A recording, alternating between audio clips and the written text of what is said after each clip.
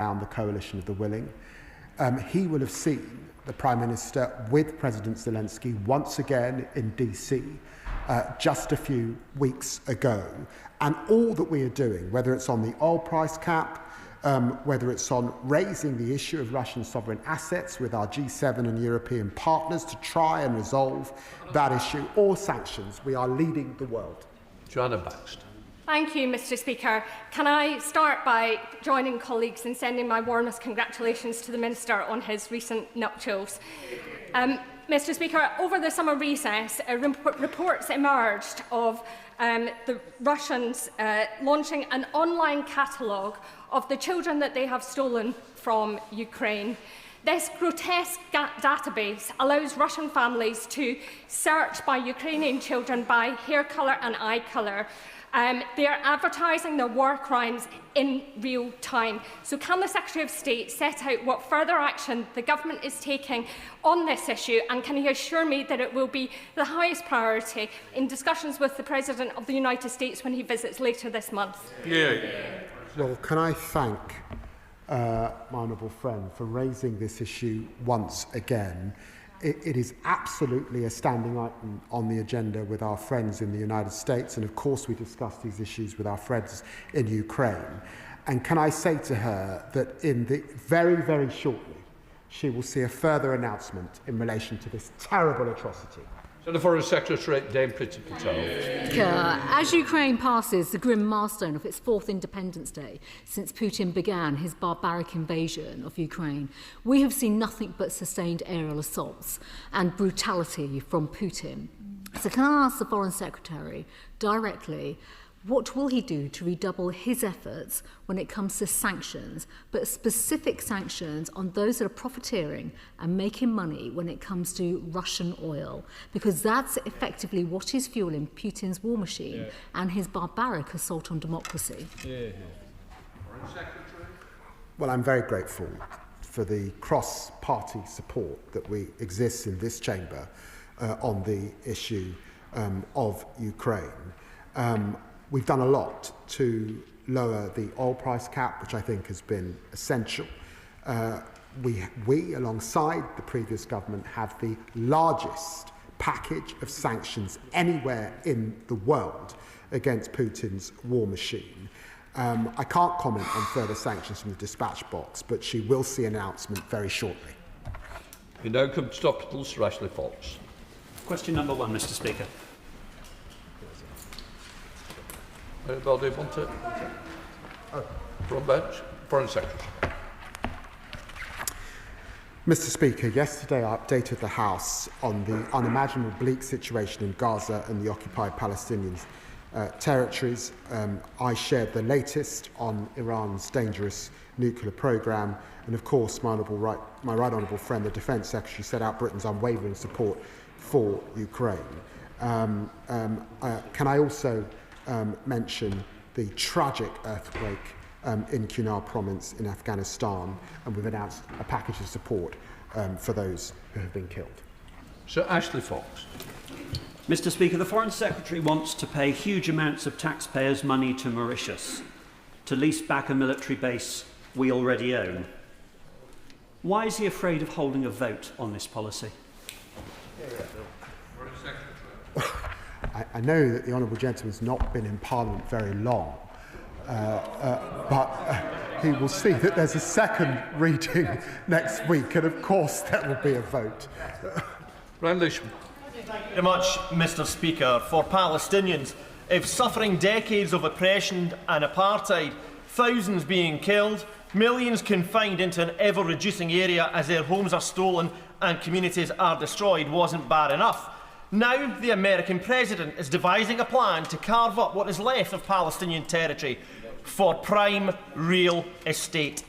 Will the Foreign Secretary categorically say at the dispatch box today that under no circumstance will the UK support this reprehensible plan to ethnically cleanse Palestinians and create a Gaza Riviera or a Trump Gaza or whatever this grotesque plan is? Well, can I say to my honourable friend that we've been clear right throughout this crisis that Palestinian territory must not be reduced in the conduct of this war, and we do not support the forced displacement of people. Palestinian civilians must be permitted to return to their communities and rebuild their lives. Deputy Patel, Foreign Secretary. The Joint Committee on Human Rights had a recent report into transnational repression and recommended that China be placed on the enhanced tier of the Foreign Influence Registration Scheme alongside Iran and Russia. Now, clearly this follows concerns following the China audit and national security strategy. So can I ask the Foreign Secretary, very specifically, when will he recognise that China is a threat to our own national security and put them on the enhanced list of fairs?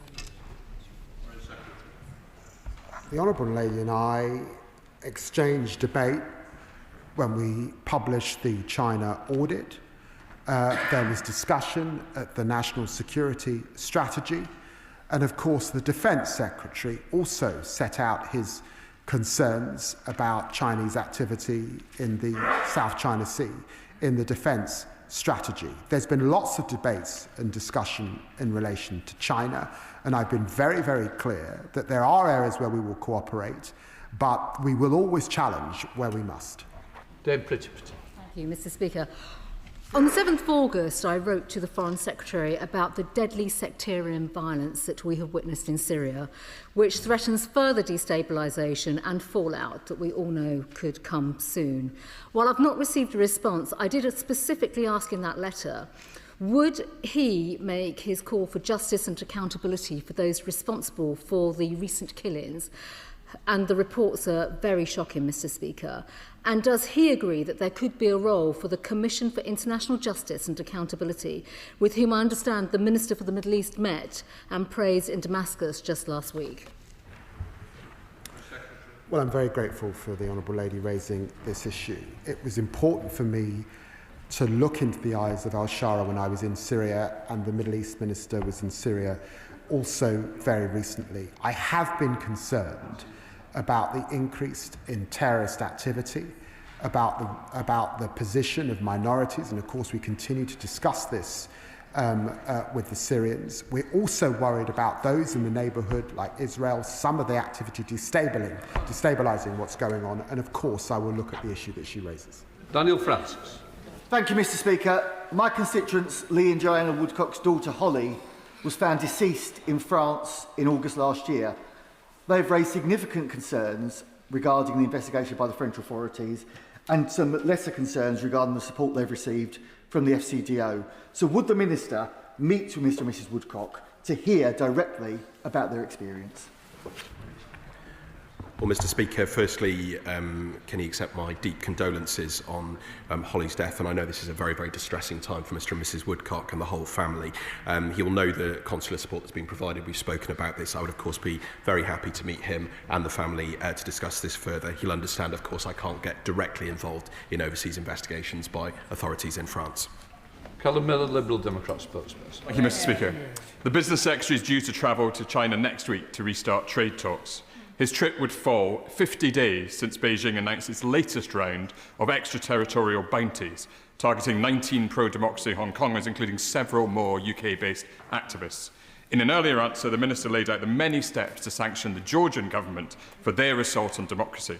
So will the Foreign Secretary implore the Business Secretary to cancel his trip and press for a block on all UK ministerial visits to China until Beijing rescinds these bounties? Thank you, Mr. Speaker. In June, the Security Minister and I met with those UK activists targeted by Hong Kong arrest warrants and bounties. We've raised concerns regarding the arrest warrants and bounties directly with the Chinese ambassador here in London, reaffirming that the safety and security of Hong Kongers in the UK is of the utmost importance to the government. And of course, this has been raised at all levels by ministers, Foreign Secretary, and indeed will be raised if there is an occasion in the future, leader to leader. Rachel Blake. Thank you, Mr. Speaker. I share the anguish and profound distress of my constituents about the conflict in Gaza. Many of them have friends and family in the region, and they're living with that torment every day. The Minister will have seen hundreds of thousands of Israeli citizens marching for a release of the hostages and for a ceasefire. What is the UK government doing to support those citizens and the opposition parties in Israel who are being so let down? I thank my honourable friend for her sustained engagement in these issues.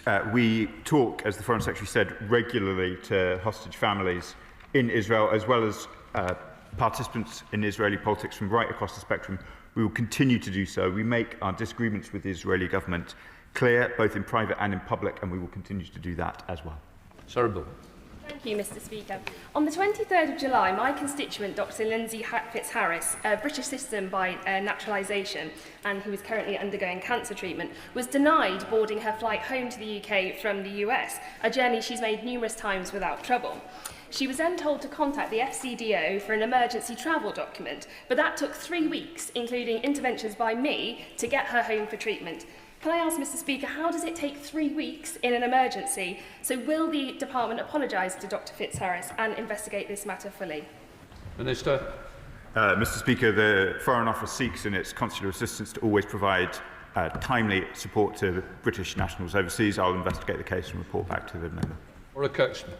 Mr. Speaker, this week the International Association of Genocide Scholars passed a resolution concluding that Israel's conduct meets the legal definition of genocide as laid out in the UN Convention. They note in particular the killing and injuries of 50,000 Palestinian children. What assessment does the Foreign Secretary make of this resolution, and does he agree that we must go further to ensure accountability for these crimes and justice for the Palestinian people? Mr. Speaker, I'm grateful to my honourable friend for her work on these matters. We have seen these reports. The Foreign Secretary referred to them in the House yesterday afternoon. As I said earlier, the threshold against which the government must test itself is the one that we outlined in September, which is about the real risk. We have found that there is a real risk, and our actions have flowed from that determination. Thank you, Mr. Speaker. It's been more than a fortnight since the Alaska summit, and the deadline set by President Trump at that time has now passed. What diplomatic effort is the government doing to maintain US focus on the on the Ukrainian theatre of operations in the face of Russian intransigence? Well, can I assure the honourable gentleman that I and of course our NSA are in direct touch with the Ukrainians on these issues. The Chief of Defence Staff was in Washington last week following up on these issues. He leaves today after 35 years of service to our country, and I think we're all grateful for the work that Tony Radakin is doing. And of course the Defence Secretary is also coordinating via the Coalition of the Willing. Sarah Smith. Mr. Speaker, and I want to welcome the statement yesterday from the Foreign Secretary and the government's commitment to recognising the state of Palestine later this month. But with the attacks on the Nasser hospital last week and over 119 children now having died due to starvation, what further steps are we taking to evacuate the most vulnerable? And while stacks of aid stand unable to get through to Gaza, is the Foreign Secretary keeping under review the use of further sanctions to put greater pressure on Israel to end the blockade of this life-sustaining provision? My honourable friend has been a long advocate for these questions. I pay tribute to the work of Save the Children and other UK NGOs who have continued to do dangerous but life-saving work in Gaza. I met with many of them over the recess. There are a number of restrictions, not simply in relation to the passage of aid into Gaza, which we have discussed in this House a number of times, but also in relation to the function of the NGOs themselves. And we keep a very close interest in this and have raised it with the Israeli government. Ms Jarvis. Thank you, Mr. Speaker. My constituents who fled Hong Kong are deeply worried about the silencing of democratic voices there and the uncertainty the proposed change to indefinite leave to remain creates for their long-term security here in the UK. What steps is the government taking to hold those responsible for the erosion of Hong Kong's freedoms to account and to give reassurance to Hong Kongers who have sought refuge here?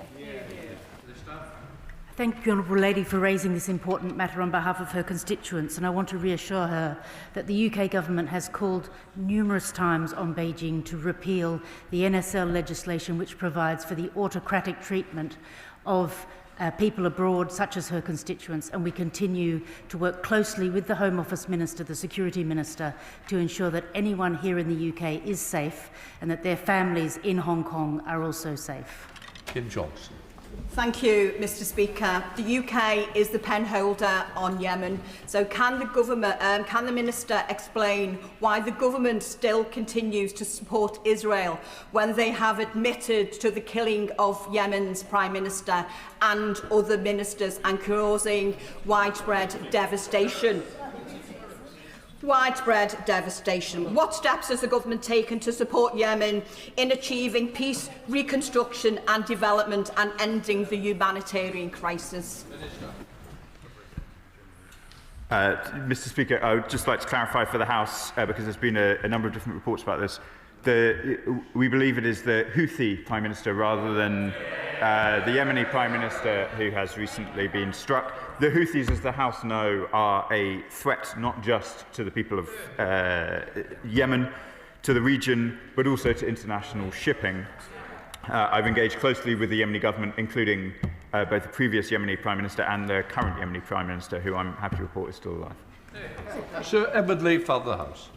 Would the Foreign Secretary agree that one of the worst aspects of the actions of Israeli authorities is a continual stripping away of the dignity of the Palestinian people in Jerusalem and the West Bank?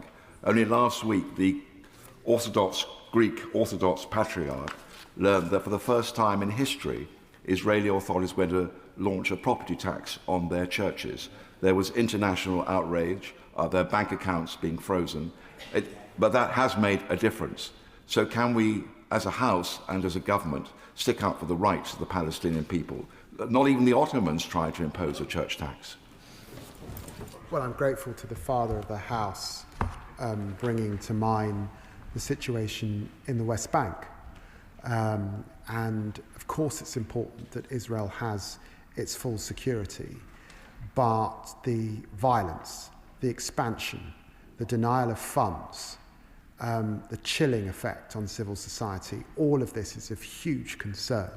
And of course that's why we fund and support organisations on the ground and work with civil society. Phil Stone. Thank you, Mr. Speaker. We are at a pivotal point in our defence procurement.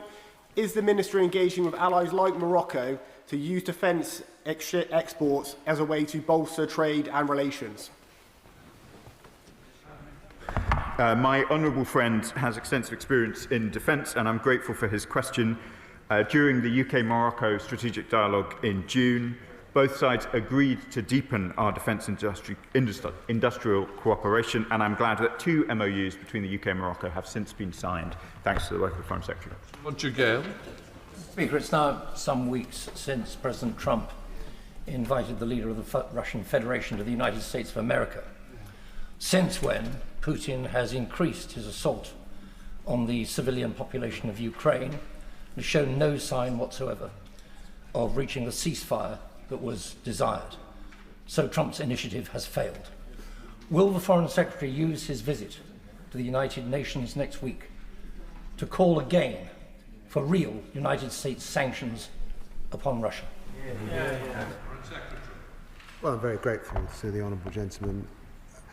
We do applaud President Trump's efforts to bring about a sustained and sustainable peace.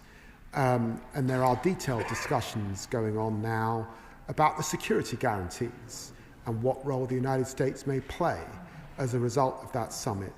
But our assessment is that Putin is not up to seriously negotiate, and we condemn the killing that has continued and the loss of life, including a security guard who was injured at the British Council. Chair of the Select Committee, Sarah Chair. Mr. Speaker, we need to recognise that due to climate change, conflict and population growth, forced and economic migration is only going to increase. My committee will shortly be publishing a report on displaced people, both the drivers and possible solutions. And I note with concern that Jordan, a country that houses many refugees, is receiving a 35% cut this year. So can the Foreign Secretary outline his strategy to keep people safe and economically viable in their own or host countries? And how can it be achieved with a dramatically reduced ODA budget? Well, I'm very grateful to the work that my right honourable friend continues to do on her select committee for championing the cause of people across the world and the suffering. She will be pleased that climate remains a priority, notwithstanding the changes that we've had to make in our development spend. And we will continue to work upstream in countries because we recognise that climate is often driving migration route. And so we have to continue this very important upstream work. Sir Julian Lewis. Given Communist China's predictable support for the killer in the Kremlin's campaign of murder and mayhem in Ukraine, why is the government rewarding China with a super... There is no reward. The honourable gentleman will recognise that this is a quasi-judicial process that must be approached properly, and under the Geneva Convention, all countries are entitled to an embassy. Brisbane. Thank you, Mr. Speaker. Can I first pay tribute to my constituent Anne Strike for her constant campaigning for the eradication of polio. Sadly, we've seen cases of polio in war zones like Gaza. So can I ask the Foreign Secretary or the Minister what he's doing to ensure that we eradicate this disease once and for all? I thank my honourable friend for the important question. It is an issue not just in Gaza but in Afghanistan and Pakistan, as he knows. Eradication is vital. We are committed to an eradication campaign. We have helped 600,000 children. We will continue to work on this vital question, including in my region.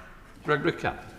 Speaker, the Secretary of State reiterated the issue about the conditional recognition of the state of Palestine. Would it not have been better if he wanted to do that, he had equally made a condition on a future state of Palestine, not threatening the right of the state of Israel to exist? And if anyone carried out terrorist actions from any future state, they would be handed over to the international authorities. Mr. Speaker, there have been some important commitments about the future nature of any Palestinian state, including from President Abbas, who said that any such state would be demilitarised. There was absolute clarity in New York, where we made the announcement about the recognition decision, that Hamas can have no future role in Gaza, that a future Palestinian state must pose no threat to an Israeli state. Two states requires two states living in safety and security and posing no threat to each other. Tracy Gilbert. Mr. Speaker, I welcome the sanctions the government have put in place on the Israeli government, as in its current form it's not a reliable or trusted partner. Has the Foreign Secretary ordered a review of the UK's relationship with the Israeli government over the last 13 months, and if not, why not?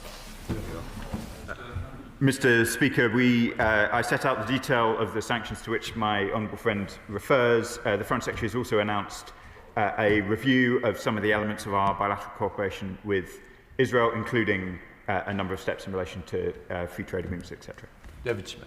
Thank you, Mr. Speaker. I'm grateful for the leadership that the Foreign Secretary and Minister for the Middle East showed over the summer in their visit to Syria and engaging the Syrian government, especially around the violence that took place in Soweto. But as UK Special Envoy for Freedom of Religion and Belief, I was particularly worried to see that violence especially affected the Druze and Christian minorities in that country. So what more can we do to work with the Syrian government in order to ensure that they protect all of their citizens regardless of their religion? My honourable friend asks vital questions. I raised these directly with both the Syrian Minister of Justice and the Syrian Foreign Minister last week.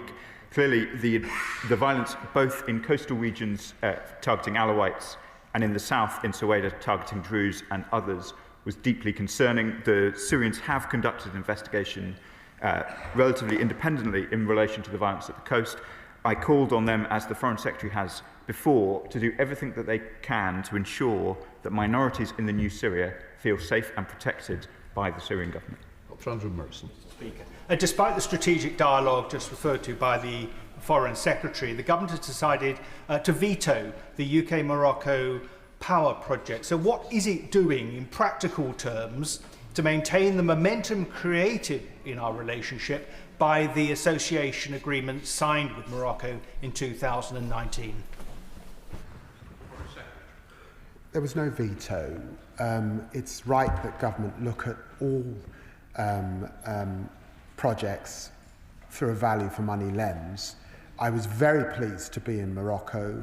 I remain engaged with the Foreign Minister, and I will build on that strategic visit. There's much to do over the coming months. James McCleary. I was very pleased to read that the government is finally taking steps to rejoin the Erasmus Plus programme, something, of course, the Liberal Democrats have been calling for some time. So will the Minister now set out a timetable, mandate and expected terms for UK reassociation with that programme?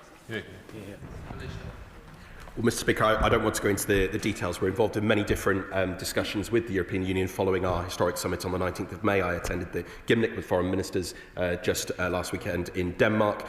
We're progressing this alongside with my colleague in the Cabinet Office, and we'll provide details in due course. Final question, Sonia Kumar. Mr. Speaker, Save the Children reports that 61% of pregnant women and new mothers in Gaza were malnourished in early August. A sharp rise linked to the blockade and health system collapse. Will the government consider enabling the medical transfer of pregnant women needing specialist care in the UK and outline its strategy for supporting Gaza's long-term recovery, stability and maternity health? These children are the future of the two-state solution. My honourable friend is right, as our colleague was, to raise the fate of pregnant women in Gaza and indeed those who have recently given birth. I'm very happy to meet with her to discuss these issues in greater detail. Right, we'll let the front bench change over.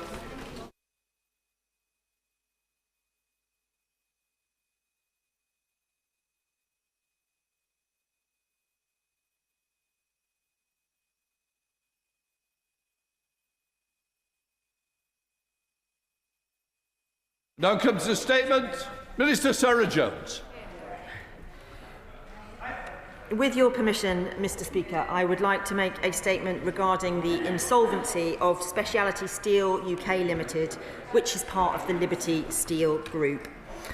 Honourable members will have seen that the High Court granted a compulsory winding up order against Liberty Speciality Steels on the 21st of August, and the company has now entered liquidation. First and foremost, let me say this. The government stands with the affected steelworkers in Rotherham, in Sheffield and in Wednesbury. We stand with their families and the communities who will undoubtedly be worried at this very difficult time. I would like to reassure them and all those employed by Liberty Speciality Steels that we are standing by with our rapid response teams to give immediate support on the ground if required. We are working with the trade unions and the South Yorkshire Mayor, and we are working with the councils and the honourable members from affected constituencies to offer all the help we can. I also want to stress that there will be no immediate changes to the current operation of the business, including employees' jobs. And following the appointment of special managers, the company's sites have been secured and employee payroll processed within 24 hours. Other Liberty Steel companies outside of Speciality Steel, such as Liberty DL and Hartlepool, are not affected by this action. Following the company's liquidation, the official receiver has been appointed as liquidator by the court. Honourable members will know that they operate independently of government with a statutory duty to act in the best interests of creditors.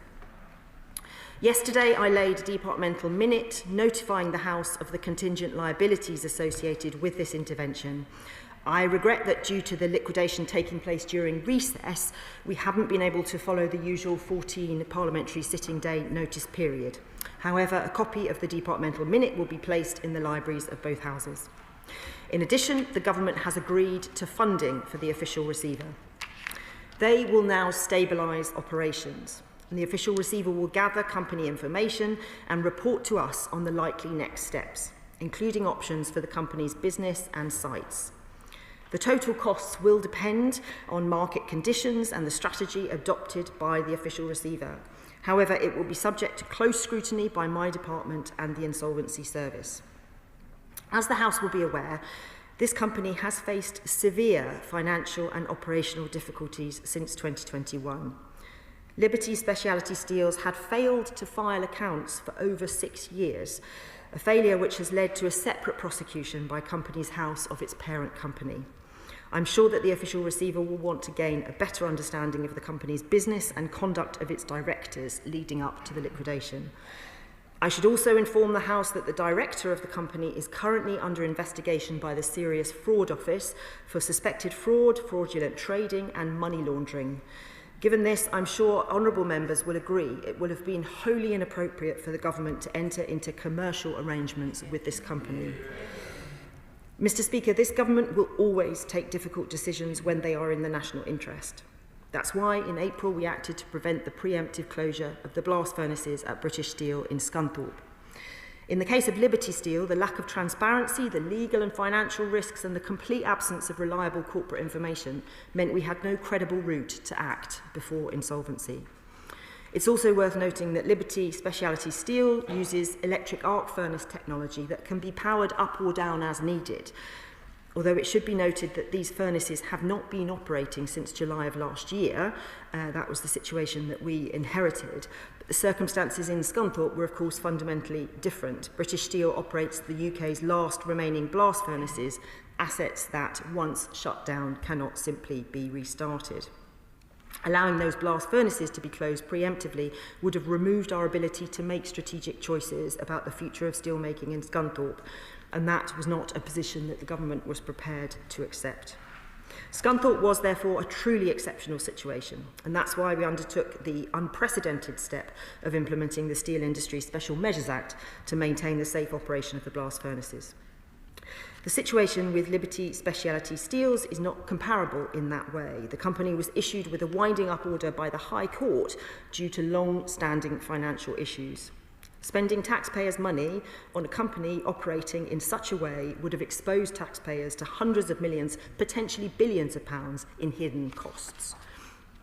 All that said, Mr. Speaker, I very much believe that these steelmaking sites in Rotherham, in Stockbridge, Brinsworth and Wednesbury have a future, and I am keen to see them return to production. But this has to be achieved through private investment by an owner who can invest in the workforce and invest in the future of the business so that they can put it on a long-term sustainable footing. We know that the business environment hasn't been good enough for UK steel industry, which is why we are already making substantial changes to secure a stronger future for it. I'll say more about the steps we've taken shortly. In the case of Liberty Specialty Steels, it goes without saying that the company's hard-working employees are key to turning these sites around. Their skills and expertise will be essential in delivering that brighter future. However, in its current state, producing only minimal volumes of steel, with many employees still on furlough, we know some tough choices lie ahead. It is now for the official receiver to determine the next steps in the insolvency process. But let me be clear, this government will stand by this workforce and do all we can to support them through this period of uncertainty. Despite the challenges facing the steel sector today, after years of neglect under the previous government, we believe this industry will bounce back and grow stronger tomorrow. This government is doing everything it can to make that happen. We are pressing ahead with a bold steel strategy for the UK set to be published later this year. That strategy will set out our vision for a competitive, decarbonised and resilient domestic steel industry. Our approach is clear. We want the UK steel sector to thrive with strong private investment and commercially sustainable operations at its core. Under our new industrial strategy, we have already announced some major policy changes to increase the future viability of the steel industry. We are reducing electricity costs for steel producers by increasing network charge discounts through the supercharger from 60% to 90%. We are changing government procurement rules via the publication of a new steel public procurement notice to ensure UK-made steel is considered for all public projects. And we're strengthening current steel safeguard measures, ensuring UK steel producers won't be undercut, while still making sure the UK has a steady and reliable supply. Honourable members will know that we have also secured a much improved deal for the workers of Port Talbot, something the opposition repeatedly said could never be achieved, and we delivered it alongside a £500 million grant to support the transition to low-carbon electric arc furnace production. I was proud to attend the groundbreaking event for this in July with the chair of the Tata Group. We will continue to work hand in hand with this vital British industry to ensure its long-term success. So let there be no doubt, for Liberty Specialty Steels, we will pursue every option to keep steelmaking in Rotherham, in Sheffield, in South Yorkshire and the West Midlands. We will offer all possible support to the independent official receiver on this all-important next phase, and we will continue to work with honourable members across this House to ensure that the UK remains a proud steelmaking country now and for many years to come. I commend this statement to the House. Shadow Minister Gareth Davis. Well, thank you, Mr. Speaker. I'm very grateful to the Minister for advance sight of this statement today. But, Mr. Speaker, here we are again. Another day, another government takeover of a key British manufacturing plant. Another 1,500 jobs. 1,500 people who are facing an incredibly uncertain future and the prospect of significant job losses, alongside, by the way, the wider economic impact across supply chains in aerospace, defence and power generation that would result from the collapse of this specialist steelworks. And despite so many warm words about the steel industry, despite so many Labour promises to the people who have worked their whole lives in the steel industry, and despite the impression of superiority while in opposition, this Labour government is failing British industry. It is failing to provide certainty of policy, of economic growth that it said was its central mission. And it is failing to get a grip on the issues that affect thousands of people's lives, working people's lives. She says she wants to provide certainty to the steel industry and the people who work in it. She says that we can expect a bold strategy, a bold steel strategy for the UK. But where is it? They're not new anymore. They've been in power for a year now. And still no clarity on this supposedly bold strategy.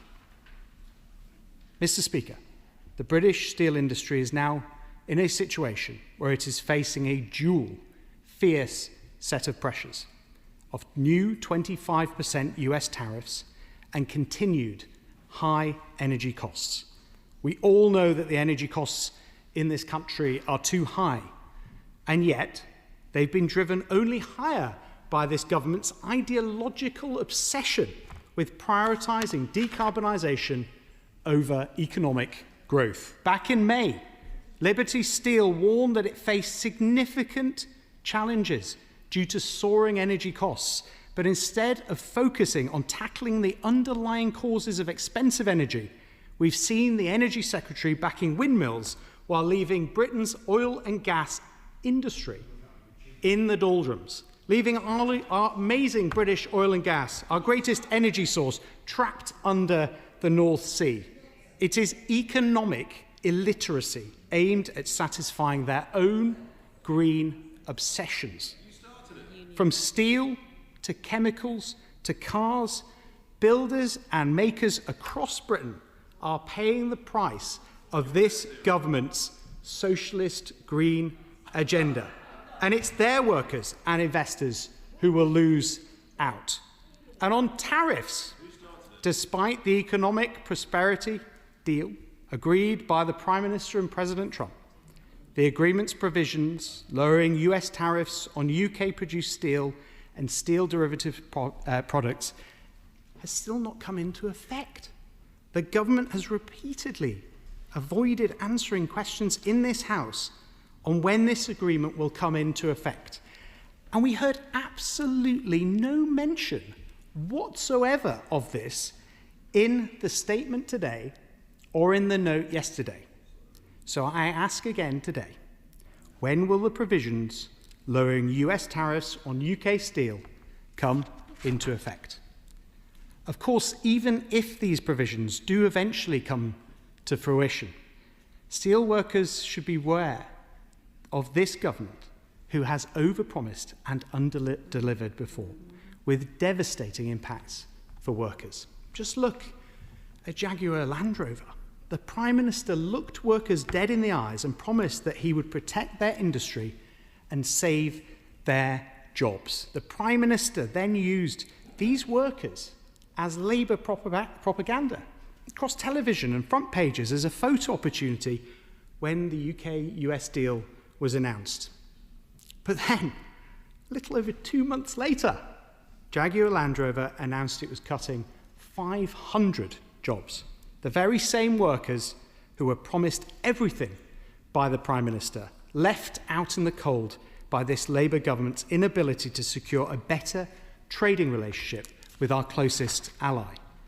So, Mr. Speaker, let's today try and get some clarity on what exactly this minister has done and will do for the British workers impacted at Liberty Steel. Firstly, she announced that the government has agreed to funding the official receiver and that total... No, just a minute. It's no use nodding at me. I've not gone over time. It's the Minister himself. I'm sure he'll come to a conclusion. I am, Mr. Speaker, though I have lots of questions. I will ask just two very quick ones, if that's it. Okay. No, because I'm going to stop you. Please. I will, Mr. Speaker. What is the budget for the official receiver? She has not laid out any cost. She said it's related to market conditions, but has not set out any estimates. She knows that the Treasury will have approved estimates, so please set those out. The government has made the National Wealth Fund allocate £2.5 billion to British Steel. Can she assure us that they will follow the investment allocation that assures their operational independence? Please. It is not acceptable on either side to take advantage of the other backbenchers who want to get in. You have a set amount of time. If the Minister can stick to it, I expect the shadow. If the Minister then goes over time, I'm going to then grant time the other way. So please don't do that again. Right, let us come to the Chair of Select Committee. Come on, Liam Baird. Thank you very much. Mr. Speaker. It's that long, I've forgotten. Thank you, Mr. Speaker. Just to explain to the Shadow Minister how this system works, the government hasn't taken over control. That's not the process of the official receiver. The official receiver was appointed following a court case which began in 2024. It's been a very long, very arduous case, and he hopefully will understand that I cannot set out the cost of the official receiver at this point, because the official receiver has only just begun the work that he's been doing. It's very early days and we can't be specific. We know the numbers will be in the millions as opposed to more substantial, because the company is not operating in and of itself. What we are doing is ensuring the salaries are paid, which I hope the whole House would agree is the right thing for us to be doing. There are companies that will be coming forward that will be offering interest in buying parts of the company, and it will be for the official receiver to look at that and see what process we should go through. And I cannot give him the actual numbers on that, and I hope the whole House will understand why not. In terms of his wider point, if this government hadn't intervened, thousands of people will have lost their lives in Scunthorpe, and that is a fact. If this government hadn't intervened, we wouldn't have had a better deal for the workers in Port Talbot, and we wouldn't have been there supporting them where they're transitioning, and we wouldn't be there supporting the building of the electric arc furnace, which began back in July. He asked what this government has already done. We have already changed the rules on procurement. I have worked closely with colleagues in the Cabinet Office on that to make sure where government is spending money, we are spending money where we can on British business, something his government failed to do. On energy prices, we have committed to reduce prices through the reduction in costs that will come from the expansion of the supercharger, something his government failed to do. We are working on a bold strategy that we will publish this year that will build on that, whether it comes to trade protections, which we've already taken measures on, or whether it's about our scrap policy, R&D, jobs, apprenticeship, skills. We will have a bold strategy because we believe in steel, unlike the former government who said, and I quote, manufacturing is a Victorian pursuit best left to the Chinese. We do not agree with that approach. Try again. Chair of the Select Committee, Liam Byrne. Thank you very much, Mr. Speaker. Well, I would like to congratulate the Minister for actually saving Britain's real engineering from years of financial engineering that was not in the best interest of this company and was more in the interest of the self-enrichment of the people behind it. The question for us, though, today, Mr. Speaker, is what steps will the government now take to ensure, safeguard a growing, thriving industry? So will the Minister reassure the House that she will use us to oversee the liabilities that the department has taken on?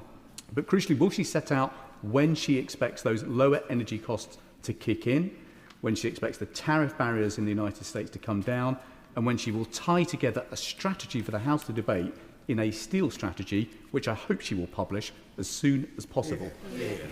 Minister. Can I thank my right honourable friend for those very helpful questions? Of course, he reminded me that the Shadow Minister had asked about the US.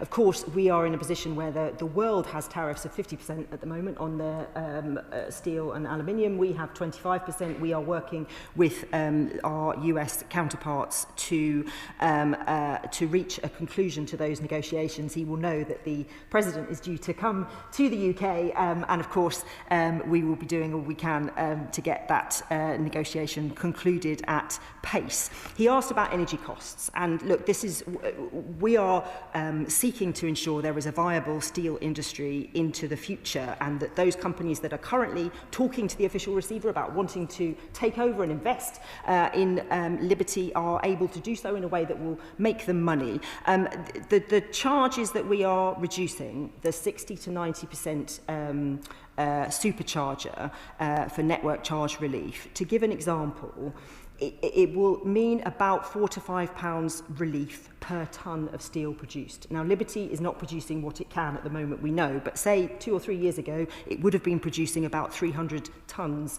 of steel per year. So £4 to £5 is upwards of, up to £1.5 million that they would save on their energy costs. Now, that is very substantial reduction, and that is something that I'm sure he will welcome. In terms of the liabilities, of course, we want to be as honest and as open and as transparent with the House as we possibly can. A lot of the liabilities are with the creditors at the moment, and the costs that we incur, of course, we want to come to the House as soon as we can to make sure we are setting out. And of course, he's right. Steel strategy this year needs to be bold, and we will, of course, look to the work that his committee has done to help us do that. Sir Aldy, Liberal Democrats, suppose. Thank you very much, Mr. Speaker. Can I start by associating the Liberal Democrats with the Minister's remarks in support of those affected employees, families and communities by this latest development, and we welcome the Minister coming to the House today to provide some clarity. Steel is a sector of huge strategic importance for our country. It provides vital materials for our national infrastructure, from defence to renewable energy, and it creates thousands of jobs across the UK. The neglect of the steel industry in recent years is just another part of the previous government's disastrous legacy, with Putin's barbaric war in Europe and Donald Trump's damaging tariffs causing economic turmoil. Securing the future of steel production in this country is more important than ever, and that's why the Liberal Democrats firmly believe that nothing should be off the table in supporting this critical sector. But for too long, our steel industry has been neglected. The Conservative government oversaw a string of near collapses and last-minute deals. They scrapped the industrial strategy, which is so vital to our manufacturers, and they placed new trade barriers which constrained our exporters. So in light of this latest insolvency, will the Minister set out what actions the government is taking to set our steel industry on a truly sustainable footing? What reassurance can the government provide that job losses can be avoided in the future? And what progress has been made in bringing down industrial electricity prices through the measures announced in the industrial strategy? And what is the government doing to press President Trump to finally drop his damaging 25% tariffs on our steel exports? And finally, what steps is the government taking to treat steel as the nationally strategic asset that it is, ensuring that more British-made steel is used to power our national infrastructure and other major projects here in the UK? Thank you, Mr. Speaker. Minister.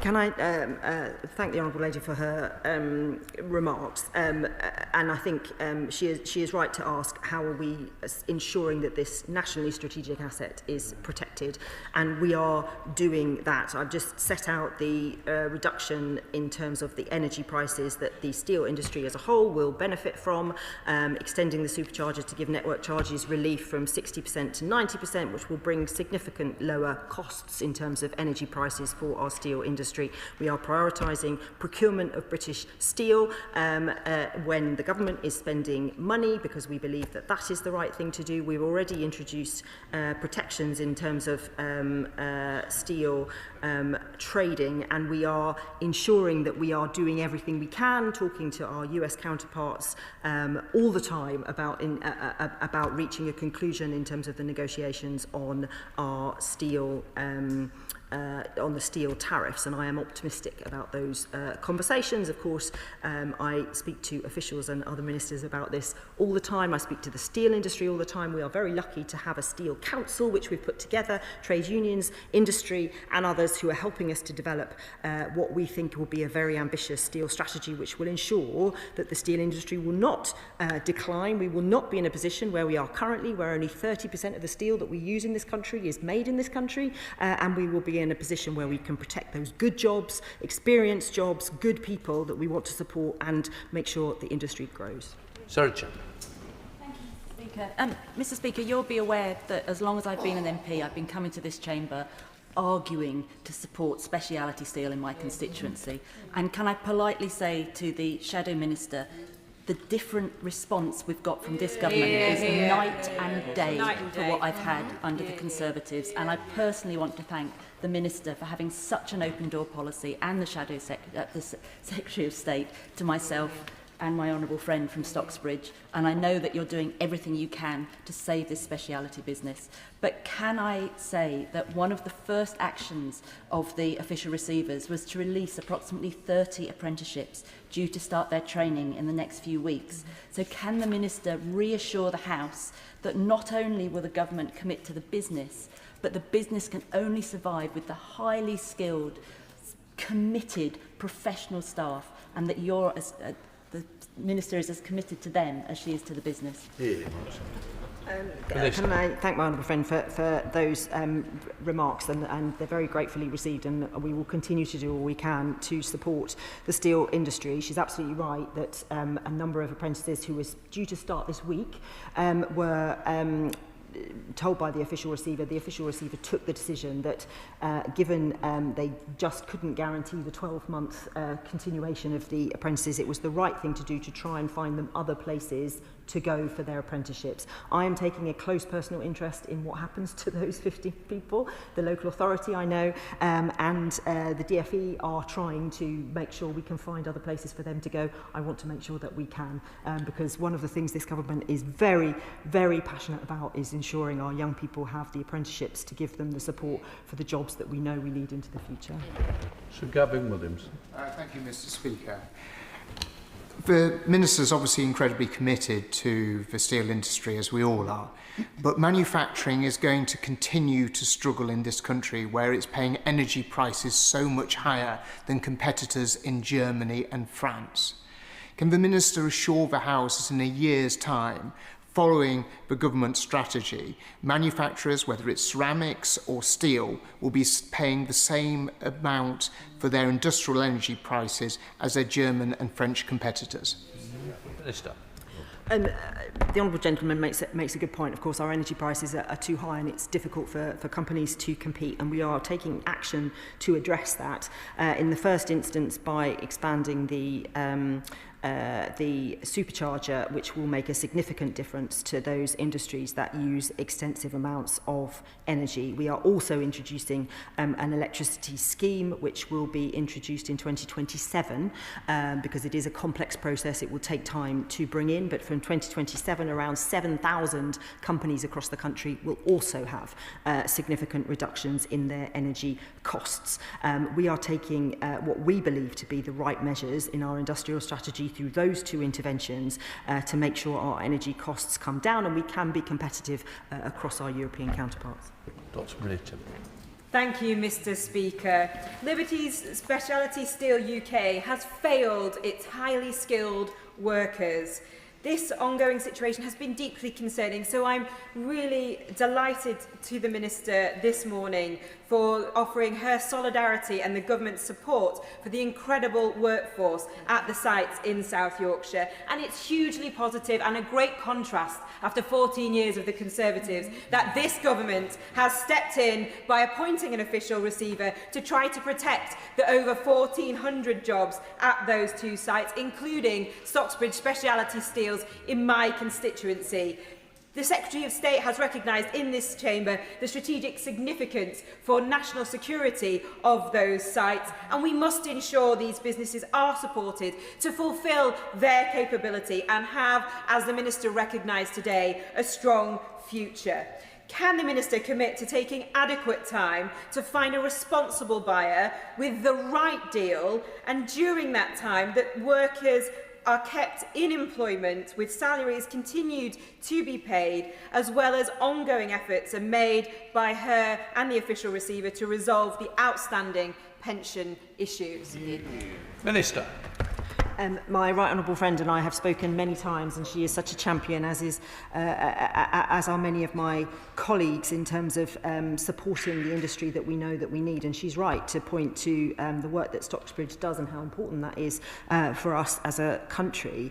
And of course, we will do what we need to do through the process of the official receiver, make sure that people are getting the salaries that they need. And of course, we know for the last couple of years, so many of those people have been on furlough, and we want to turn that around. We believe that there is a viable industry here that is languishing unnecessarily, and if government provides the right support through interventions such as our energy reduction measures, and we work together with the official receiver on, there are multiple companies, I should tell my honourable friend, coming forward who are interested.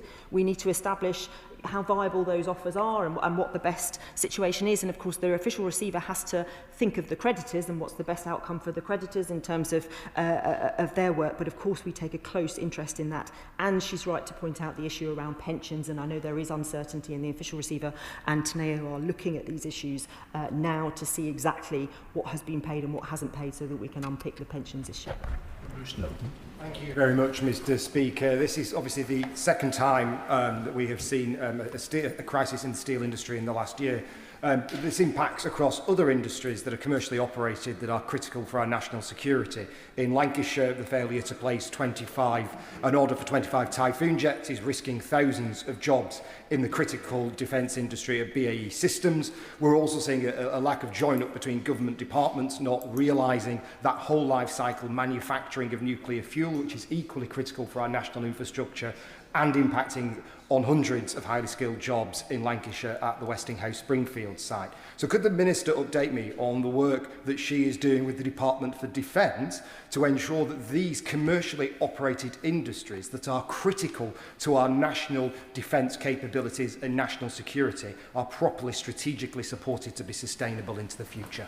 Minister. Can I thank him for the question? He's right to point out the importance of our defence industry and the need for us to support that. And of course, the industrial strategy outlined 8 growth driving sectors that we believe through support from government can really turbocharge in terms of growth, and defence was one of those. We've published the 8 sector plans apart from the defence one, which will be coming shortly, so he should look out for that. Of course, we've increased funding on defence very significantly. That will lead to thousands of jobs across the UK, and I work very closely with my colleagues in defence, particularly the Defence Procurement Minister, to make sure we are procuring UK jobs where we can and supporting our industry to grow.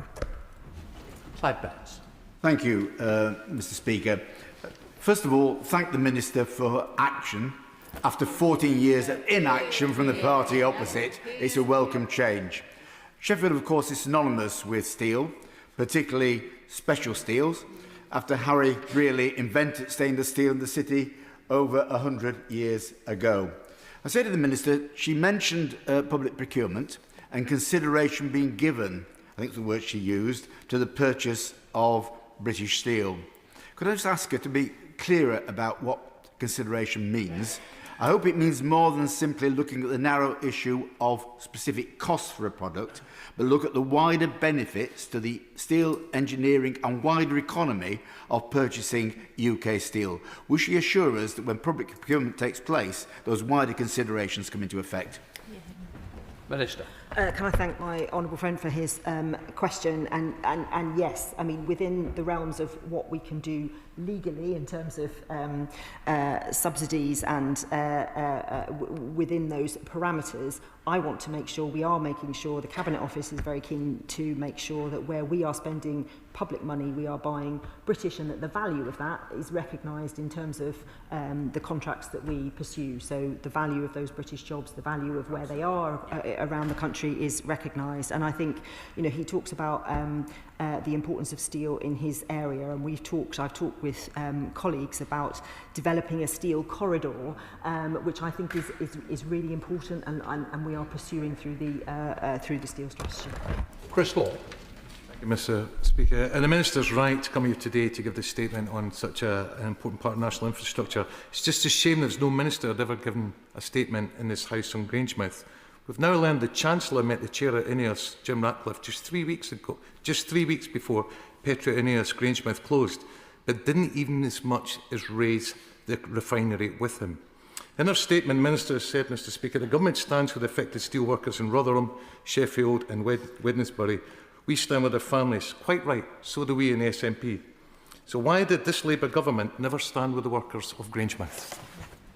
I'm not quite sure. It's up to the Minister if she wants to answer it. But Grangemouth, it is steel rather than petroleum. But I'm sure the Minister may wish to. Thank you, Mr. Speaker. I mean, just to say, we have very much stood with the workers in Grangemouth. We're investing through the National Wealth Fund £200 million to support that development. I've had multiple conversations, and we've spoken multiple times in this place on how we're going to support industry in Grangemouth to transition and to grow, and to support those workers who are, where they are losing jobs, are receiving significant support. So I fundamentally disagree with his painting of that picture. Olivia Black.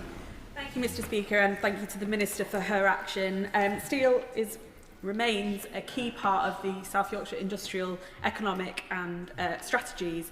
Can the Minister reassure the House that workers' wages and livelihoods will continue to be prioritised throughout the whole of this process? And will she join me in thanking the members for Penistone and Stocksbridge and Rotherham Central for their work to champion not only the sites in Stocksbridge and Rotherham, but the South Yorkshire Steel Corridor? Minister. Thank you, and of course I join that gratitude for having such amazing colleagues who stand up for what they know to be right and sensible. We're not protecting something that is not worth protecting. We're protecting something that we think has a really vibrant, viable future, and that's what we're trying to work towards. And of course, also working closely with South Yorkshire Mayoral Combined Authority and the Mayor, because there is, you know, through advanced manufacturing more broadly in the region, the Innovation District, the Research Centre, there is a huge wealth of expertise and talent that we can build on. Julian. I'm very grateful to the Minister for the frankness of her statement. Can she reassure the House that the fact that she says the director of the company is under investigation for suspected fraud, fraudulent trading and money laundering will not in any way hold up any remedial steps the government needs to take in support of the industry and its workforce? And for the background knowledge of the House, can she give us an indication of precisely what sort of specialisms this particular plant offers in terms of its naming of itself as a speciality steels enterprise? Minister. I think the honourable gentleman should perhaps go for a tour, and he could see what the speciality is. But defence, aerospace, industrial engineering, that's in the Stockbridge site. The Rotherham site has 2 electric arc furnaces which feed the Stockbridge site, and there's huge expertise. There are a number of other sites as well that do various different sectors that feed the automotive industry, hydraulics, a whole range of goods. So it's very much a range of specialisms. Just on the work being done in terms of the investigations, so the official receiver will be looking now at what's true and what's not true in terms of, because there haven't been any numbers published in terms of accounts for many years, and they'll be establishing what may or may not have happened. The Secretary of State has written actually to the Insolvency Service today to ask them to take special account of that Serious Fraud Office investigation to make sure they're passing over any information they uncover to the Serious Fraud Office to ensure they can do their work as well. I'd like to congratulate the Minister on the divisive decisions that she's actually made in the last few weeks. We in Sheffield are very, very proud of our steel, and we want to keep it. We want to resurrect it. We want people to be able to be proud of the city and get the jobs that they, get into the same work for new people as their grandparents probably did many years ago. But I do want to say the reassurances that you have given my constituents who have been in contact with me will be very, very relieved. Yes. But I would ask that if you could, in particular, clarify the pension issues, that would offer even more reassurances. But I would just like to say that I am so proud to hear our Minister speaking about steel and quite disgusted about the way the Shadow Minister and other people on that side have tried to pretend that they did not run down the steel. They never even had a steel strategy in all the years we've been there. So I think they really ought to apologise for the absolute rubbish that they're talking about. OK, thanks, folks. Minister. Can I thank my honourable friend for pointing out the failings of the opposition, which I think we all understand very well. In terms of the pension issue, I absolutely recognise the kind of concern that people are going to have. We just have to let the official receiver sort of get under the skin of that and work out what has been paid and what hasn't, because that isn't clear. Once we know, we will look into that and do what needs to be done. But I don't want to say something until we actually know the reality of it. Richard Tice. Thank you, Mr. Speaker. Can I congratulate the Minister and the Government on doing the right thing in supporting our steel industry? I've been expressing concern about Liberty Steel since 2021. And it'll be interesting. This is a critical moment where the private sector investment can be attracted into electric arc furnaces with electricity prices where they are. Minister, I think there's a better solution, which I've spoken about outside of this House, which is to merge Speciality Steels with British Steel to create a cohesive, excellent, strong champion of our steel industry that we all say we support into the future and invest in it. That's the way to ensure economic growth in this country. Yeah. Minister. Can I thank him for his question? The official receiver is independent. Of course, we are very interested in and keeping in close touch with them about what may or may not come out of that. The idea he suggests is not necessarily a foolish one on this occasion. But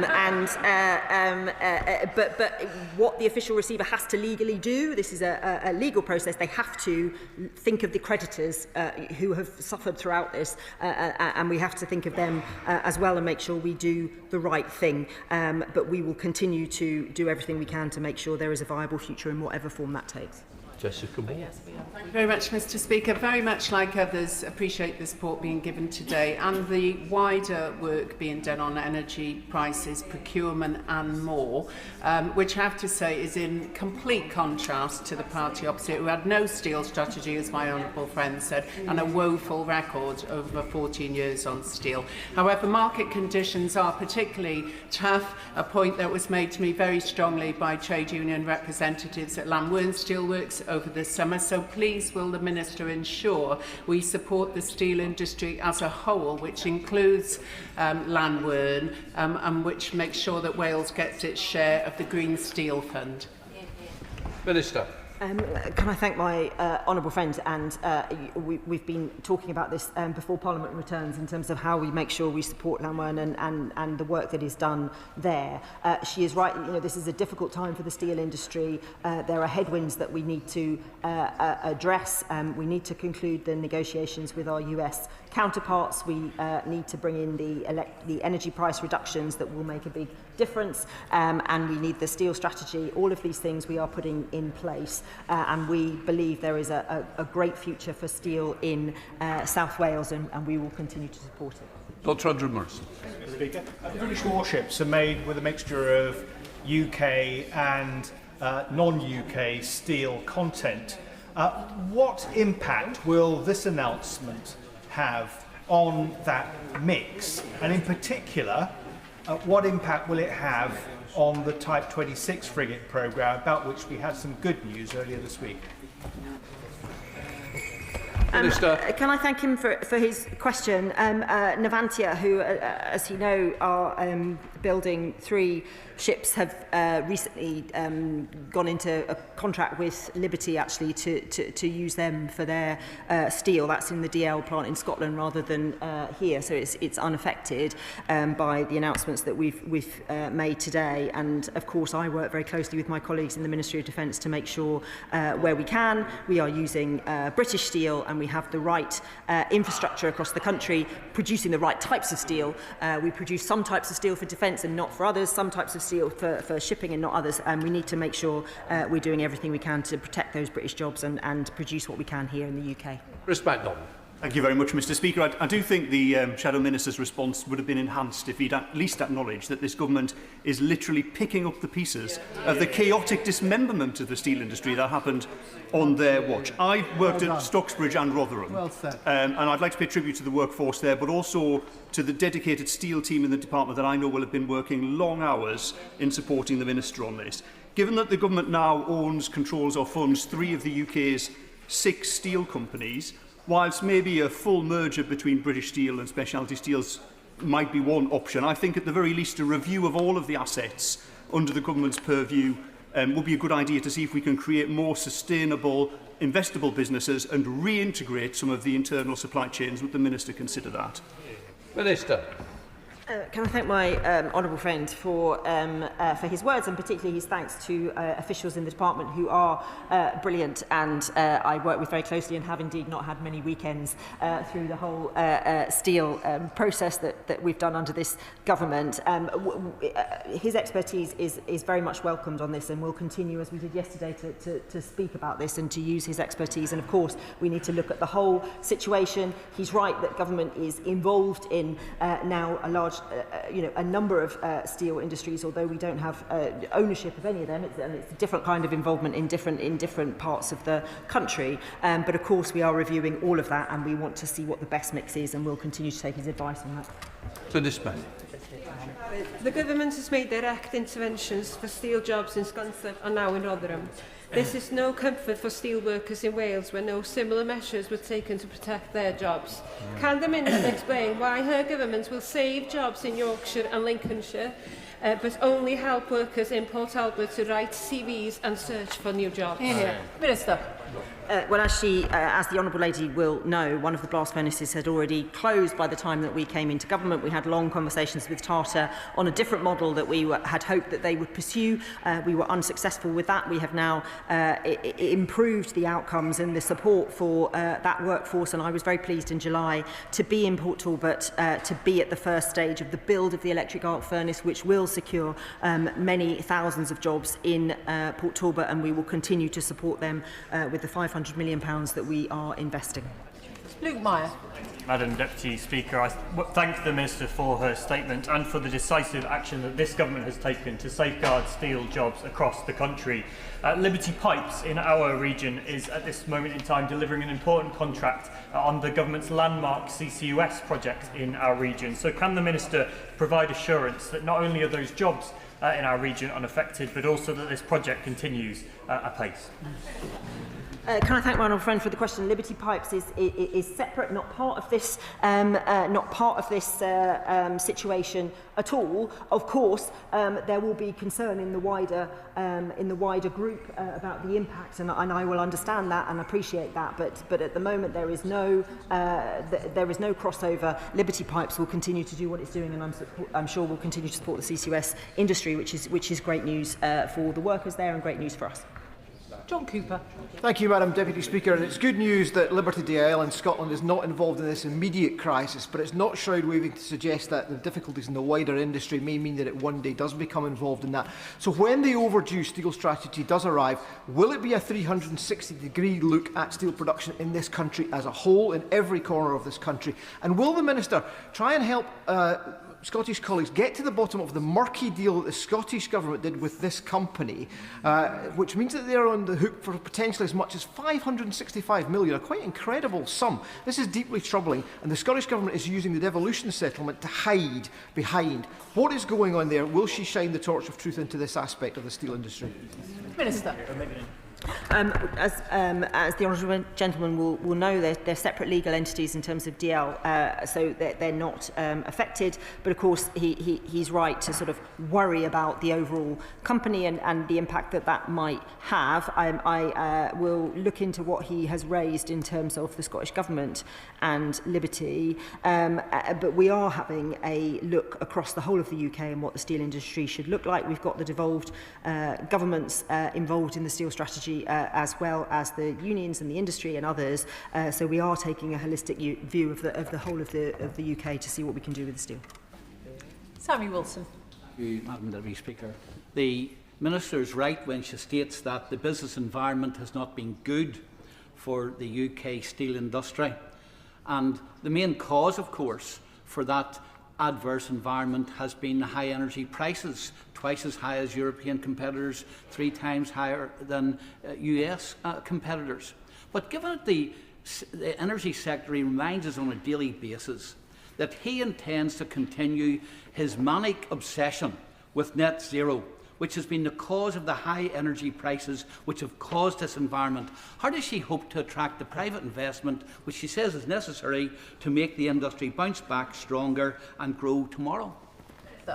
Well, industrial energy prices doubled under the last government, and the honourable gentleman will know that the impact of the Ukraine war on our energy prices highlighted how we are reliant on the global oil and gas market, and that is why we are pushing for clean energy by 2030 to take us away from that reliance and stop a crisis like that happening again. I should point out that the crisis at Liberty is nothing to do with energy prices. They operate electric arc furnaces. It's not anything to do with carbon pricing or anything that he might be referring to. Where he is right is that energy prices are too high. That's why we're intervening. We will see a very significant reduction in electricity costs when we extend the supercharger from 60 to 90%, which will, as I outlined earlier, in a scenario where speciality steels are producing what they were producing a couple of years ago, it would give them upwards of £1.5 million off their energy costs, which is a lot more than the previous government ever did. Bradley Thomas. Madam Deputy Speaker, UK manufacturing has been undervalued for far too long, and one of the best ways that we can support industry is ensuring that their cost base is as low as possible. Will the Minister commit to the House that in 12 months' time UK manufacturers will face lower energy costs than today, and will she rule out further national insurance increases? Minister. So UK manufacturing suffered under the previous government that had no strategy, didn't really believe in it, and allowed thousands of jobs to be lost across a range of different industries. This government is taking a fundamentally different approach. We have an industrial strategy where we are intervening directly to grow the industries of the future, including those foundational industries such as steel that are so important to us for many different reasons. We are introducing energy price reductions, which for companies like Liberty, companies that use high levels of energy costs, will mean a significant reduction in their costs by next year. We are also introducing an additional energy reduction for a wider group of up to 7,000 companies that by 2027 will also receive a significant reduction, which again is something that the previous government never did. Jim Shannon. Thank you, Madam Deputy Speaker, and can I thank the Minister very much for her statement and for her commitment. And anything that I've ever had to speak to the Honourable Lady about, there's always been a willingness to try and achieve something in relation to giving us security for jobs, so I thank her for that personally. The fact that some 1,450 jobs are online is devastating for all of those families, but also to the subsidiary supply companies and those who rely on high quality steel for their manufacturing, including for instance in Northern Ireland, Harland and Wolff, aerospace, the construction sector. There must be certainty for the future of steel to continue to win future contracts for our industries. How can the Minister provide certainty in these very uncertain days? Thank you. Minister. Can I thank the honourable gentleman for his question and for his kind words at the start. He's right to point to supply chains and the need for us to support not just the key industries but the whole network of medium and smaller companies that exist across the whole of the UK, not just in Northern Ireland. I was in Belfast a couple of weeks ago, was delighted to see Holland Wharf and the building that is underway there to build the 3 ships that is part of the MOD contract with Navantia. I was pleased to go to Spirit, where we're having good conversations with Boeing about the future of that site and what that could look like. And I met with lots of other parts of the industry where advanced manufacturing in Northern Ireland really is showing the way on lots of new technologies that I think we need to support, and I will continue to support them. Can I thank the Minister for her statement this afternoon? Before I come to the next statement, can I remind the House and honourable members that they should avoid referring to any cases which are currently active before the courts.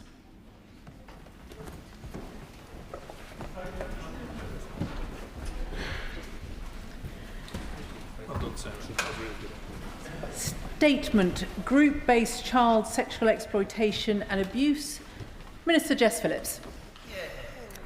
Thank you, Madam Deputy Speaker. I would like to update the House on the progress being made to deliver Baroness Casey's recommendations following her national audit on group-based child sexual exploitation and abuse, which was published before the summer recess. The sexual exploitation and abuse of children by grooming gangs are the most horrific and despicable crimes. Girls as young as 10 exploited, abused and brutally raped by gangs of men, and then disgracefully let down again and again by the authorities that were meant to protect them. These despicable crimes have caused the most unimaginable harm to victims and survivors throughout their lives and are a stain on our society. Madam Deputy Speaker, Baroness Casey's report chronicled more than a decade of inaction on these appalling crimes by previous governments, despite repeated warnings and recommendations. But this government will not lose any more time in pursuing truth and justice for victims and survivors, who deserve so much better.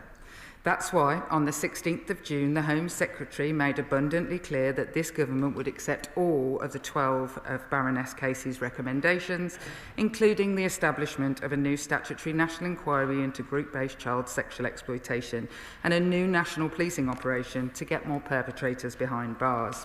Since then, we have made significant strides in laying the foundations for a robust, survivor-centred national inquiry and establishing a national policing inquiry, while continuing to drive forward the major work streams that were already well underway to tackle these abhorrent crimes.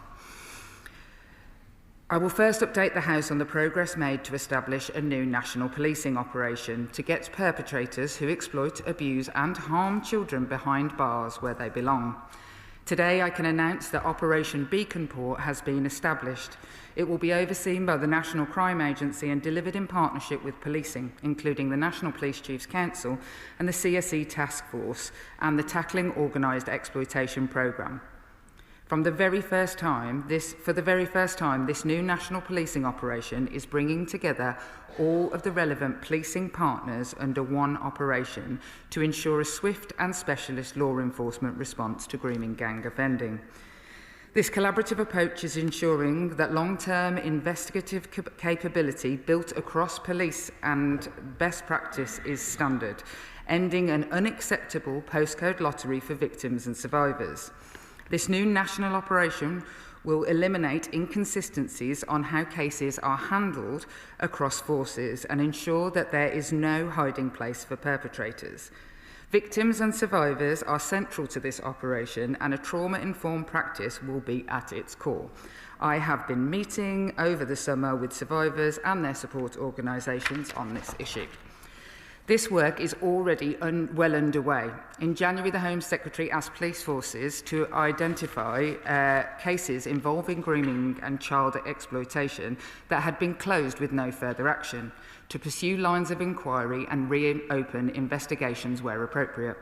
As a result of that commission, 1,273 cases have now been identified for formal review, and with the new national operation has identified 216 highest priority cases that are those involving an allegation of rape, which are being accelerated as a matter of urgency. We expect policing to meticulously pore over these cases and work with associated victims to relentlessly pursue perpetrators who should be behind bars. That includes the ongoing investigation relating to South Yorkshire Police's handling of reports into child sexual abuse and exploitation in Rotherham.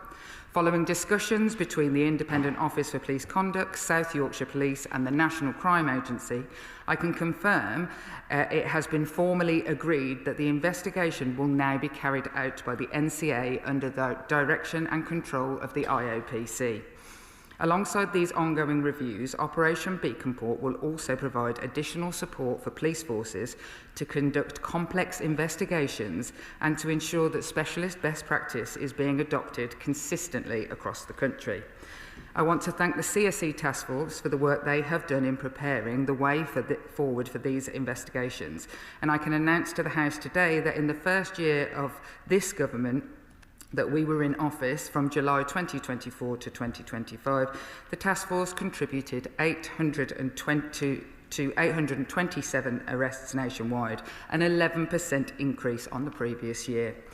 To bolster this vital work, I also want to update the House that last month I announced that the government will be injecting 426,000 of new funding to the Tackling Organised Exploitation programme, which is additional to the 8.8 million we are already investing in the programme this year. The new funding will enable TOEX to extend access to a suite of its cutting-edge investigative apps and digital tools stored within its secure capabilities environment to all police forces in England and Wales. In addition to the 15 police forces which are already utilising TOEX tools, following my announcement of a further investment, a future 10 forces are currently onboarding. The TOEX expansion crucially supports the first phase of Operation Beacon Port. Police officers will be able to access the AI-enabled tools to assist with detecting and investigating child sexual abuse and exploitation. This includes TOEX Translate, a tool for bulk translation of foreign language text from seized mobile devices, and has enabled savings of an estimated 25 million so far. And the Data Analysis and Review tool, which analyses large amounts of digital data to identify communications patterns and relationships between suspects. Further announcements on Operation Beacon Port will be made by operational partners shortly. A comprehensive update is expected in the coming weeks, setting out the full scope of the operation and the support available to those affected. Madam Deputy Speaker, we will never shy away from the facts in these cases, and so following Baroness Casey's audit, her conclusions on the disproportionate role of Pakistani heritage gangs, and building on the work of the Home Secretary had already commissioned to improve ethnicity data in relation to these crimes, we have also committed to making it a requirement to collect ethnicity and nationality data of suspects who commit child sexual exploitation and abuse offences. The Home Secretary has written to Chief Constables to signal that the current data collection across ethnicity and nationality is unacceptable and that this data must be improved as a matter of urgency. Work is now underway looking to amend the annual data requirement to support this process, and we are also looking at legislative options to drive forward these improvements. Finally, Madam Deputy Speaker, Baroness Casey recommended the establishment of a new statutory national inquiry that could compel targeted investigations in local areas to get to truth and justice for victims and survivors, and to drive meaningful change in local systems and structures that had failed so many people in the past. I can confirm that the national inquiry into group-based child sexual exploitation and abuse will place victims and survivors firmly at its heart. It will crucially ensure trauma-informed, accessible engagement for victims and survivors that reflects diverse lived experiences and minimises the risk of re-traumatisation. The inquiry will examine how effectively local and national safeguarding systems protected children from group-based sexual exploitation and abuse, and hold institutions accountable for past failures. As the Home Secretary said in June, its purpose must be to challenge what Baroness Casey's audit described as continued denial, resistance and legal wrangling amongst local agencies. The inquiry will consider intersections with ethnicity, race and culture and assess the safeguarding duties of public services, identifying both failures and examples of good practice. I know that everyone in the House and beyond wants to see the inquiry begin its work at the earliest opportunity. Colleagues will know that this requires the appointment of a chair and the agreement of terms of reference. Following a recruitment process over the summer, Home Office officials, the Home Secretary and I have met with prospective candidates for the chair of the inquiry, and we are now in the final stages of that appointment process. Most importantly, the chair must have credibility and experience to command the confidence of victims and survivors as well as the wider public, and meaningful engagement with victims and survivors is paramount. To support this, a dedicated panel of victims and survivors has been established, which will contribute to that chair's selection process. This is a critical milestone, and once an appointment is confirmed, the House will be updated at the earliest opportunity. Members across the House will understand that this process must be done properly and thoroughly, and that we must avoid a repeat of what happened with the efforts to appoint a chair of the original independent inquiry into child sexual abuse, when 3 chairs were appointed and subsequently withdrew from July 2014 onwards prior to the eventual appointment of Professor Alexis Jay in 2016, a full 2 years after the original chair was named. We are determined to ensure that does not happen again. In line with the Inquiries Act, the appointed chair will play a central role in shaping the Commission's terms of reference. These will be published and subject to consultation with stakeholders, including victims and survivors. The inquiry is expected to run for 2 to 3 years, enabling it to examine a broad range of issues while honouring Baroness Casey's recommendation that it must be time limited to deliver answers swiftly, which has been a key request not just from victims and survivors, but also members across the House. The inquiry will begin identifying priority areas for review, conducting targeted local investigations and reporting findings at both local and national levels. These reviews will be tailored to the specific context of each area and may involve a wide range of organisations, including children and family services, police, the CPS and health and education providers, youth services, third sector organisations and central government departments whose actions and decisions have affected what has happened at a local level. Where appropriate, the inquiry will issue recommendations at both a local and national level, and we will keep the House informed of all appointments and the terms of reference, as with the victims and publics, as soon as possible. The Government remains unwavering in its commitment to ensure that this inquiry is robust, transparent and capable of delivering truth, accountability and meaningful change. As we have said from the outset, we are determined to ensure that every survivor of grooming gangs gets the support and justice they deserve, that every perpetrator is put behind bars and that every case, historic or current, has been properly investigated, and that every person or institution who looked the other way is held accountable, as that is a stain on our society and it should finally be removed for good. I commend this statement to the House. Before I call the Shadow Home Secretary, given that the Minister's just taken 12 minutes, I will be extending the time allowed to both Shadows to 6 and 3. Chris Philp. Thank you, Madam Deputy Speaker, and I thank the Minister for advance sight of her statement. Let us remember that victims are at the heart of this. Young girls, some only 10 years old, were groomed and gang raped by men of predominantly Pakistani origin. Girls like Jane, just 12 years old, when she was raped by an illegal immigrant, when she was found by police, instead of arresting the rapist, the police arrested Jane. Or Anna, only 15 years old, who repeatedly told social workers that she had been gang raped. Instead of helping her, they allowed her to marry her main abuser in an Islamic ceremony. The social worker even attended the ceremony. The ringleader of the Rochdale rape gang, Shabir Ahmed, was actually employed as a welfare rights officer by Oldham Council. In another case, a man tried to rescue his young daughter from being raped, but instead of protecting her, the police arrested her dad. I spoke to a mother whose daughter was raped by taxi drivers of Pakistani origin. When she complained to social services, they said that if she dared to raise the matter again, she would lose her daughter. And I spoke to a retired police officer who was himself told by a senior officer at the time to stop investigating abuse by Pakistani origin taxi drivers in Bradford because the police locally did not want to offend Bradford's Muslim community. A former Labour MP, Simon Danchuk, was even told by senior Labour Party figures to stop asking questions in his constituency to avoid antagonising the Muslim community.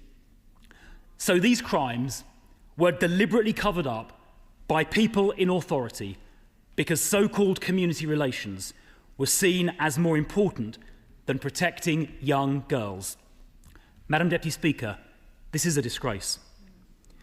Now, the Minister claimed in her statement a moment ago that nothing had been done about this previously, and I don't want to dwell on this, but I will gently remind her that it was the last government that set up the original Rotherham inquiry in 2014, set up the long-running ICSA inquiry, which was much broader but did touch on this, started to collect data on the ethnicity of suspects, set up Operation Soteria to combat sex crimes, and I attended many meetings on that, set up the grooming gang task force that led to 550 arrests in its first year, I'm glad that's continuing, and introduced legislation to require mandatory reporting, and again I'm glad the government is continuing that work. It is clear, however, that much more is needed. But this government has had to be dragged kicking and screaming every step of the way. When the government's rejection of Oldham's call for a national inquiry became public on January the 6th, the Prime Minister disgracefully smeared as, quotes, far right those supporting calls for that proper inquiry. That kind of language is how these crimes got covered up in the first place. Now, 10 days later, the government partially U-turned and announced local inquiries. And then, on the 16th of June, faced with a parliamentary vote 2 days later, the government finally announced a statutory national inquiry. Not because they chose to, not because they wanted to, but because they were forced to. What the Prime Minister claimed was a far-right bandwagon in January had become government policy by June. And here we are, Madam Deputy Speaker, 3 months later. Almost no progress has been made. My office has been in contact with survivors in Oldham today, and they have heard nothing.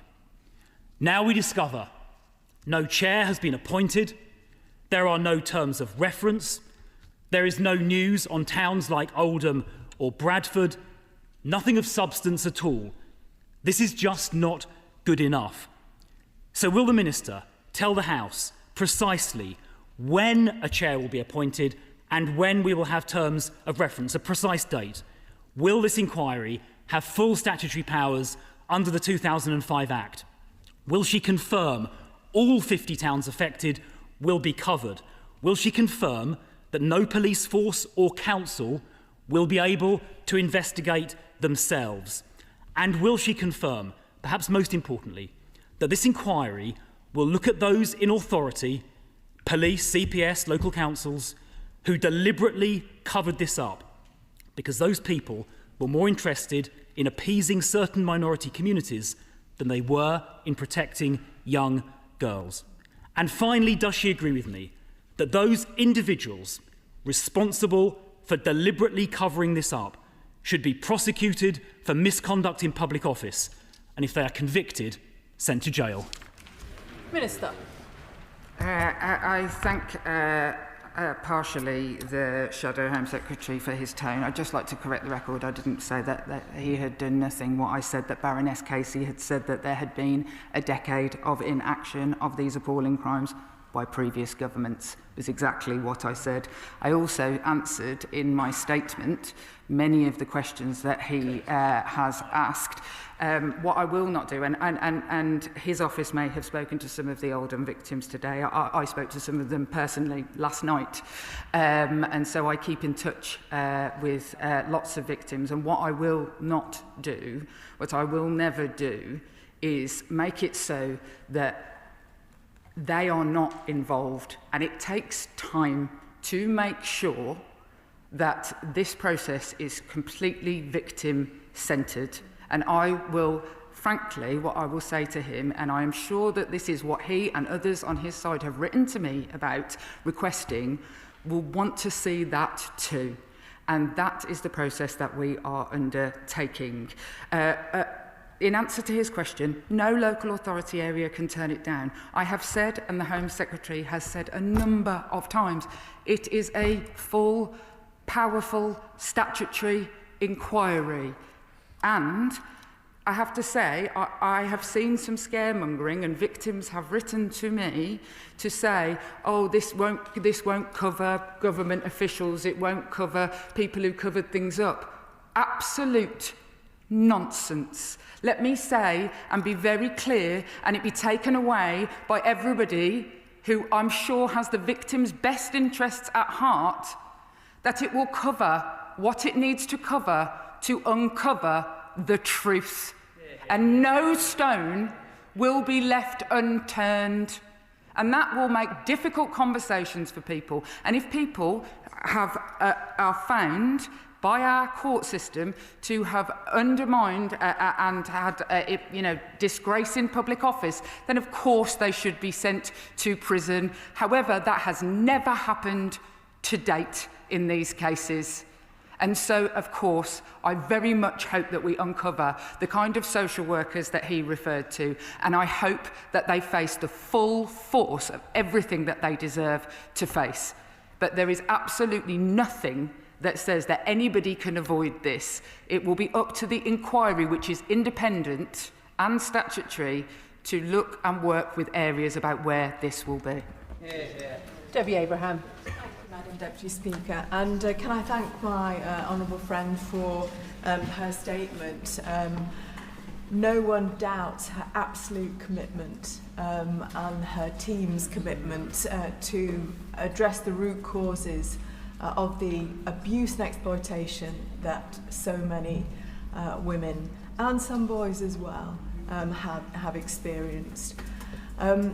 In my contact with women this morning, they're absolutely, I'm speaking on their behalf, absolutely committed and understand and reflect that commitment of my honourable friend.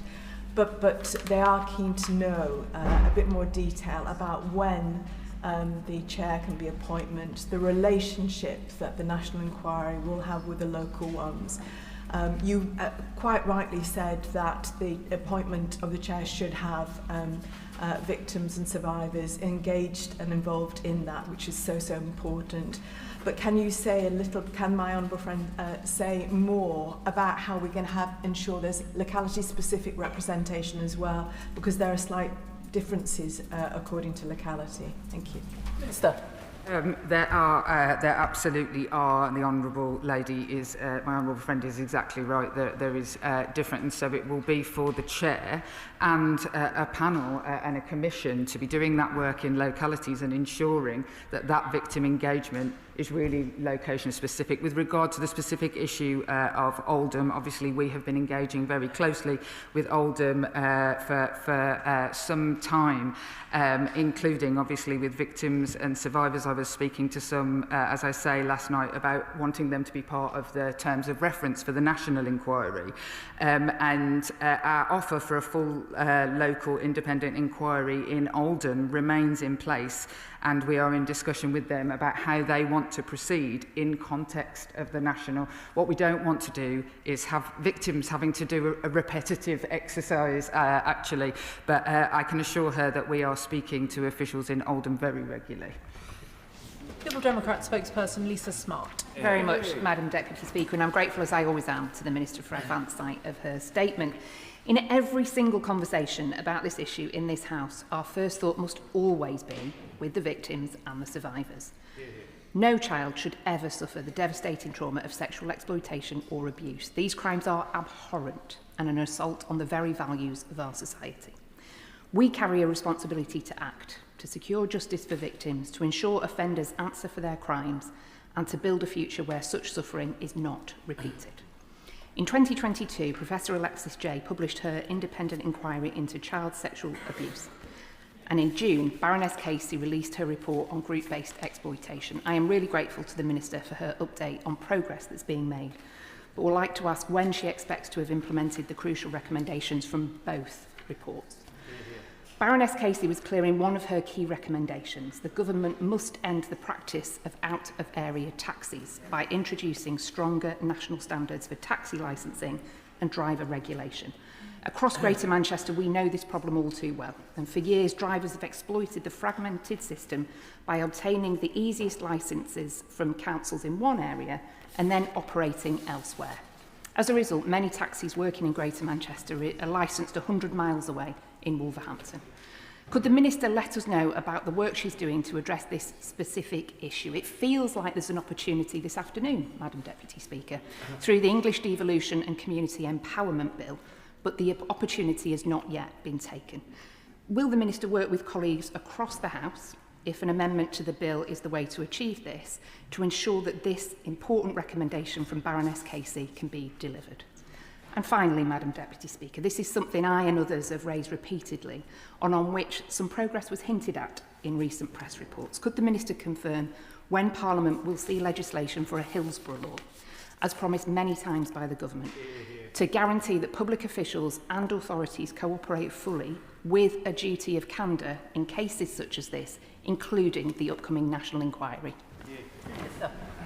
I thank the Honourable Lady, and to pick up on some of the things that she asked, really specifically on, and I am meeting with the Department for Transport on this very, very issue last week, and it is about just looking for a legislative vehicle. The Government has said that it will undo some, I have to say, the harm done by the deregulation legislation of the past with regard to the dangers that have come about in safeguarding and taxi licensing, and it is a legislative vehicle, and she invited members to work across the House.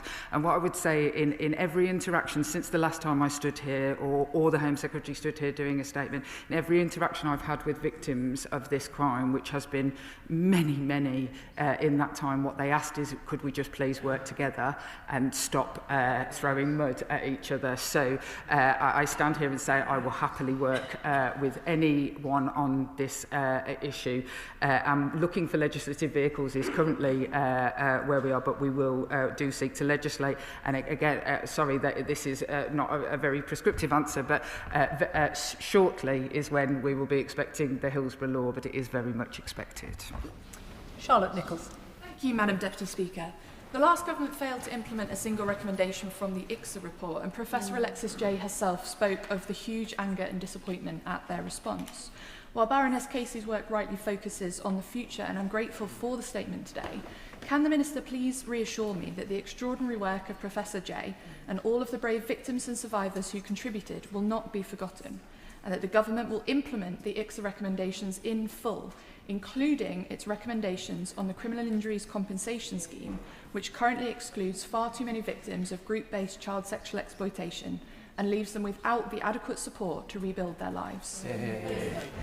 I thank the Honourable Lady and praise her long-term commitment in this space. The Government has given a number of updates on ICSA, and actually I very much expect to be coming back to this House soon with one way or another with further updates on progress in that. Much of the progress that we are seeking to make is around bills that are currently passing through and are over in the other place currently. But I think she makes a very important point that we must not undermine the frankly 2-year piece of work that was already being done by by Professor Jay on this issue, and we will make sure that anything of any of those findings, recommendations, which Casey included as well, and also anything sent to us on intelligence feeds into the new National Independent Inquiry. Robbie Moore. Thank you, Madam Deputy Speaker. Over the summer, Lord Cryer said that there was a deliberate attempt to silence his mother, Anne Cryer, when she first bravely raised the issue of grooming gangs in Keighley more than 20 years ago. Anne Cryer was, of course, my predecessor in being the Member of Parliament for Keighley. He said he was, and I quote, absolutely certain there has been a cover-up at a local level and that Bradford needs to be examined as part of this inquiry. Unfortunately, Bradford Council and others in this House are still saying that they will only support a focus on Bradford if deemed necessary by the inquiry chair. That is not the same thing, Madam Deputy Speaker, as saying that they will actively be lobbying for this outcome. So does the Minister share my concern that Bradford Council's reluctance for an inquiry in our area hasn't changed, despite the many voices of so many victims and others demanding one? Minister. I thank the honourable gentleman, and I pay absolute tribute to Anne Cryer, a woman I am incredibly fond of personally as well as professionally, for her immense bravery. And I absolutely have no doubt that none of us would be sitting here talking about any of this today had it not been for her. And so she deserves absolute credit. I have to say I do not recognise the characterisation that he is making. I have not had any particular pushback or anywhere suggesting that the inquiry shouldn't be looking into certain areas or making any sense that they will be resistant of it. But what I would say to all local areas is resistance is futile. Paul Wall. Madam Deputy Speaker, can I welcome today's update on the National Inquiry into Grooming Gangs, particularly the way that the Minister has made sure that victims and survivors are definitely going to be at the heart of whatever happens. But, Madam Deputy Speaker, during the trial earlier this year of 7 members of a Rochdale grooming gang, it emerged in court that actually the social workers involved had referred to one of those victims as a prostitute. She was 13 at the time.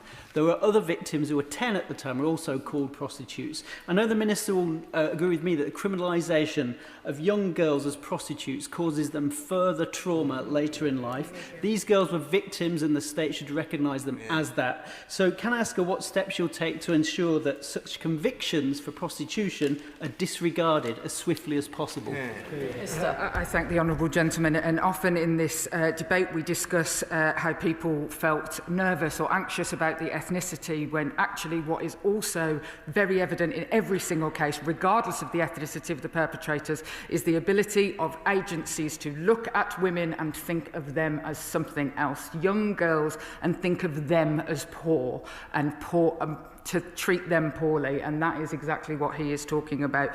We will legislate to introduce, we are already in the Crime and Policing Bill, which is going through, going to disregard any child prostitution convictions, and we are working with the Ministry of Justice to find a wider cohort of victims and work with CJS bodies to identify and review cases and support victims it won't always have been just prostitution charges. And in meeting with victims, I've met many who've been criminalised by a variety of things that they probably shouldn't have. And so that will be a much more complicated process, but one that we set in train.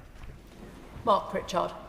Madam Deputy Speaker, I'm glad the Minister, and I hope the whole House will join the Minister in wanting to put victims and survivors first. It's absolutely right that we all do that. She'll be aware of the Tom Crowther inquiry that highlighted 1,000 victims over 30 years in Telford and in some parts of my constituency. As she earlier said to the House, we don't want victims to have to undergo, quote, a repetitive exercise, and I understand why she says that. However, would she support the national inquiry going back to Telford to ensure that things that still have not been done that should have been done will be done, and she'll ensure that the Labour Council there, forgive me, in Telford Region, will not stand in the way of that progress? Minister. I thank the honourable gentleman, and just to say, on the contrary, there is very few people who have written to me more than the leader of Telford Council throughout this process to talk about how they want to continue to make progress. What I would say is that I am very familiar with what happened in Telford, and quite a lot of the evidence from Telford shows how people in Telford were groomed where I live in Birmingham, and yet, whilst brilliant, the Telford inquiry then didn't lead to any changes in neighbouring areas, and that is exactly what we will hope that the National Inquiry will do. So whilst I cannot direct where it must go, I would absolutely be wanting them to look at prior work that has been done and some of the gaps identified, just exactly as he says. Clive Efford. Deputy Speaker, I welcome my honourable friend's statement today. This is yet another example of where the state turned its back on working class people, in this case young children, young girls. I welcome also the fact that the cold cases are going to be investigated, and that those cases will be reopened if there's any evidence of criminal activity.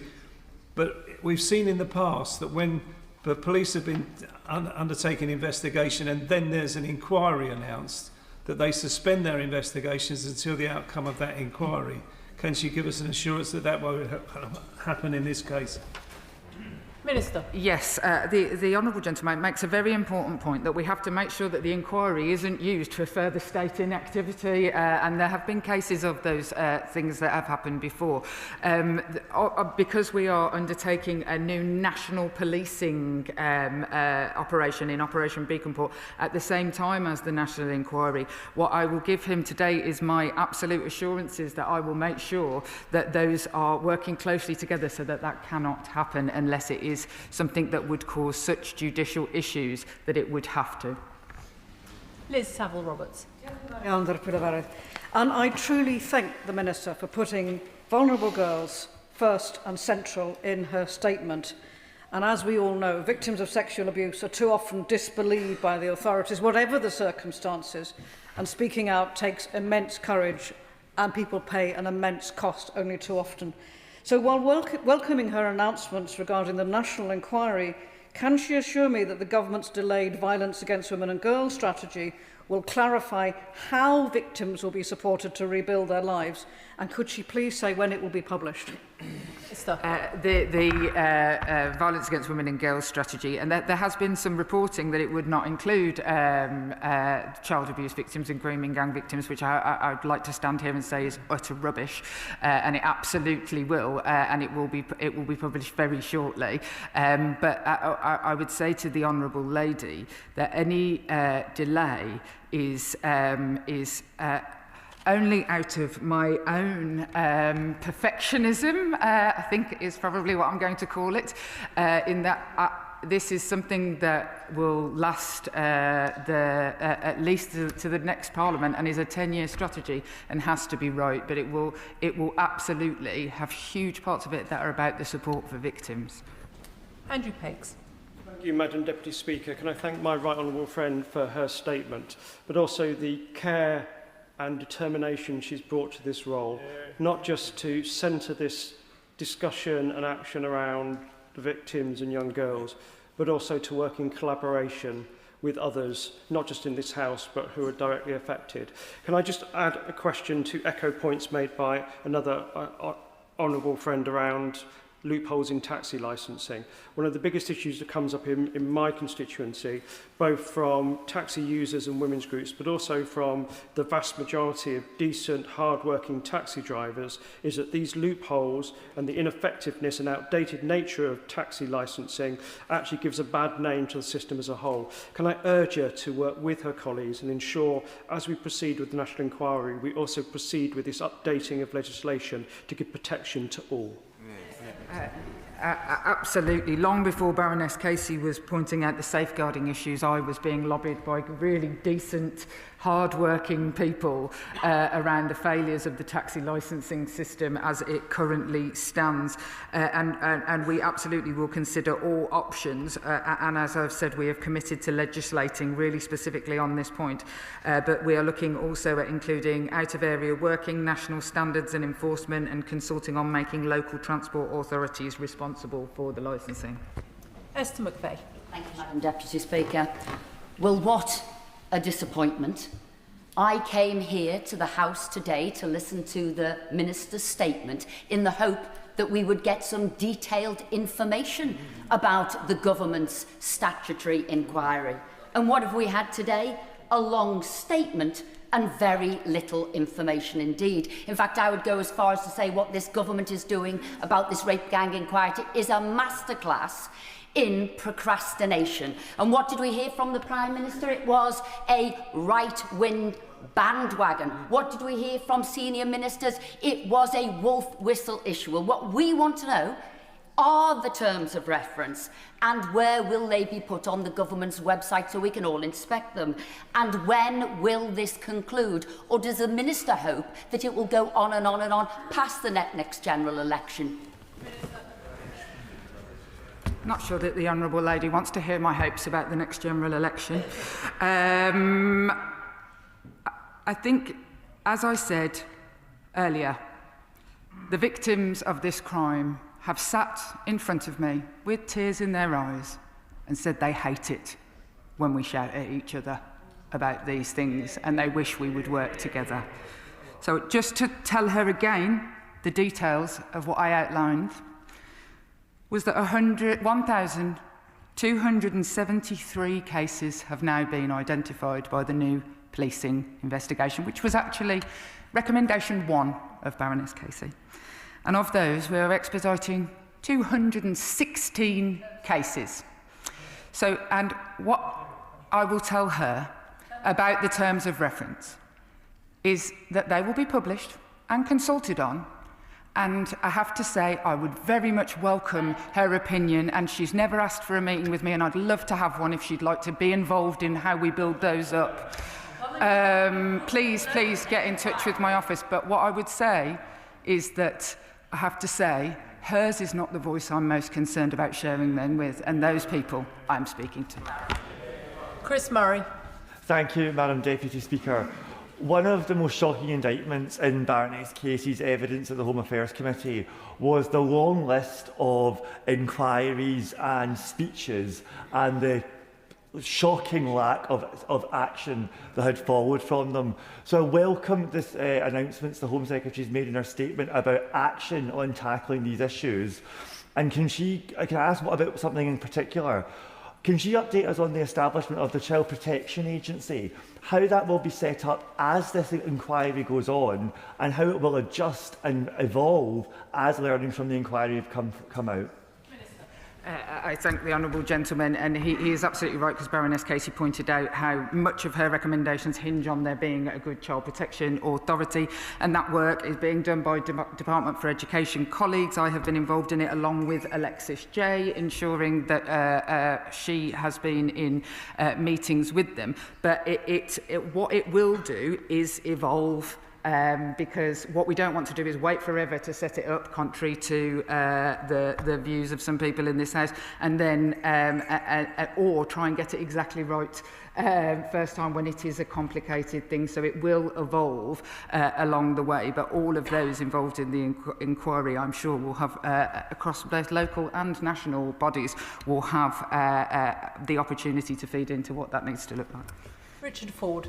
Madam Deputy Speaker, and I'm wholly supportive of this government-commissioned report into group-based child sexual exploitation. But the government must not be distracted from places where child sexual abuse occurs most frequently. The NSPCC reports that 90% of young people who have been sexually abused said the perpetrator was someone they knew. Around a third is perpetrated by young people under the age of 18. And the NSPCC says that in relation to sibling sexual abuse, that, quote, the number of children affected by this hidden harm is far greater than is acknowledged by policy makers. Is the Minister certain that the government will not be distracted from abuse within schools and within families? I absolutely praise the honourable gentleman for saying what he has said, because quite a lot of victims of familial abuse or, in fact, child exploitation, not by groups, but child exploitation by families, which I'm afraid to say is not uncommon, or by peer groups is not uncommon, and I know that from my years of experience, feel as if their voices are being marginalised. What I would say is that this piece of work, the work that we have announced today, sits as part of a much broader child abuse body that sits within the Home Office and works on all of those things. The ICSA recommendations keep us on that track, but we must not lose sight of all of the abuse, especially that happening amongst young people, against other young people, and online. Katrina Murray. Thank you, Madam Deputy Speaker, and I thank the Minister for her statement today, and also the recognition that a process which is supported by those people who should be at the very heart of it is always a difficult one to do, and for any inquiry to have the faith of the people who are at the centre is something we try and take time to get right, because that will never be able to be done again, because they have been failed too often. We have discussed before how child abuse and exploitation does not stop at Gretna, and I would just like the Minister to outline what engagement there has been with the devolved administrations as to how we can make this a truly national inquiry. Minister. I thank the honourable lady, and she is absolutely right. There is likely to be border crossing, as I spoke about, between Birmingham and Telford, which is a border in their inquiry. We continue to discuss this with the devolved administration. However, the Scottish Government can set up, under the Inquiries Act, as we have, a specific national inquiry, but where there are any findings with regard to cross-border, that those, of course, will be shared and actions sought and potentially recommendations made. Sir Julian Smith. At the start of the summer, there were some horrendous reports about the rapes and assaults that are taking place by South Yorkshire Police. I welcome the decision to involve the NCA and strip away responsibility for those investigations from the force. But would she confirm that the national inquiry will look at the role of the police, not only in cover-ups, but in the crimes themselves? Minister. Absolutely, yeah. The South Yorkshire Police should never have been left to investigate themselves in this matter, and so yes, moving over to the NCA is the absolutely right thing to do. But I would be lying if I said that over the years I have not met girls who talk to me about how police were part of the perpetration, not just the cover-up. And we need to make sure that victims can come and give that testimony. That testimony is harder to give than others because it brings fear and a lack of trust. But absolutely that will, if that is where the inquiry takes us, because that's what victims say, then absolutely that will be the case. Before I call the next speaker on the government side, I just wanted to make it clear I'll be going to Steve Darling after that. Catherine Atkinson. Thank you, Madam Deputy Speaker. The crime of group-based child sexual exploitation is probably the most heinous imaginable. And it is so brave for victims to speak out and seek justice and drive change so that other young lives are protected from crimes like these. Can the Minister tell us more about how the National Inquiry will engage with victims and survivors and make sure that their voices and those who previously bravely contributed to investigations and inquiries are central to the recommendations? And unlike the criminal law, the Criminal Injuries Compensation Scheme does not recognise that children cannot legally consent and excludes those who have been deemed to consent in fact from compensation. So will she work with the Victims Minister to right that injustice? I thank the Honourable Lady, and I absolutely commit to working with the Victims Minister. And the issue of consent, actually, and the age of consent was a huge part of Baroness Casey's review. And a number of honourable members have mentioned making this a victim-centred thing. That is words that we say. It is much, much harder in reality. These are people who have been very badly wronged, and their level of trust. It is not something that happens easily. It's not something where every one of the victims will get on with each other.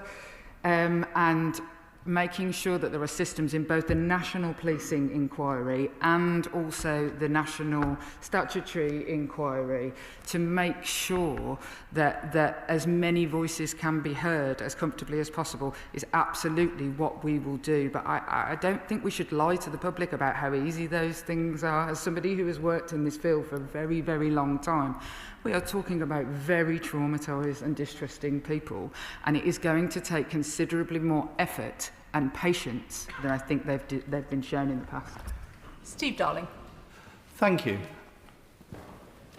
Grooming gangs are absolutely abhorrent, as are all forms of grooming leading to sexual exploitation.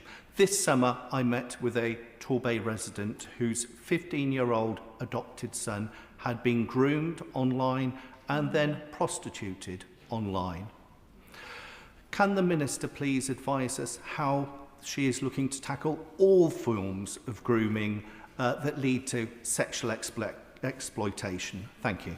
Yes.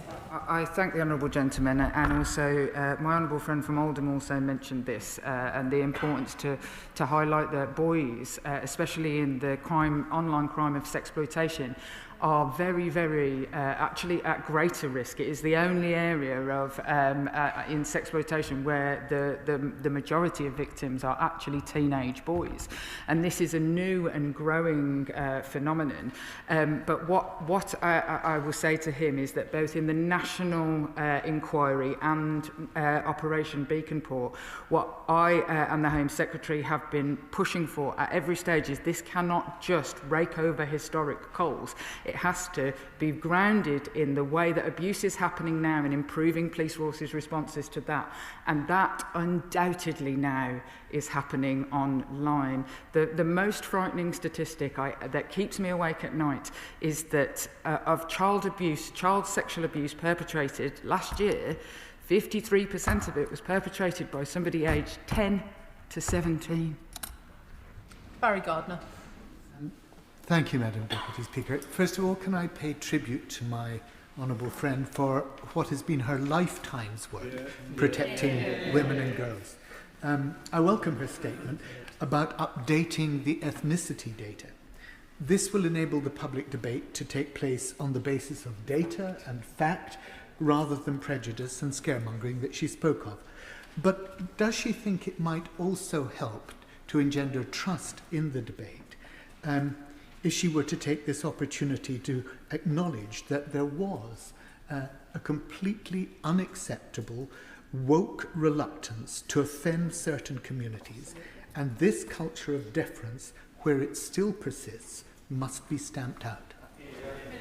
I absolutely take the opportunity, and thank the honourable gentleman for his kind words. I absolutely take the opportunity because I've seen it with my own eyes in cases that I have been involved in where people have said, oh, it might cause trouble. And that wasn't stopping them from doing it, but even mentioning that to me, which they wouldn't do in other circumstances. So what we have to do, and what we all owe to the victims of these crimes, is to call it what it is, but also not use our own political agendas over their very, very delicate and harmed lives in whatever form that is, because what we don't want is backlash now leading to police still feeling like, oh gosh, this is going to open a can of worms. We have to all act completely responsibly on these issues. But I've definitely seen it, and it should never have been allowed to happen. John Lamont.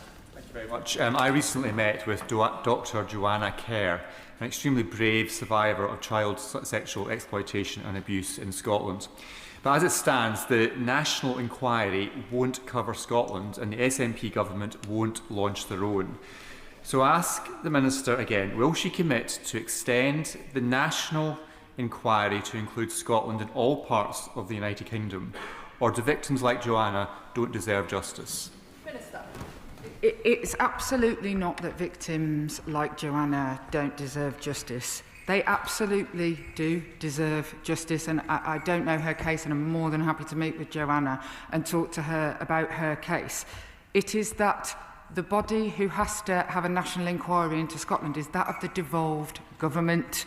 It is both policing and child protection are devolved issues. However, as I've said to my honourable friend, on this side of the House, I am more than happy to look at, and certainly where people have been abused in Scotland, who are Scottish or live in Scotland now and have been abused, where the inquiry covers, they will absolutely be able to take part in that.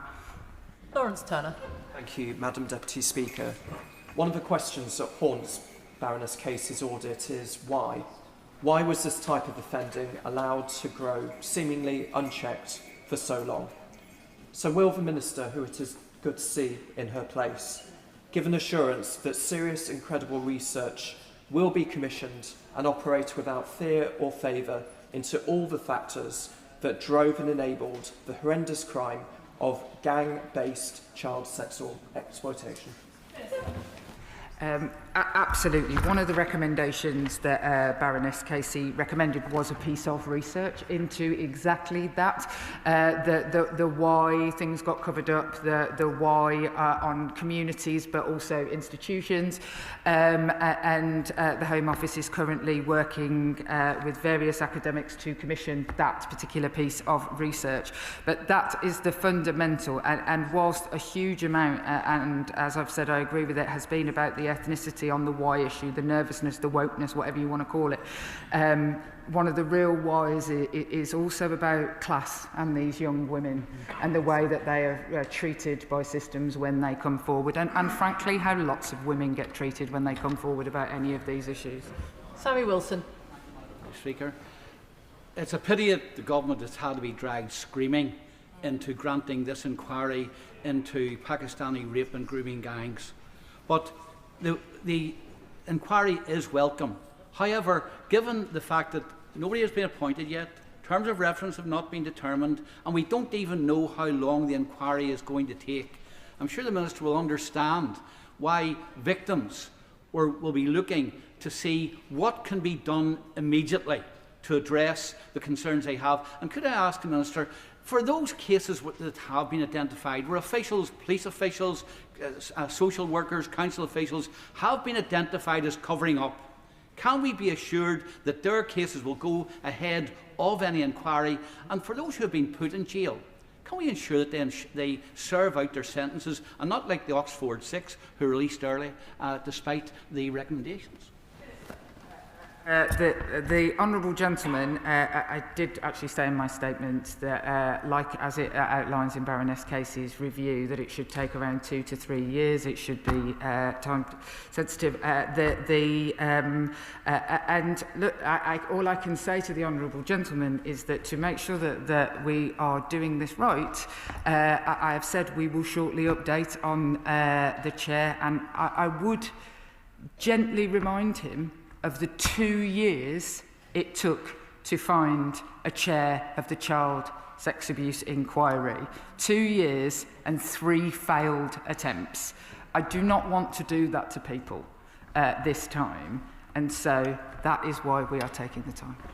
Tamanjeet Singh Desi. Thank you very much, Madam Deputy Speaker. We all want to see an end to grooming gangs and justice for victims and survivors, because exploiting the most vulnerable is about as despicable and heinous as it gets. We all know that perpetrators come from different backgrounds and communities, but certain politically motivated individuals are trying to blame just particular communities, and that is why they try to gloss over that fact in their effort to sow division and discord. We certainly can't be politically correct about this either, because no one, regardless of race or religion, is above the law. But we cannot allow such an important issue to be treated like a sectarian political football for those who seek to sow that division. So can my right honourable friend, the Minister, outline what the government will be doing to root out this evil with this second national inquiry, and how this will remain focused on victims and survivors, and how will she ensure that this debate is conducted in a sensible, sensitive manner? What I can say is that I stand here as a vessel of those, as I have said, the victims who've spoken to me, who, in his words, that they haven't necessarily used the word sectarian, but that they hate this being used as a political football. Baroness Casey, in the media that she did post releasing her report, said the same, that she felt that politics was not meeting the moment in some of the responses. We have got to do better, and the very first thing that I would say is that I welcome the involvement and I look forward to the engagement around the terms of reference, which will be published for consultation with every single member of this House, regardless of what they might have said before or what we might have fallen out on other occasions. I welcome it, and I want to make sure that we show the very, very best of this place, because that is the least they deserve. Bob Blackman. Thank you, Madam Deputy Speaker. The Minister will be well aware that many of the victims of this disgraceful, despicable type of activity were originally taken from broken homes, taken to the care of a local authority, and then groomed ruthlessly. Social workers turned a blind eye, managers told social workers to turn a blind eye, the police in many ways were complicit. One of the problems is that whistleblowers, of course, that came forward to tell the stories about this, were all sacked.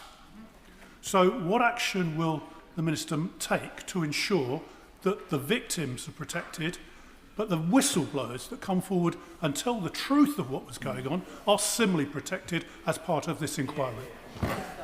I absolutely agree with him. Not a man I've fallen out with before, but I absolutely agree with him, and making sure, in fact, I heard from some whistleblowers this week around how some of their testimony was not then published in the ICSA inquiry. So we have to really look at, when dealing with the terms of reference, the very robust safeguards on whistleblowers. I have worked with one of the whistleblowers who lost her job, Sarah Robotham, in Rochdale, and I have met with her and her Member of Parliament to talk about exactly some of that and how we need to, not just in the inquiry or in Operation Beacon Port, just try and get this right in the future. Charlie Dewhurst. Thank you, Deputy Speaker. On the 6th of August, the Minister described certain councils who do not believe they have a problem with grooming gangs as idiots. Can she therefore explain if this also applies to the government, given the enormous pressure it took for them to implement this inquiry and the disparaging comments previously made by the Prime Minister? It would be playing a very long game to say that I'd been taken kicking or screaming into this issue, because on Sarah Robotham, one of the whistleblowers, I wrote a book about her about 9 years ago and this particular issue, and set up many support services for victims of these crimes. What I will stand here and say is that I will always do what I think is best in these cases. And I took the advice of Baroness Casey, and I think that trying to see bad faith in it or score political points on it is not what we should do. Iqbal Mohammed. Thank you, Madam Deputy Speaker. I would like to pay tribute to the Minister for the work and thank her for her statement. Madam Deputy Speaker, this crime is absolutely abhorrent. Every single victim and survivor of this crime must get justice, no matter who the perpetrator, Pakistani, Indian, English, or anyone. So please, can we dial down the politicisation and the inflammatory rhetoric in this place and show total compassion and empathy when we work together to tackle this scourge in our country for every single victim. And finally, may I ask the Minister for a meeting with me and my colleagues so we can learn how we can support the work of the government in this space. course, I will meet with the honourable gentleman and like I say, any colleagues who wish to take part in this work. As somebody who represents a large and diverse community myself, I have to say that it would be the Pakistani part of my community who have been most fervent in wanting the truth to come out, because there is harm to them that has been done by the the alleged wokeness that has been talked about. And I take this opportunity as well as I finish this statement to say that we not just have to make sure that we have the facts and not feel squeamish about the perpetrators, but I want to say that I have met victims of this crime, in fact, on 6 a.m. on Monday morning, victims of this crime who are black, white, Asian, and we mustn't be silencing those victims by only ever talking about one type of victim. The victimhood in group-based abuse is not just one type. Apart from one thing, they were all girls. I thank the Minister for her statement this afternoon. Presentation of Bill. Minister. Sentencing Bill. Second reading, what day? Tomorrow. Presentation of Bill. Dr. Al Pinkerton. No, not 12. Vehicle Registration Marks, Misuse and Offences Bill. Second reading, what day? 12th of September. 12th of September.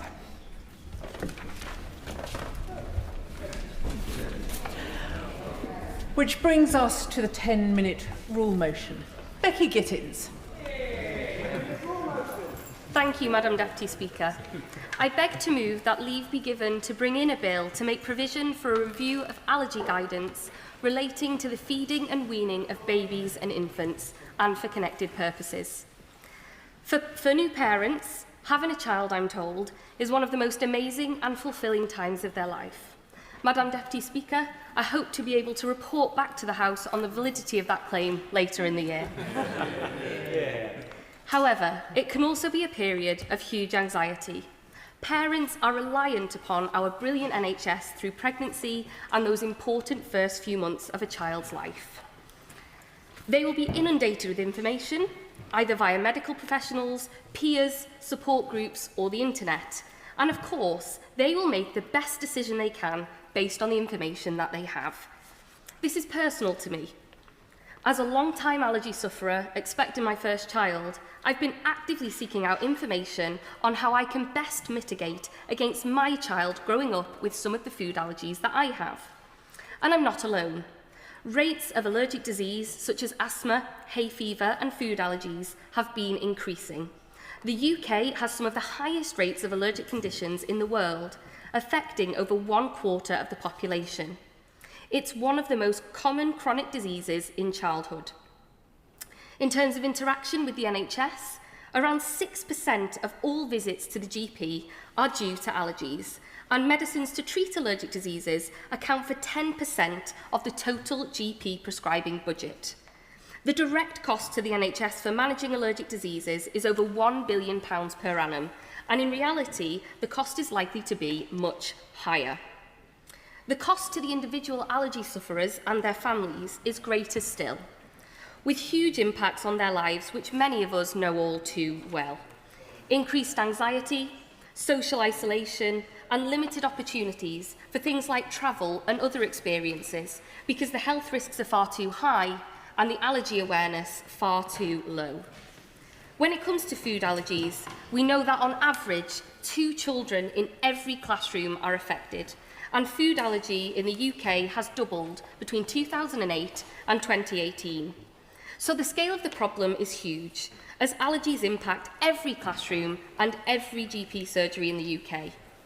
Having spoken to some of the most noted allergy specialists in the country ahead of today, it's clear to me that the current food allergy guidance for the feeding and weaning of babies and infants should be reviewed with a particular focus on those children that are showing early signs of allergic disease. Better addressing allergy at primary care level is a relatively simple but hugely effective way of moving the allergy conversation towards prevention. The government's new 10-year plan for the NHS rightly demands that focus on prevention. Prevention in allergy is about recognising that the key principles that preventing severe conditions from developing, rather than purely focusing on the treatment of those severe conditions, is better both for the patients and the financial sustainability of our NHS. Rather than long waits to see allergy specialists and the hope of medical trials once a child has already developed an allergy, which have huge waiting lists and are sadly not effective for everyone, improving our approach to allergy in our public health advice and primary care can be the key to preventing children from developing allergies in the first place. And the guidance should be reviewed for a number of reasons: to improve the clarity and consistency of message, to increase awareness, to help empower healthcare professionals, and to ensure that ethnic minorities are not being put at a disadvantage. However, before I go into detail as to why the evidence suggests we need this review, I want to be really clear about what this bill is not.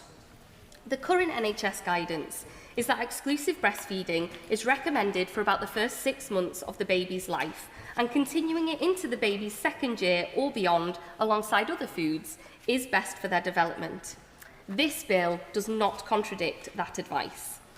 The bill is not about changing the advice to the majority of parents, only to those who are beginning to show signs of allergy development, which is those children with severe eczema and those already showing signs of food allergy. Additionally, any suggestion of early weaning for this cohort of children is to be done alongside breastfeeding, with no suggestions in the studies that I cite to support this bill that breastfeeding rates are impacted by altering public health advice to better prevent allergy. When it comes to introducing foods that could trigger allergies, NHS guidance shows that delaying the introduction of peanut and eggs beyond 6 to 12 months may increase the risk of developing an allergy to these foods. The report this advice is based on is almost 10 years old. In response, other countries around the world have taken a more aggressive approach to allergy prevention over the past decade, and we in the UK need to learn and adapt based on the outcomes of these different approaches. However, when we look at the medical guidance and evidence from other parts of the world, including the US and some areas in Europe, it actually goes further and encourages the early introduction of these allergens. This is particularly the case for children who are displaying allergies early on. The Learning Early About Peanut Allergy, or LEAP study, looked at the introduction of peanut into the diet of infants aged between 4 and 11 months at high risk of peanut allergy. High-risk infants were defined as those with the presence of significant eczema and/or a pre-existing egg allergy. Published 10 years ago now, the study demonstrated that the consumption of a peanut-containing snack by infants who are at high risk for developing a peanut allergy prevents the subsequent development of the allergy. Of the children who avoided peanut, 17% developed a peanut allergy by the age of 5 years. However, only 3% of the children who were randomised to eating the peanut snack developed the allergy by the age of 5. In terms of guidance, in the US it's recommended that children who are believed to be most likely to develop a peanut allergy, infants who had severe eczema, egg allergy or both, introduce these children to peanut-containing food at 4 to 6 months, or get a referral to an allergist who will give the child a skin prick test or a blood test to see if the child is allergic to peanuts. European guidelines make similar recommendations about the early introduction of peanut and egg between 4 and 6 months. Whilst the NHS guidance suggests that delaying the introduction of peanut and eggs may increase the risk of developing the allergy, I believe that currently there needs to be more information given to parents when their child is showing early signs of allergy. Having spoken to young parents and parents-to-be, the feedback I have had is that too often the information for these children is either too difficult to find, or the medical professional that they're engaging with is more likely to take a safety-first approach and not encourage the early introduction of allergens. I believe a review of the guidance will help to empower our NHS to give the best, most medically appropriate information to parents at a time when they can be at their most anxious. This must be supported by education and awareness campaigns, together with training for the different healthcare professionals who support these new parents, so that the advice they give is both consistent and reflects best practice. Finally, as I touched on at the start, I have concerns that the current lack of guidance is most likely to impact young children from ethnic minority families. The evidence suggests that these children are more likely to develop an allergy and are also more predisposed to have multiple allergies. As a result, they are more likely to be disadvantaged if there isn't clear, unambiguous guidance on how their parents can navigate those first few months. I ask honourable members from across this House for their support with the bill, so that we can support parents to give their children the best allergy advice, and we can mitigate against the effects of, and ultimately, in many cases, prevent allergic disease. Thank you, Madam Deputy Speaker. Yeah. The question is that the honourable member have leave to bring in the bill. As many as of that opinion say aye, of the contrary no, I think the ayes have it. The ayes have it. Who will prepare and bring in the bill? Jim Shannon, Chris Blaw, Alex McIntyre, Sarah Coombs, Kirith Entwistle, Jodie Gosling, Maya Ellis, Pam Cox, Claire Hughes, Satvir Kaur, Catherine Fuchs and myself.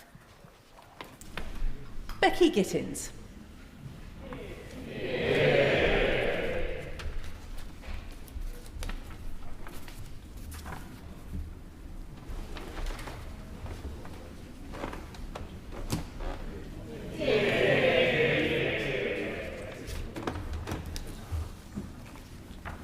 Babies and Infants Allergy Guidance Bill.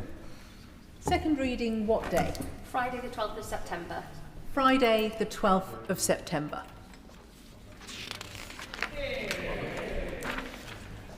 The clerk will now proceed to read the orders of the day. English Devolution and Community Empowerment Bill, second reading. Now. The reasoned amendment in the name of the official opposition has been selected. Minister to move the second reading. Angela Rayner. Thank you, Madam Deputy Speaker. I beg to move that the bill be now read a second time. Madam Deputy Speaker, this government was elected on a manifesto to deliver change. Real change for working people. Change that people can see and feel around them. That means more money in their pockets, decent jobs, new homes, good transport links, thriving high streets and opportunities for young people. But after 14 years of a Tory government unwilling to take the tough choices to make life better for working people, it's no wonder that people have lost hope that real change is possible. And we have a plan to change this, to give people with skin in the game real control over their lives, the power to have a real stake in their place and share in our country's success. Our landmark English Devolution and Community Empowerment Bill will deliver this and more. It will help us to build a modern state based on a fairer, stronger partnership between government and local people, with the aim of renewing people's faith that the state can work for them. Madam Deputy Speaker, that faith has been sorely tested in recent years. After over a decade of broken promises from the benches opposite, people associate Whitehall with a failure and decline. The communities that once built Britain have seen good jobs disappearing, secure homes crumbling, and once strong communities divided. Things that our parents and grandparents once relied on, that I relied on as a young mum, fallen by the wayside. And it's my mission to rebuild these foundations of a good life for all communities in all parts of our country. I worked on the front line of local government and I saw how it changes people's lives. So I know I won't achieve our goals unless we fundamentally change the way our country is run. And that means handing power back to where it belongs, to local people with skin in the game, so that they can make decisions on what really matters to their communities. This is what the bill will do. drive the biggest transfer of power from Whitehall to our regions and communities in a generation, and ending the begging bowl micromanaging culture. It'll be making devolution the default setting, giving mayors new powers over planning, housing and regeneration to get Britain building as part of our plan for change. Rebuilding local government so that it can once again deliver good local services that people can rely on, and empowering local communities to have a bigger say in shaping their local area. I'll give way. Right, sorry, the Right Honourable Lady for giving way. But in her attempts to drive this cart horse of devolution forward, does she not accept, or will she tell us where the accountability, where the scrutiny is going to come from, and where the voice of local people is really going to have a place to be heard? Well, Madam Deputy Speaker, I'm really disappointed because I thought the previous government were the ones that really turbocharged devolution, and we're moving on that agenda. We actually do believe that devolution is a good thing, and that these measures that we're taking will enable mayors and local areas to be empowered more to drive that growth that we desperately need in all parts of the country. Madam Deputy Speaker, this is long overdue. England is one of the most centralised developed countries in the world, and as a result, the system too often works against rather than with local people. Too many decisions affecting too many are made by too few. That, combined with short-term sticky plaster politics, has left the country in a doom loop of worsening regional divides. I'll give way. Madam Deputy Speaker, I thank the Right Honourable Lady for giving way. You may wonder why, Madam Deputy Speaker, a Scot would make an intervention at this point in the debate. Could I advise the Right Honourable Lady to look north to Scotland to see how it should not be done? Because the Scottish Government has centralised powers right away from communities like my constituency. That's how we should not do it. A cautionary tale. Well, Madam Deputy Speaker, I thank the Honourable Member for his guidance and advice, and I always look north, contrary to other people's beliefs. Very proud of the north. And I gently say to the Honourable Member as well, is that I think the challenge is regarding the government of Scotland at the moment, and hopefully we can reverse that and have a government that truly believes in putting the power in local people's hands. And Madam Deputy Speaker, you only have to look at the difference being made by our mayors to see there is a better way.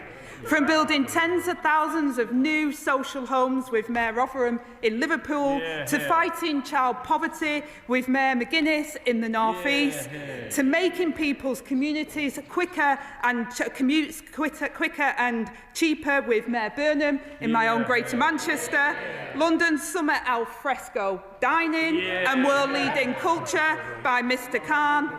I'll happily give way on that point. Thank you. My right honourable friend has been very generous.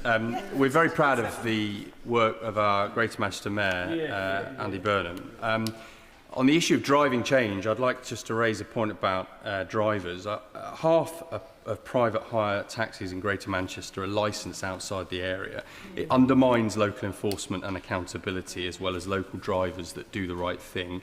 Does my right honourable friend agree that this bill is the chance to fix that, protect passengers, raise and maintain standards and back the best in trade? Well, Madam Deputy Speaker, as my honourable friend, as another Greater Manchester MP will know, that Mayor Andy Burnham has been trying to take steps towards taxi licensing for some years. And I think, Madam Deputy Speaker, you was hearing the statement that was previous to this that I was listening to intently. And I think the Minister there, as well as myself, is very clear that the commitment is to bring forward that legislation as quickly as possible, and we need to make sure that that vehicle is there. And the Leader of the House is sat next to me as well, whose job it is to make sure that that happens. We've also increased opportunities and given young people a voice in decisions in the East Midlands with Mayor Ward, and we're driving forward a new mass transit network for West Yorkshire with Mayor Brabin, to supporting women and girls into activity and sport with Mayor Skeeth in the North Yorkshire, and not to forget the working to secure the future of Doncaster Sheffield Airport with Mayor Coppard in South Yorkshire, securing the extension of the Birmingham tram line with Mayor Parker, and I'll give way. I thank the Secretary of State for giving way. For many years under the Tories, the West Midlands was at the bottom of the league table for regional transport investment, but Mayor Richard Parker has secured £2.4 billion of investment to extend the Metro. Will she confirm that the powers in this bill will make it easier for combined authorities to deliver these kinds of projects in the future, including, I hope, further extensions of the Metro to South Birmingham? Well, I thank my honourable friend and again give full credit to Mayor Richard Parker, who has been working tirelessly, Madam Deputy Speaker, with the Labour Government to invest in the future of Birmingham. And I also thank my honourable friend for his campaigning, pressing the case. His constituents are better off for it. The investment will bring new jobs, better transport links, and with this bill, this is just the start. And I give way. I thank her for giving way. Speaking of jobs, in London, our Labour Mayor Sadiq Khan, over his first 2 terms, has seen the creation of over 330,000 jobs by the Greater London Authority. These are high-quality, well-paid jobs, bringing huge opportunity to Londoners from all walks of life. Does the Secretary of State agree that this is the testament to growth that devolution can deliver, which will only be further boosted by this bill? You agree with all? I absolutely agree with my honourable friend, Madam Deputy Speaker, and this is about unlocking growth in all parts of the country, and I would hope that most honourable members would see that people with skin in the games working across the board to make sure that potential is reached, not just in London, which London is incredibly important to that, but also across all of our regions. I'll give way. Right Honourable Member for giving way. I firstly want to thank Mayor Tracy Brabin for the investment she's making across West Yorkshire in mass transit, as well as a new bus station in my town, one of my towns of Dewsbury. However, separate from those investments and the gratitude, how will this bill and this new legislation stop a council from making decisions that distribute the funding and their spend unequally across the borough? And how would it stop a council from making a decision to shut down a sports centre that was used by people of all ages on the pretense of rack, and not take the steps to investigate and have a plan to reopen? Well, first of all, Madam Deputy Speaker, I welcome his comments in regard to the mass transit network for West Yorkshire, which I'm sure will bring added benefits to his constituents. In terms of the other elements, Madam Deputy Speaker, then obviously local councils with their elected officials make decisions. And what I would gently say to the honourable member is that councils have faced significant pressures, which I'm sure he's aware of, since 2010 austerity. I was in local government at the time. I remember being a union rep, seeing the devastation. What we're trying to do is restore local government, empower them, and instead of them having to make incredibly difficult decisions that are harmful to their constituents, is actually being able to grow our economy, a bigger slice of the cake, and we're already investing more into local government so that we can deliver those services that people want. Within this bill, which I will come on to, is the community assets element, which might be able to help communities on the high street and in regards to sports facilities that they can utilise as an asset that they value in their local area. And, Madam Deputy Speaker, we're also improving local transport for people in the west of England with Mayor Godwin. Our brilliant, ambitious mayors are making a difference every day for their regions, working with them. We've already achieved so much after just a year in office. We're on track to achieve devolution across almost 80% of the country, covering 44 million people. We've created integrated funding settlements for Greater Manchester and the West Midlands, giving their mayors tools and freedoms to make decisions to get growth going. With Liverpool City Region, London, the North East, South Yorkshire and West Yorkshire set to benefit from the same freedoms next year. I'll give way. I'm grateful to my right honourable friend for giving way. We are in London, greatest city in the world, in some opinions anyway. And our mayor there, and we've all just come back from holiday, have we not?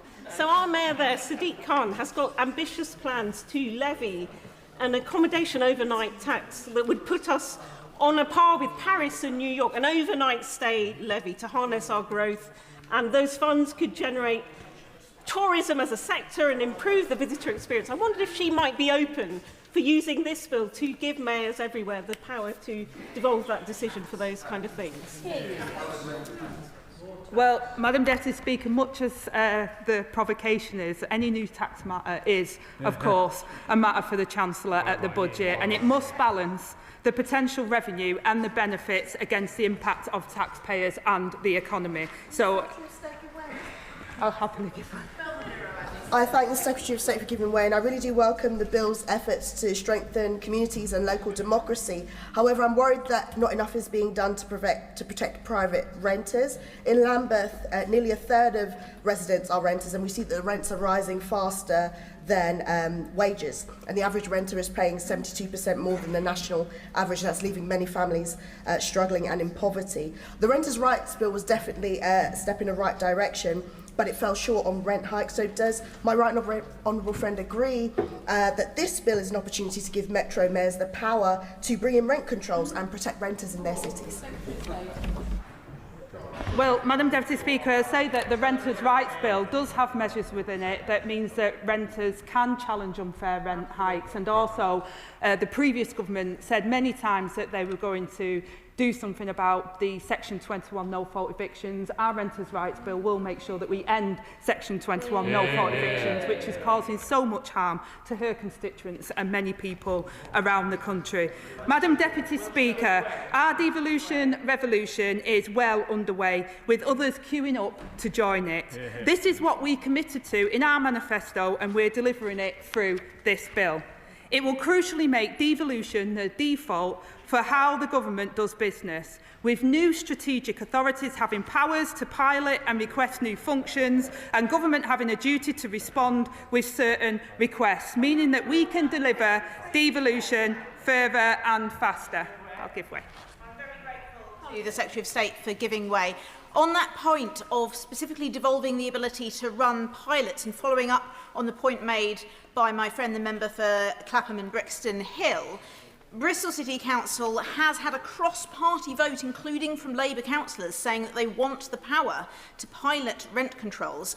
And recent results have come out that have shown that typical private renters in my constituency of Bristol Central spend 45% of their income on rents. That is not sustainable. This bill could offer the opportunity for that pilot. Please, the Secretary of State. Interventions have become far too long. There are many members in the chamber who wish to contribute, which the Deputy Prime Minister might think about before she takes too many more interventions. Angela Rayner. Thank you, Madam Deputy Speaker. I will pay attention to that. What I would say to the Honourable Lady is that she's absolutely right. There is a challenge in housing at the moment, which is also contributing to the rental situation for people, and that's why we've got a real big ambition to build more houses. This bill does give some more powers for us to have strategic planning so that we can get on with building the homes that people need. And the Renters' Rights Bill, Madam Deputy Speaker, does start to make progress so that we can make it fairer for renters, which of course the previous government promised but failed to deliver. I will make some progress now, Madam Deputy Speaker. The strategic authorities...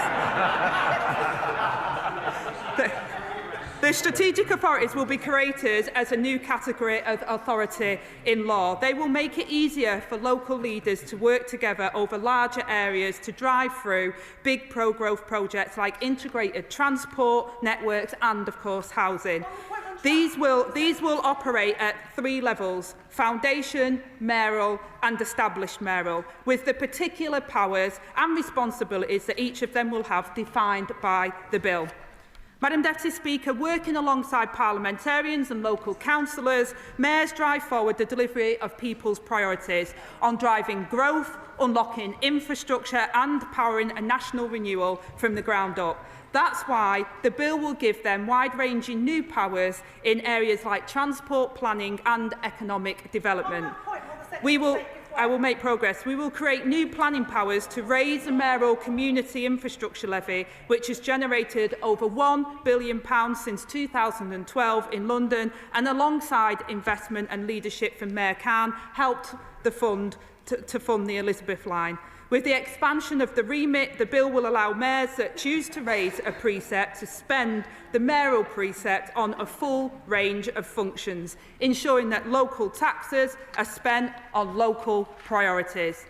Now, I'm sure the Shadow Secretary of State will welcome this change, given that it was the party opposite that first introduced the mayoral precept nearly a decade ago, and Mayor Boris Johnson used the business rate supplement to help pay for Crossrail.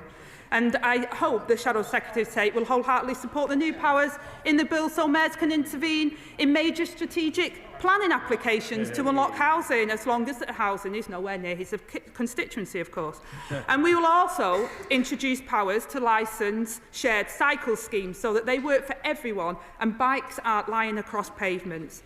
The bill will also see more mayors take on police and crime commissioner functions and become responsible for fire and rescue functions, allowing them to take a joined-up approach to improving public safety. On that point, will the Minister give way?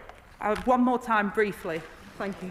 I thank the Secretary of State for giving way. In South East and Rochford, we're a proud community, a proud coastal community, but we've been left behind in terms of connectivity, in terms of educational outcome, and in terms of investment and skills. Does the Deputy Prime Minister agree with that? With this bill, we have a real chance to deliver long, meaningful change, a change that the residents of South and East and Rochford deserve. I absolutely agree with my honourable friend, because this is about all areas being able to join up and create that inclusive growth for their areas, which is broader than a local authority level, but by combining those efforts, we can really unlock the potential, and his constituents will feel the benefit of that as we take this forward. The new powers, Madam Deputy Speaker, also mean new duties, including to produce a local growth plan, demonstrating how mayors plan to unlock growth through planning and house building, and a duty to cooperate with local government pension scheme managers so that mayors can attract investment into their local areas, unlocking jobs and opportunities. Mayors across the country will also be able to appoint commissioners to support them as their responsibilities grow, just like in London. And the bill strengthens the ability of mayors to work with the public sector, convening local partners so that mayors can lead with a helicopter view of public services across their region.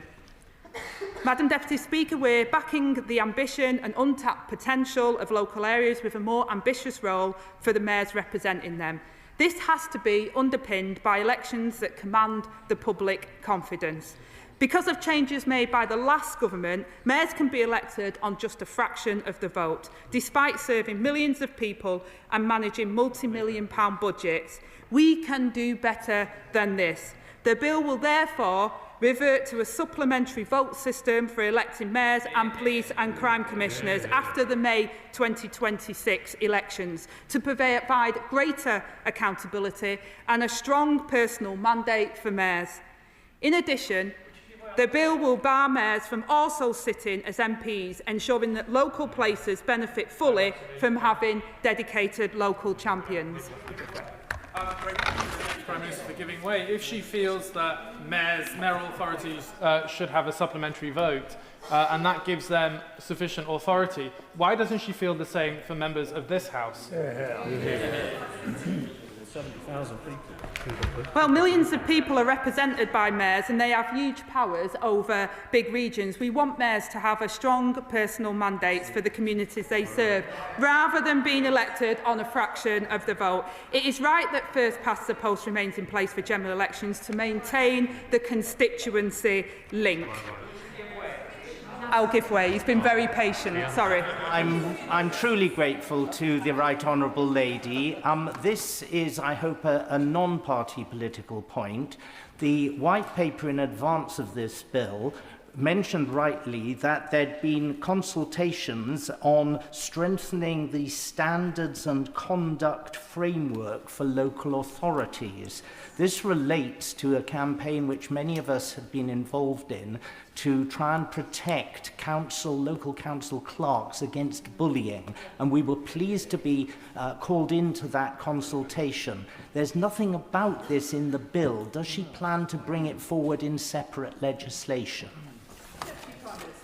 Madam Deputy Speaker, I thank the honourable gentleman for raising this issue, which is a very important issue, and we do intend to bring forward legislation. Our response to the local government standards consultation sets out our plans for a whole system reform, including empowering local authorities to suspend councillors who are guilty of serious misconduct for up to 6 months, with the option to withhold allowances and institute premises and facilities bans. And we're committed to ensuring that misconduct is dealt with swiftly and fairly across the country, from local and to regional mayoral levels. So we do want to take action on this issue, and I thank the honourable member for his contribution.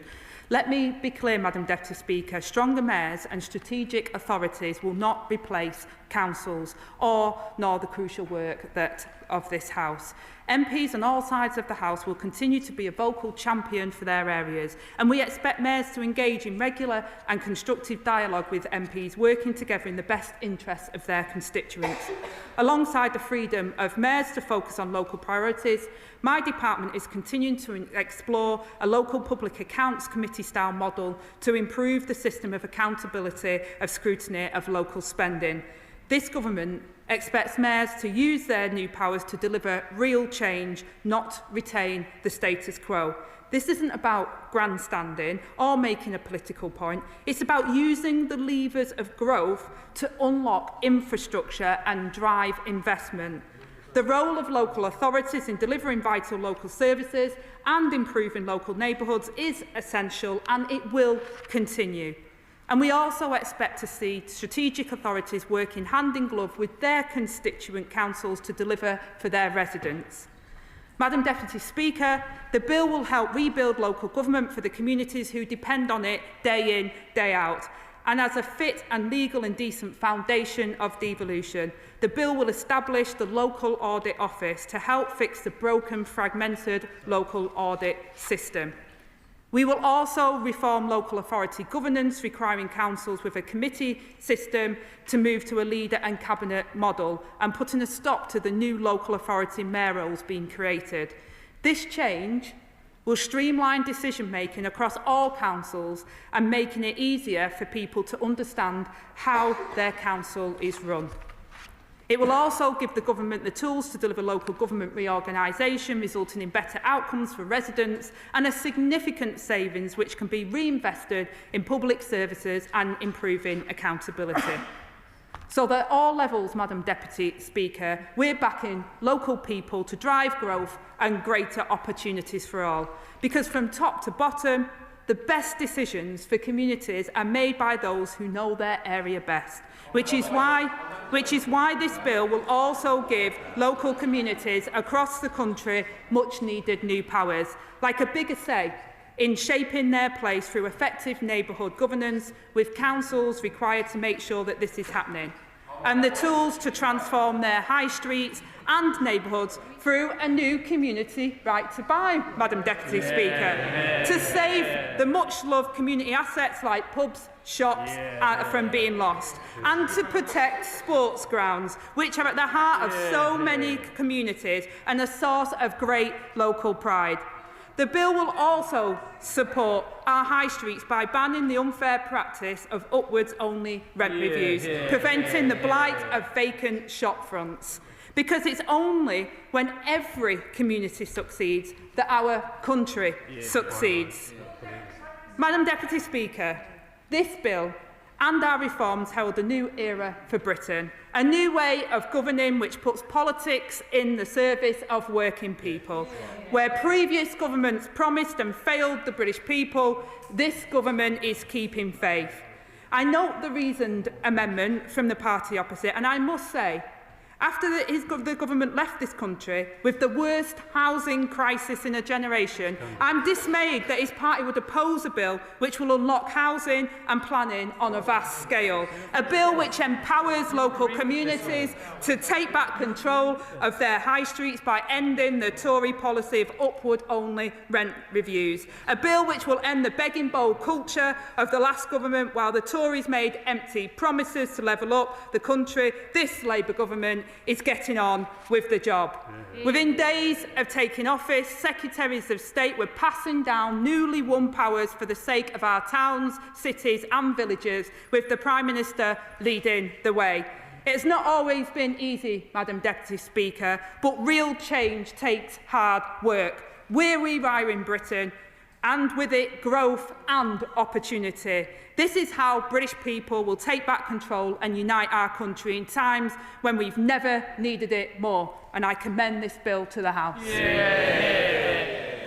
The question is that the bill be now read a second time. Shadow Secretary of State, Sir James Cleverly. Thank you, Madam Deputy Speaker. Thank you.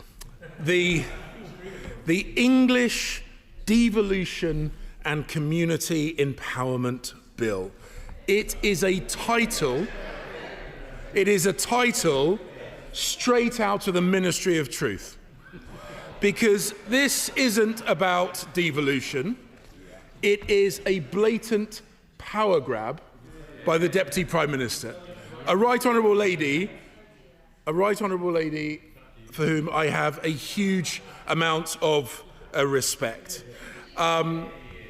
But it is clearly a power grab by her and her department. And it isn't about community empowerment at all. It's about stripping power from local authorities and concentrating it in Whitehall and the people who are being held by Whitehall in their hands.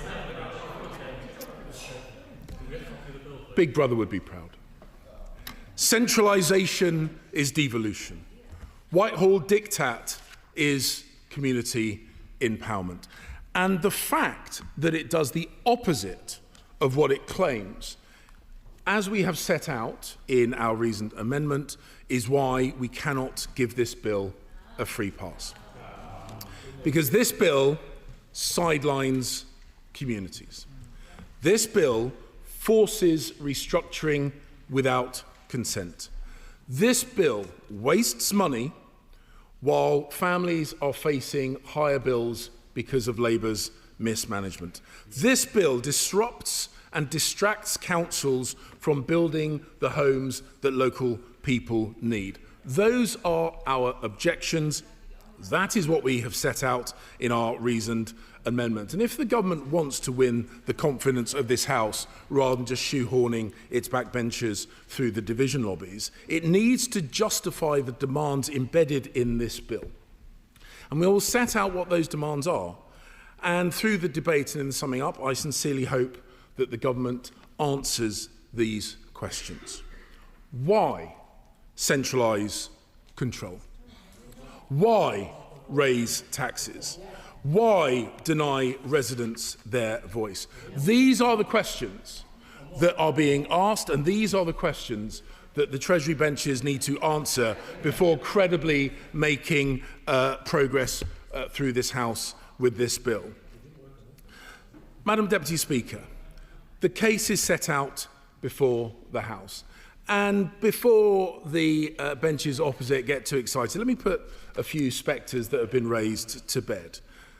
The Conservative Party believe in devolution, not just in theory, but in practice. We created many of the mayoral roles that currently exist. We created police and crime commissioners. We empowered parish councils and neighbourhood planning. We gave families the power to block excessive council tax rises. We devolved by consent, by agreement with local leaders, not by Whitehall diktat. Because the simple truth of the matter is Labour do not and have never believed in devolution, and they do not deliver meaningful devolution. They are a centralising party, and they centralise. They are abolishing councils. They are abolishing councils without consent. They are forcing councils to sign up to their model of restructuring, and they forced the postponement of elections in 9 county councils. This was unprecedented. Elections are the foundation of democracy, and denying them undermines public trust and confidence. Because in truth, denying residents their democratic voice was done for a very specific reason, and it was done because Labour fears what people would say to them at the ballot box. Right, honourable gentleman, for giving way, but he's just listed a load of reasons of what the Tories did with devolution. Can he not deny that the reason we need devolution and the reason we need local government reorganisation is because his government significantly underfunded local government, which is now on its knees, and therefore we have to take action to get local government back in a good place, and devolution and local government reform is one of those actions. Sir James Cleverly. I think he said the quiet bit out loud, Madam Deputy Speaker. This is about putting up taxes on local people. This is what fundamentally this is about. That's exactly what this is about. And we know this to be true. And I promised the House, I did not tee up that intervention. This is the next bit that I had in my speech. Because Labour imposing this restructuring from the centre is leaving local people without a voice. It is about creating what this government wants, which is a cohort of subservient Labour mayors. And let's look at what Labour mayors actually deliver. And as I say, Madam Deputy Speaker, this was written before that intervention. Labour mayors put up taxes.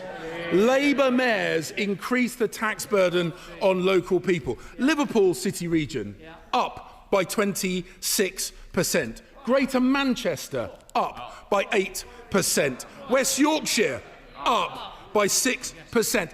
And in Labour, under Sadiq Khan, up by over 70%, 70% since he took office in 2016. They're quiet now, aren't they, Madam Deputy Speaker? Because the truth hurts. Go on. Go on. Could he answer then why they keep getting re-elected to mayors? Sir James Cleverly.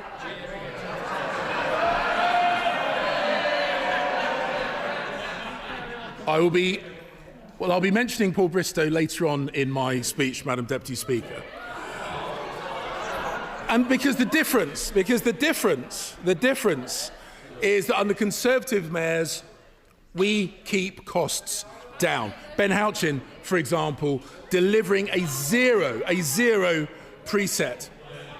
And if more places get mayors under this Labour proposal, how much more will local people pay? Will ministers, the Right Honourable Lady or whoever is replying from the Treasury benches, will she guarantee, or will they guarantee, that costs will not go up under this model?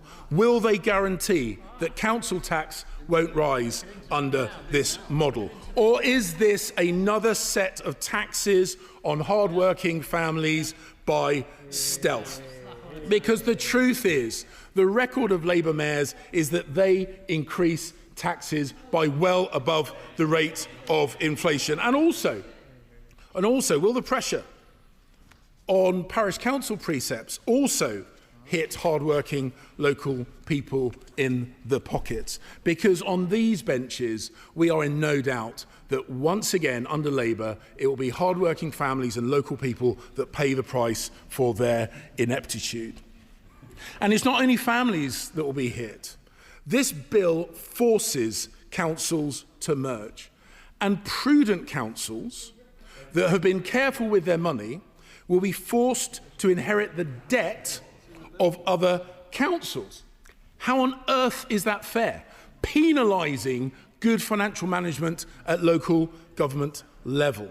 And what protections will be in place to protect people from higher bills? Because looking through this bill, there are no protections that I can see, and I will give way. I thank my right honourable friend for giving way. How does he think my constituents on the Isle of Wight feel about being fused under a combined mayor authority with Hampshire without having a single say on it? James Cleverly. Madam Deputy Speaker, this goes to the heart of these proposals, because for all their warm words about community engagement, about community voice, about communities actually having a say, this is a classic example. And I visited the Isle of Wight, not only in a personal capacity, but also as a guest of my honourable friend. And I know full well that whilst the County of Hampshire has got many, many, many excellent things, the people of the Isle of Wight want to maintain their autonomy, and they should have the right to do so if that is what they want. And it's not just that local councils will lose control of their finances. Local councils will lose control of their powers. These powers are being stripped from them through clauses in this bill. Mayors are gaining sweeping planning powers, sweeping transport powers, without council consent or indeed representation. Let me give you an example. What if communities oppose punitive anti-driver proposals coming from a mayor in their local neighbourhoods? How can they make their voices heard? Who will win? Will it be the mayor imposed upon them, or will it be the local communities? And what will be the accountability model for those mayors? Because there is nothing in the bill that we can see where people can hold mayors accountable. No provision for meaningful scrutiny during the tenure of the mayoralty. And she makes reference to the upward-only rent reviews. And I completely get that that is a superficially attractive set of proposals. But what actual assessment has been made on the effective valuation of commercial property, including properties which are owned by the local authorities themselves? And if she is confident it is such a good idea, why was there no scrutiny? Why was there no consultation of these proposals? Do ministers really think that that is best practice when it comes to creating a stable investment environment and confidence in people spending money in high street properties, commercial properties that keep our communities alive? The silence on those questions in this bill is frankly deafening, because they have no answer. Because this bill is not about empowering local communities, and it is definitely not about empowering local councils. It is about creating a cohort of puppet mayors controlled by the Right Honourable Lady's department. And I give a good, and as I say, I respect her enormously. Her ability to strip power, not just from local councils, but also from the Prime Minister, is something well worth watching. And I think that we should be at least impressed with that. But I put it to the benches opposite. If this is about community empowerment, why does it reduce local representation? If it is about fiscal responsibility, why will it burden ratepayers, council taxpayers, with debts that their local authorities did not create? If it is about more homes, why does it hamper and suffocate councils with increased bureaucracy? Madam Deputy Speaker, devolution can work, and it indeed does work when it is done properly. And we know that it works because Conservative mayors have delivered. Ben Houchin saved Teesside Airport. He delivered the UK's largest free port with 18,000 quality jobs. He secured Treasury North in Darlington with 1,400 high-skilled roles. All with a zero mayoral precept. Paul Bristow in Cambridgeshire and Peterborough ending Labour's ideological attack on drivers. Boris Johnson, whilst Mayor of London, delivering the 2012 Games and securing Crossrail. And in the West Midlands, Andy Street, a genuine champion for his region, a household name, and replaced by who? A person who isn't even a household name in his own household. And that says it all. We Conservatives deliver. We delivered devolved government which delivered infrastructure, delivers jobs, delivers economic growth. And what has Labour delivered? Higher costs and broken promises. More tax, less delivery. That is the Labour way. I thank him very much for giving way. Sorry for treading on his punchline there. I was very pleased to hear the Right Honourable Gentleman's newfound enthusiasm for Teesside. It's something that we all share. But it seems to stand at odds with the comments he made to my predecessor about the town of Stockton. Would he like to, does he stand by those comments, those terrible comments that he made? Or would he like to take this opportunity to apologise to my constituents? Madam Deputy Speaker, he really does need to keep up. I addressed those comments at the time. I've been to Stockton. I've campaigned with my good friend and colleague, the Conservative Mayor for the town, and he will know, because I've campaigned, I've knocked on doors at Stockton. I have a huge amount of respect for the town. The point I was making was about the then Labour representative, who I was not terribly impressed with, and he knows that is the case. The simple fact of the matter is we were always deeply sceptical that the content of the bill would match the aspirational title of the bill. So we set 5 tests, and those tests were framed in the form of 5 simple questions. 1, is it a genuine choice for councils? 2, do all affected tiers agree with the changes? 3, is there genuine public support for the changes? 4, will the changes keep bills down? And 5, will the changes protect social care? And having looked through this bill, it is clear that the answer to every single one of those questions is no. 5 questions, 5 failures. Madam Deputy Speaker, as I have said, Conservatives are in favour of devolution when done properly, but only if that devolution is actually meaningful, only if local communities and their immediate representatives actually have got the power to deliver. We are its champions because we delivered it. We have proven that it works, but it must be by consent. It cannot be by compulsion. It should be by partnership, not imposition, by empowering councils and councillors, not by erasing them. This bill is not devolution. This bill is central control. This bill is higher taxes. This bill is weaker local democracy. This bill is a power grab by the Right Honourable Lady. It fails to deliver on its promise, and that is why the House must decline to give a second reading and demand that the government rethinks these proposals.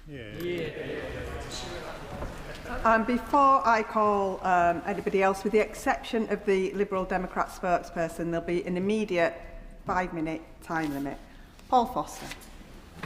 Thank you, Madam Deputy Speaker. I rise to support the English Devolution and Community Empowerment Bill at second reading, which is a vital step towards modernising local government and delivering fairer investment and greater accountability across England. I do this with 17 years' experience as a local councillor, 5 of which as leader of South Ribble Borough Council in Lancashire, which forms part of my constituency. Although the scope of the bill covers many distinct subject matters, I intend to focus my brief comments, listening to what you've said, Madam Deputy Speaker, on Part 3, Chapter 1, Local Government Reorganisation. Let's be clear, Lancashire is now an outlier.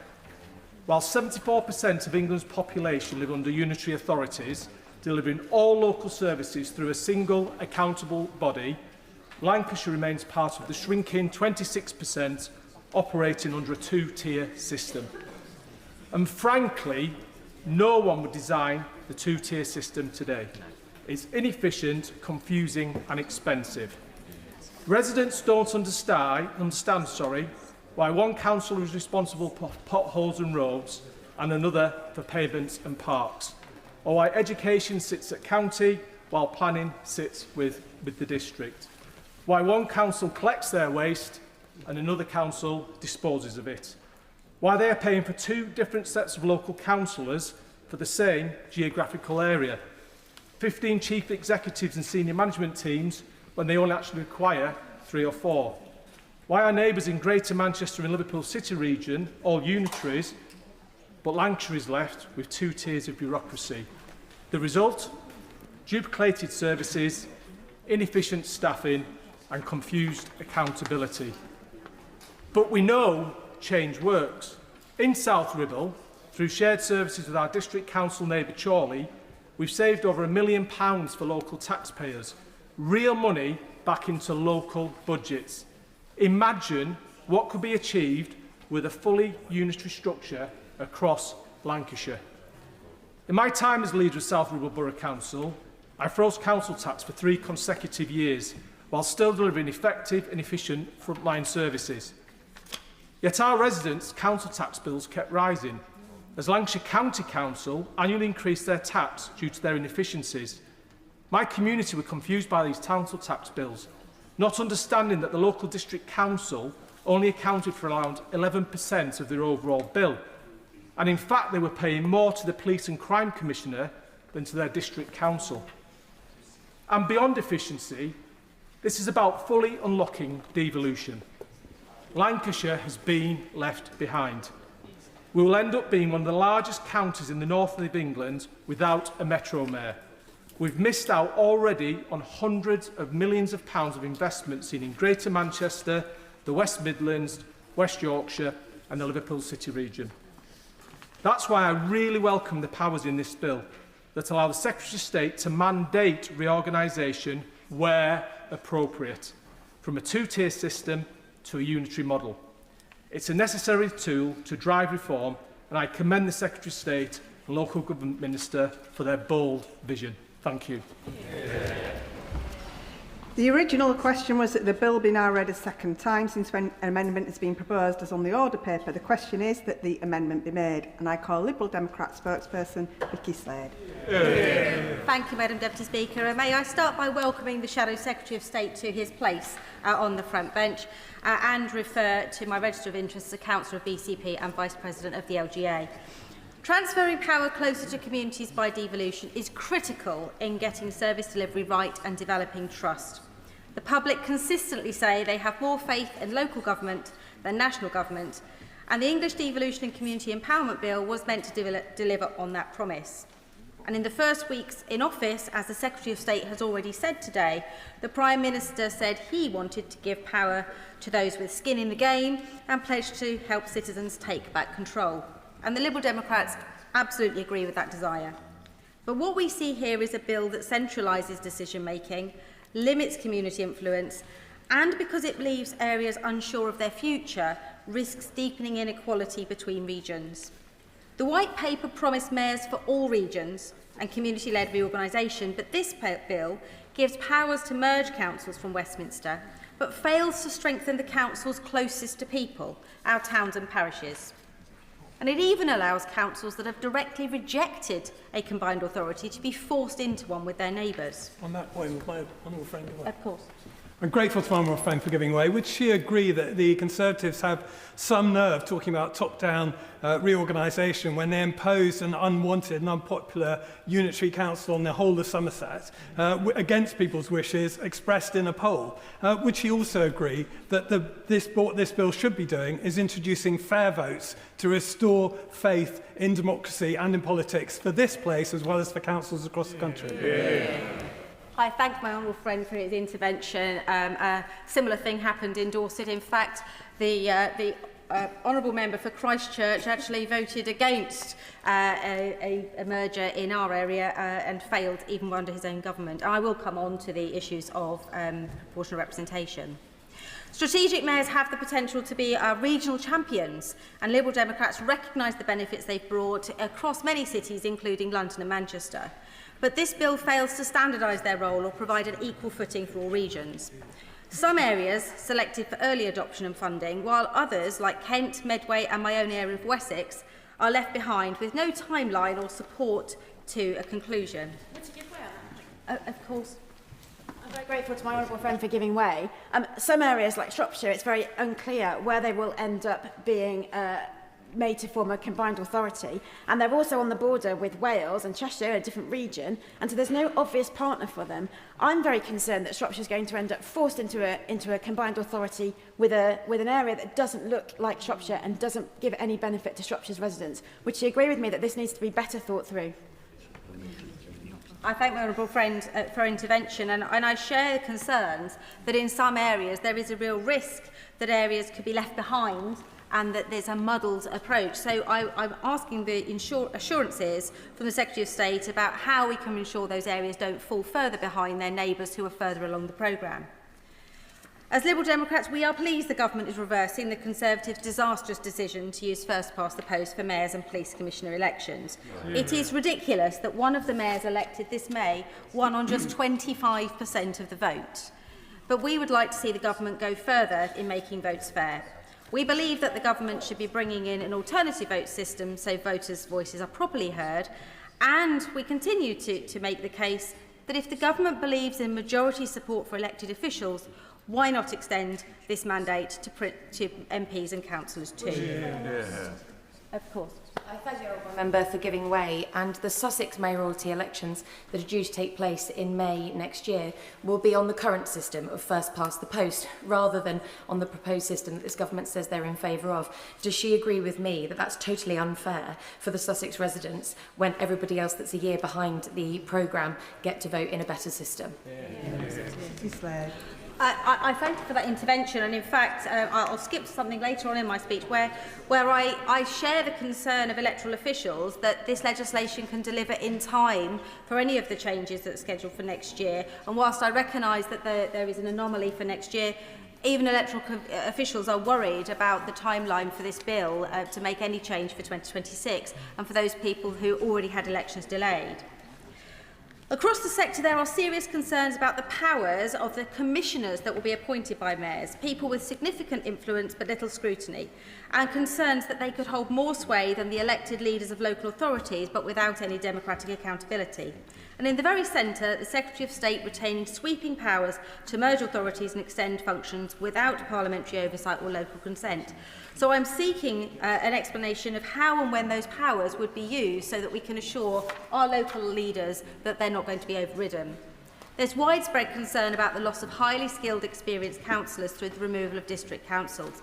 And I noted the Secretary of State's own concerns about putting the power into the hands of too few people. So I'm wondering how we can be assured that there isn't a democratic and skills deficit and that people are properly represented across their larger regions. For the last decade, the Conservative government has cut funding to councils but forced them to do more. Their economic mismanagement and failure to fix social care has left many councils on the brink of collapse. This bill was an opportunity for real local government reform, and I feel it's an opportunity missed. Local authorities... Of course. I thank the Honourable Lady for giving way. A particular concern of my constituents in Tiverton and Minehead, of course we share two local authorities, one in Devon and one in Somerset, is the real difficulties we have around Send. I wonder if you would take into account the difficulties that this bill could potentially create for local authorities who are really trying to struggle to deliver good Send education for so many of our children. Vicky Slade.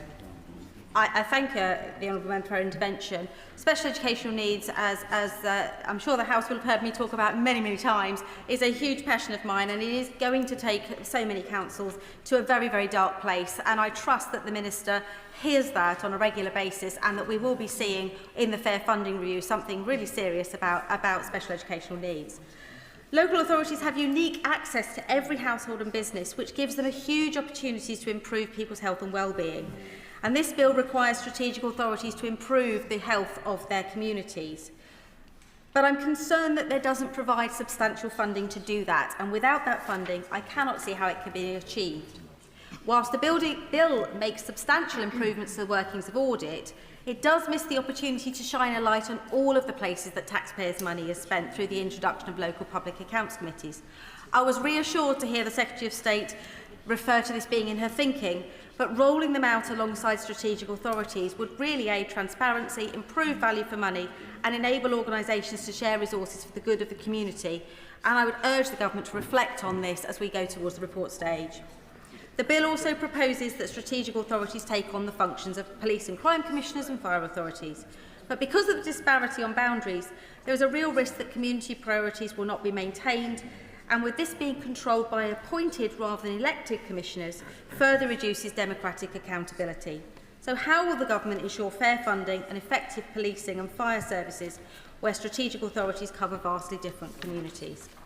Councils have expressed similar concerns where there's a mismatch between places within those authorities. For example, the different needs between urban and rural, or the inclusion of a single authority among a cluster with very different levels of deprivation or demographics. Where decisions are decided by simple majority votes, some communities feel their voice will not be heard. Weighted voting and the meaningful inclusion of town and parish councils can ensure local insight is retained, particularly around issues like planning and transport. But representation must not end there.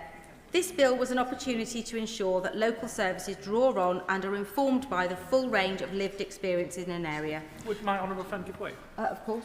I'm grateful for giving way. Does she share my concerns that this bill could actually increase the difficulty in residents having accessing services where authorities that currently deliver services on a county-wide basis are then cracked and split into multiple authorities, creating borders within counties that could then make it difficult to access services? My honourable friend makes a very good point, and there is also the opportunity, of course, to use more effectively our town and parish council systems to grow community empowerment.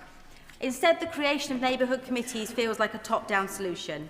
Without statutory powers or budgets, they risk becoming symbolic rather than effective.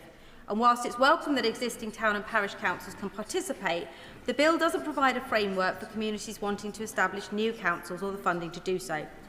District councils have long underpinned the civic identity of towns and driven the activities that reflect their origins.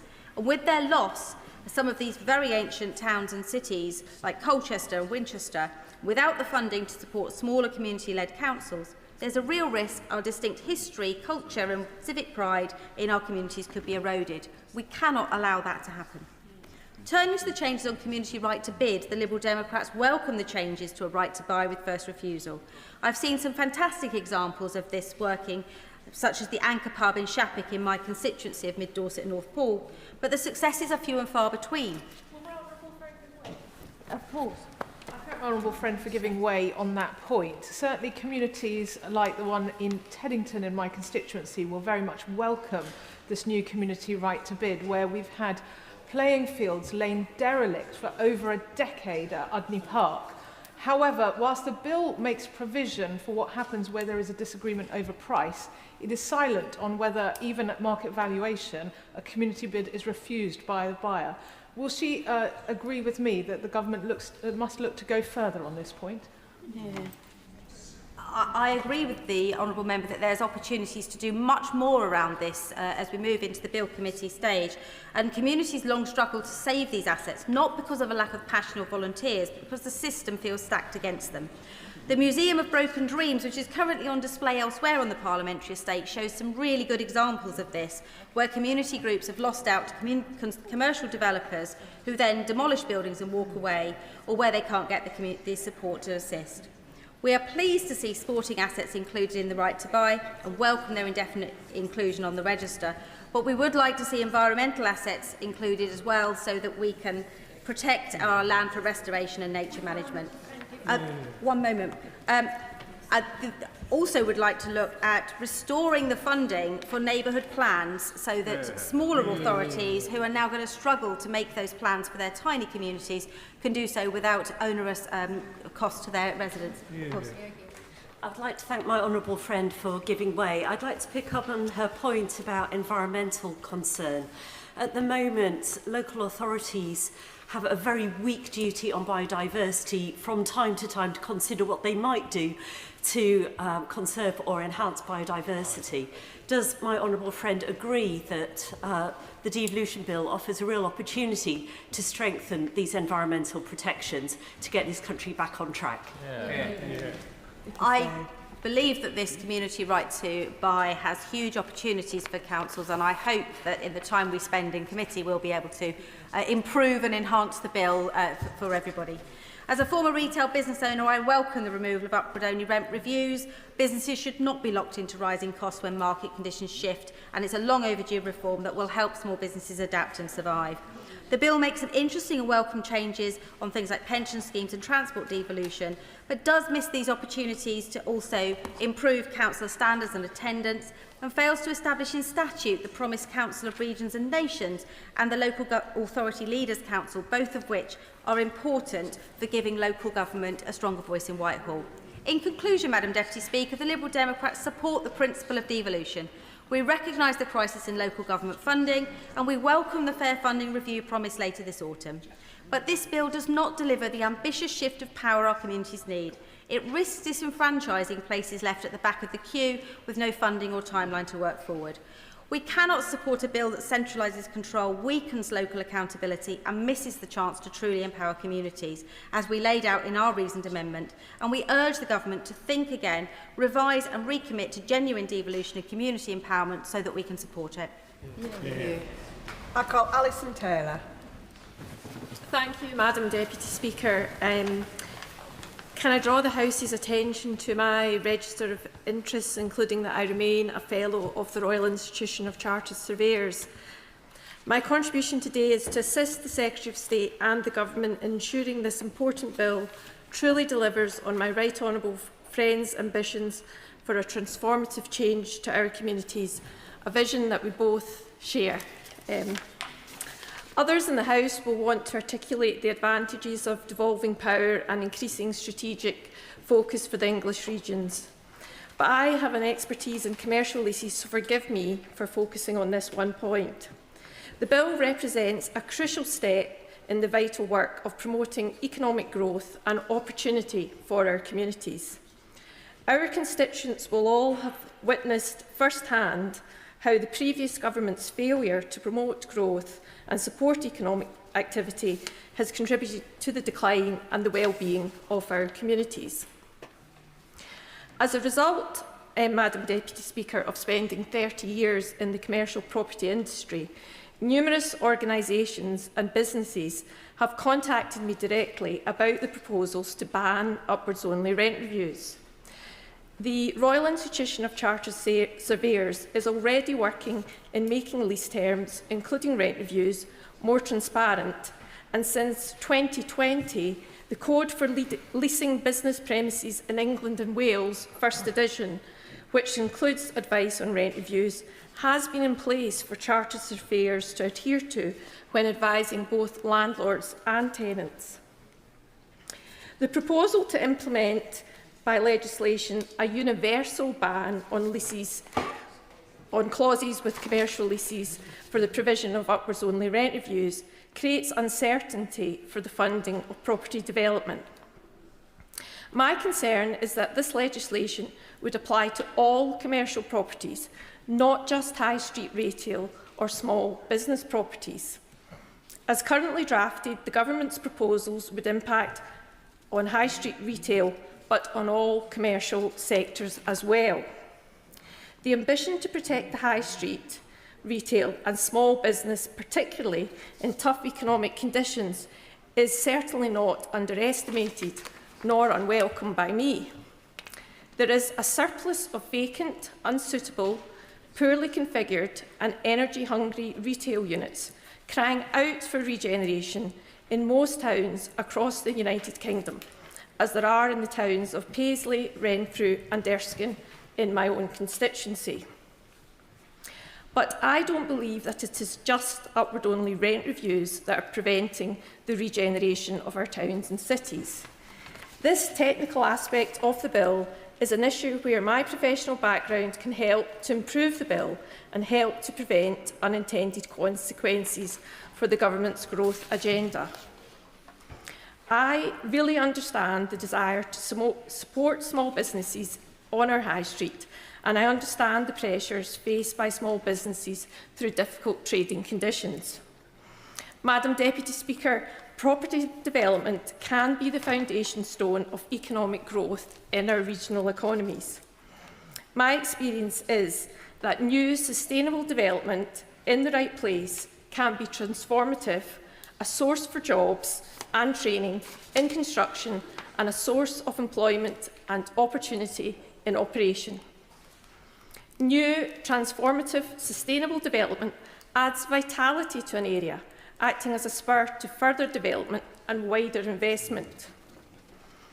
Madam Deputy Speaker, I know that all members will intuitively feel that upwards-only rent reviews are unfair, but this is a simplistic view. One of the earliest pioneers of upwards-only rent reviews was the Church of England's Church Commissioners.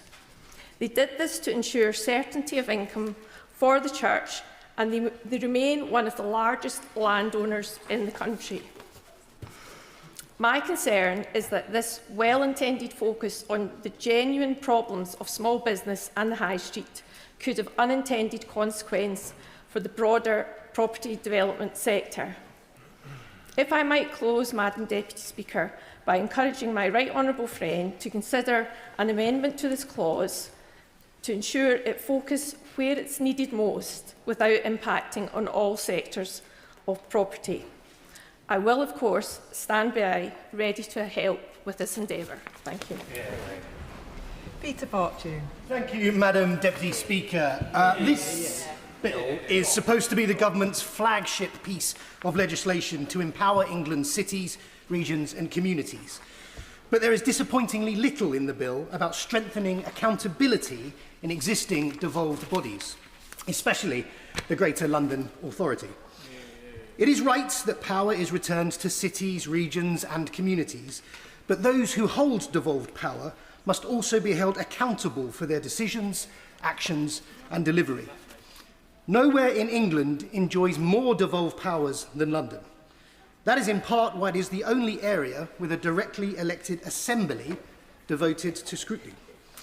But as the Mayor of London's responsibilities, powers and budget has grown, the Assembly has become weaker and weaker in comparison. A notable issue is the two-thirds majority that's required to amend the Mayor's budget and strategies. But this is impossible to achieve in the London Assembly. And that's why no budget or strategy has been amended in 25 years. Nor can the Assembly call in mayoral decisions, unlike other combined authorities.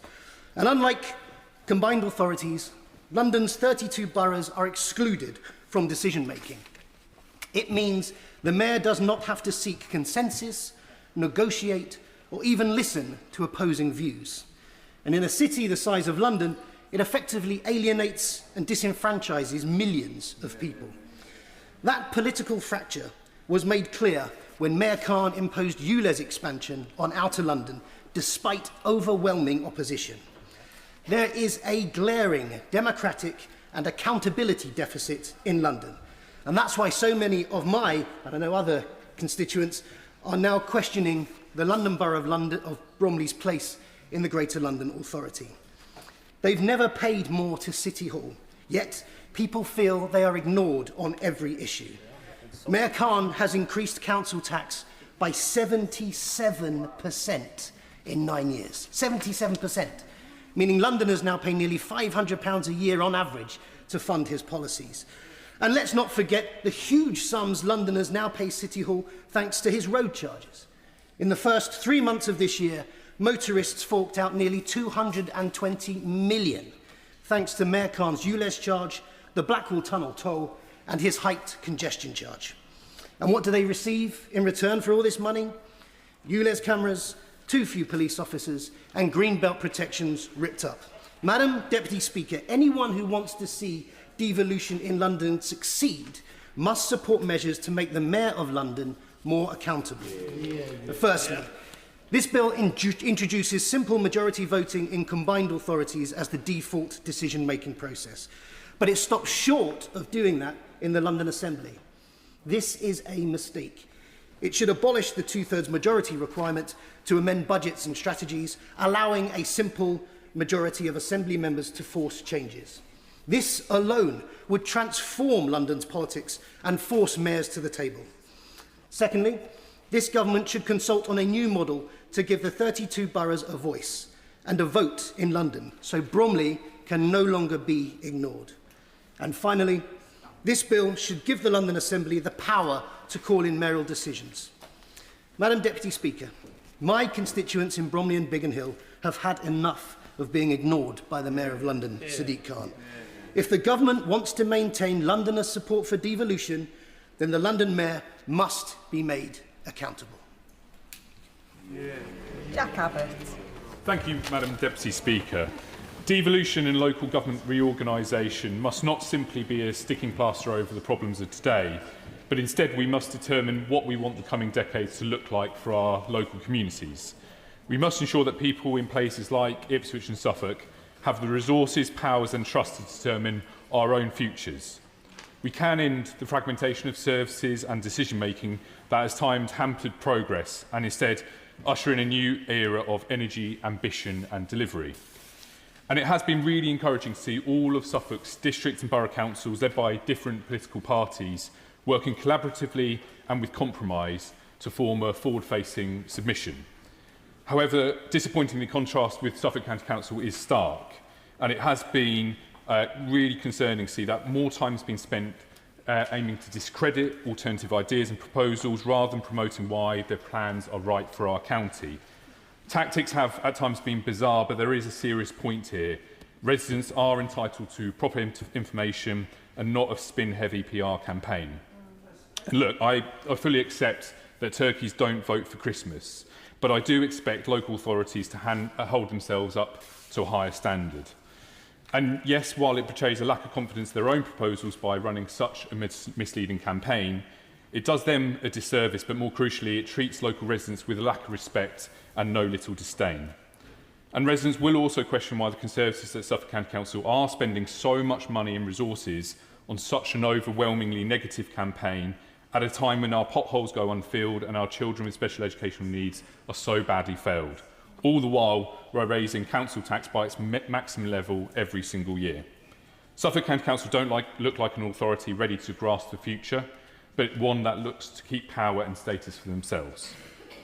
But, Madam Deputy Speaker, alongside the investment in our communities by my right honourable friend, the Chancellor, this bill and the wider efforts of my right honourable friend, the Deputy Prime Minister, offers Ipswich, Suffolk and East Anglia a once-in-a-generation chance to turbocharge investment, growth and opportunity, giving us the chance to determine our own future.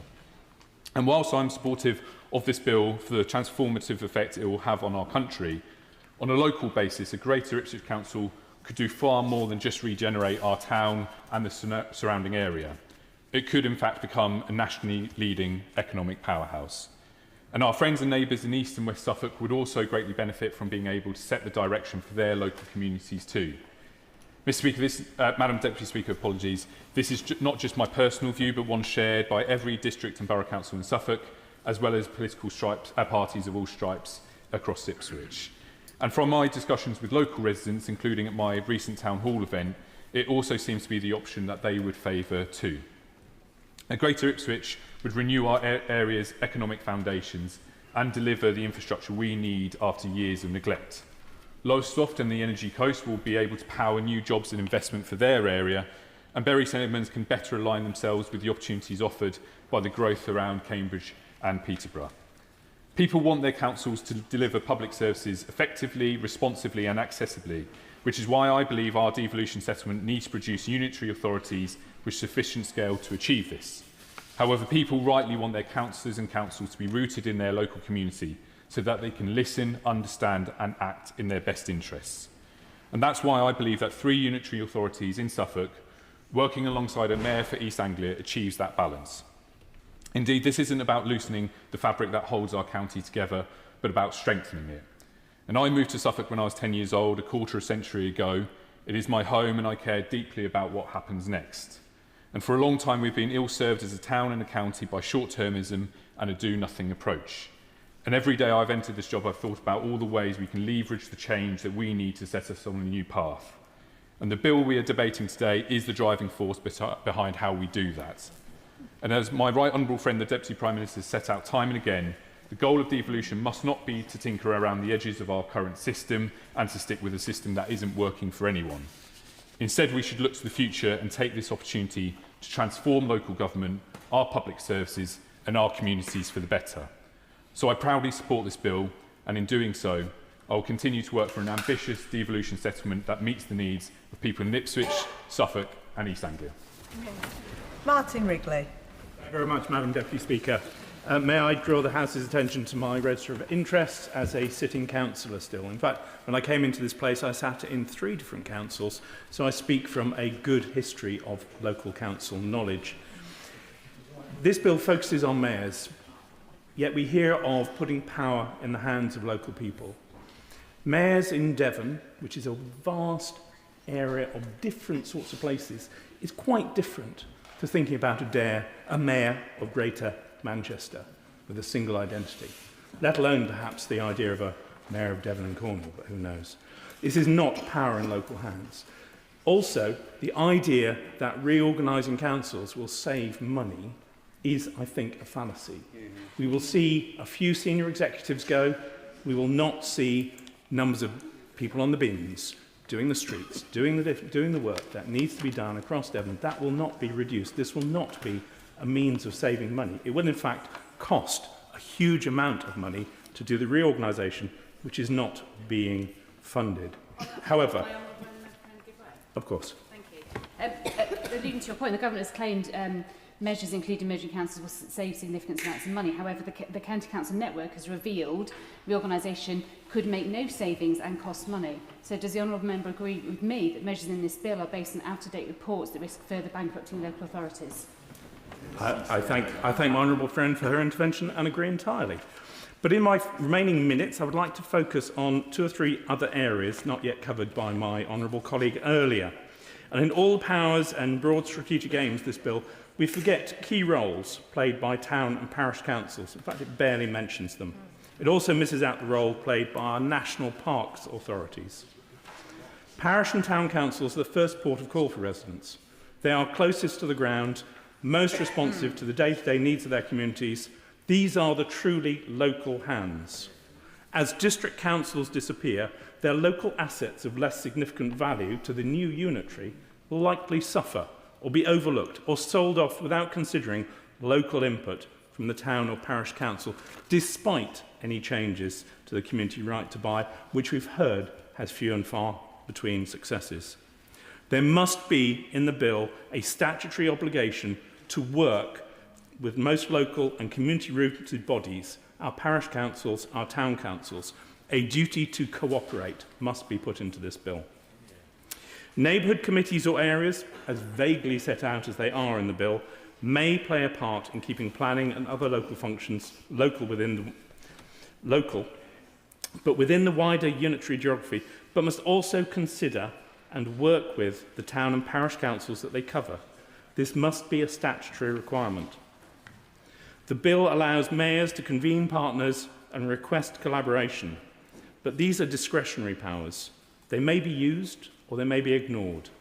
There is no enforceable duty, no statutory requirement to cooperate, and that is a profound weakness. I'd like to come on to national park authorities. National parks aren't mentioned, not once. They carry the legal responsibilities for some of our most precious landscapes.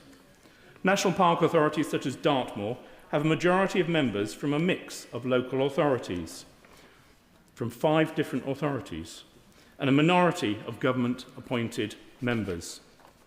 Without changes, should Dartmoor end up completely within the boundaries of a new unitary, it will effectively be managed as part of that unitary and lose its unique identity.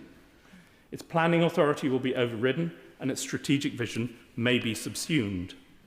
We must protect Dartmoor and the other parks for people to freely access and enjoy, and not let greed rip it apart for mere profit.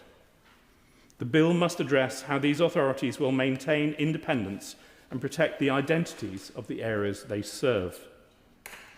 Another missed opportunity is the need to make the provision of public toilets a statutory responsibility.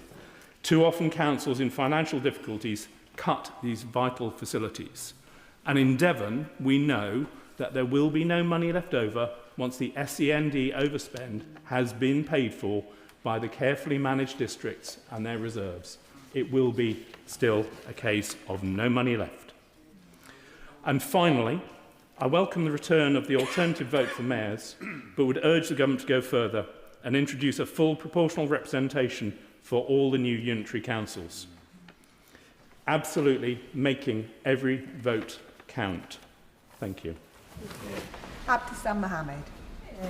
Thank you, Madam Deputy Speaker. I congratulate the Deputy Prime Minister for bringing forward this bill, one that embeds our ambition and champions the promise of devolution. This will mark the biggest transfer of power from Whitehall to our regions in a generation. This means the protection of our public spaces will result in the improvement of our infrastructure and the strengthening of our local economy. Devolution should bring decision makers closer to the people who feel the impact and promote local accountability. And I wholeheartedly welcome the parts of the bill that will ensure this. The creation of a community right to buy, offering more oversight on local policing, and placing a duty on authorities to improve health and reduce health inequalities are also very welcome steps in the right direction.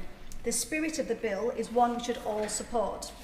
Madam Deputy Speaker, I'd like to bring Clause 57 to the Government's attention, which effectively abolishes the committee structure and introduces a measure that will impact on Sheffield, one of 38 councils running under the committee governance system. Over 80,000 people in a democratic referendum in Sheffield voted decisively in favour of a modern committee structure over the leader and cabinet model that Clause 57 imposes. Through the referendum, Sheffield citizens chose collaboration through their committees instead of decision-making power concentrated in fewer hands. 6 years on from that referendum, the committee system works for Sheffield. It has delivered meaningful scrutiny where it was lacking before and proven its worth in those moments where public trust has been under threat. Yet we are not here to discuss the merits and disadvantages of these two models of local governance. What matters is that residents have made a democratic decision at a local level, and it is important for that mandate to be respected and upheld. And if the bill passes in its current form, Sheffield is one of several councils that will be forced to undo those years of democratic engagement. Madam Deputy Speaker, I have received countless emails from constituents and campaigners like It's Our City who have stressed just how important this democratic engagement has been for Sheffield, and they are right. One size does not fit all. This is a view echoed by the LGA. I will give way. Friend for giving way. She's making an extremely informed and important point in her speech. Would she agree with me that for Sheffield and her council that the committee system has been better and more inclusive and more democratic for her residents than the original cabinet system? And would she endorse a view that any council that wants to go down a committee route or any community that's already decided should retain that right? Ahmed. Thank you. I thank the Honourable Member for his intervention. The point that I'm going to make is about existing committee structures retaining their models rather than new committees going forward. This is a view echoed by the LGA, who have also called for councils to be able to retain their structures until local communities choose otherwise. And similarly for my constituents, this is a matter of principle. Until the people of Sheffield choose another structure in another referendum, as promised, their decision should be allowed to stand, with the same flexibility that is being offered to those who chose to directly elect council mayors.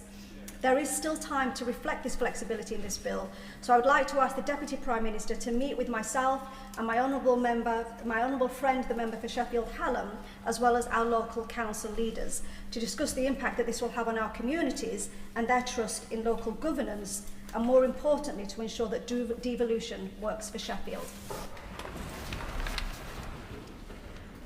I call Charlotte Kane. Thank you, Madam Deputy Speaker.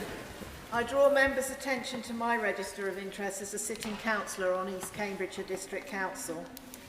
We can all agree that power should be devolved as close to communities as possible because they know what's best for their area far better than anyone else. Strong and empowered parish, city and principal councils, accountable to residents, help our democracy and take better decisions for the communities they serve. Sadly, this bill does not deliver that. While the government's intention of devolution by default is commendable, this bill represents centralisation by choice. Instead of genuine decentralisation of powers to communities, the bill we're debating today empowers regional mayors at the expense of local councils and the Secretary of State.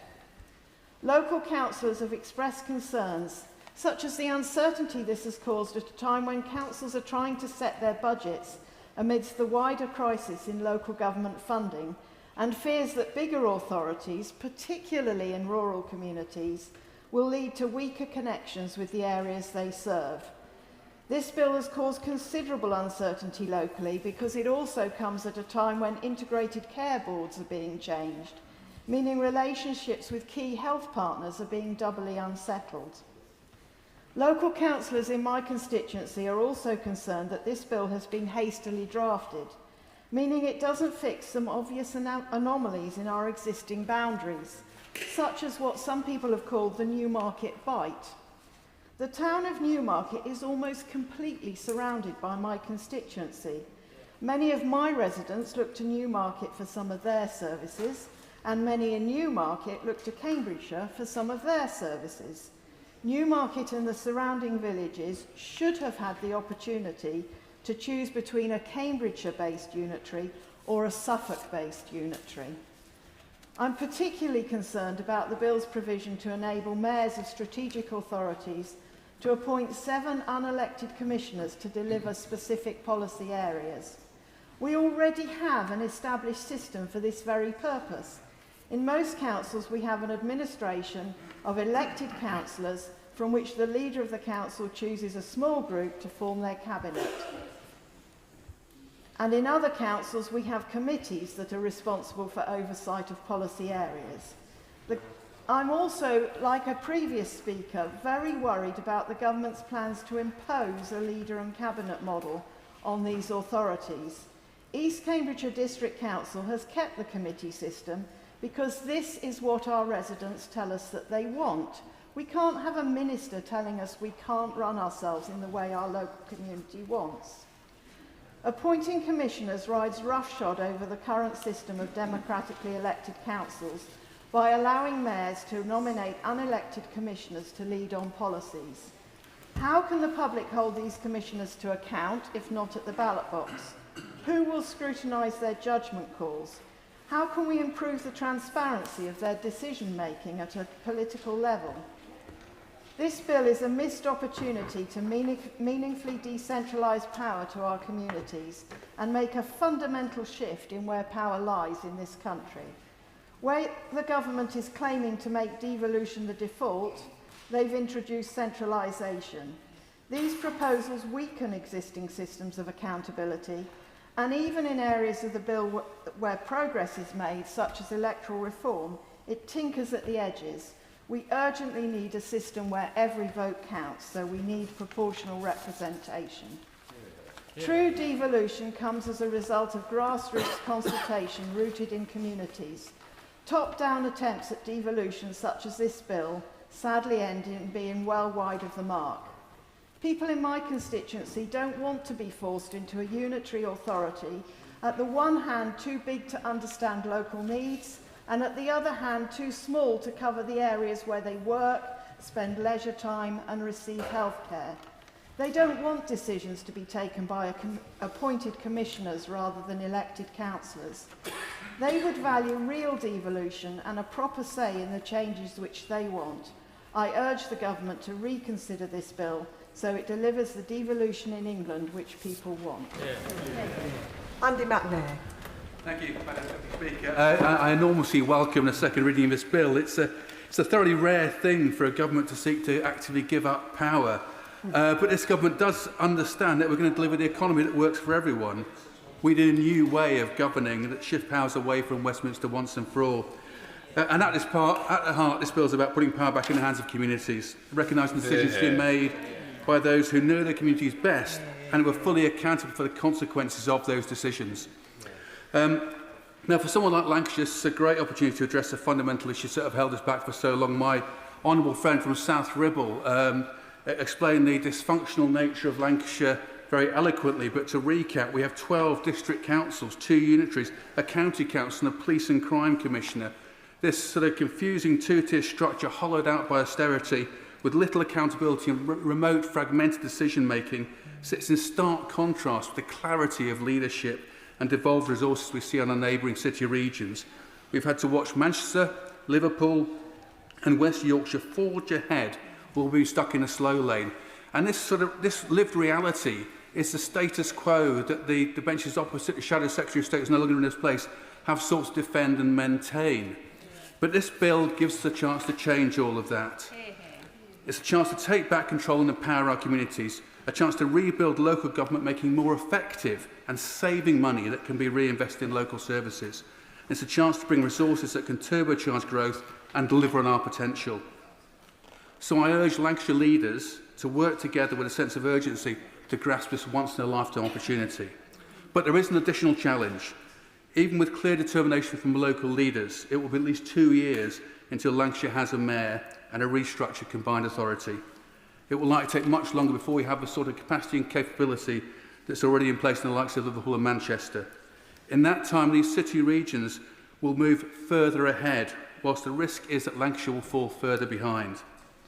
Yet, as the new Lancashire Growth Plan shows, there's a bright future for Lancashire if we have the tools to create it. The plan identifies 12 transformational projects that will be game changers for us. These range from transport infrastructure to world-class innovation zones.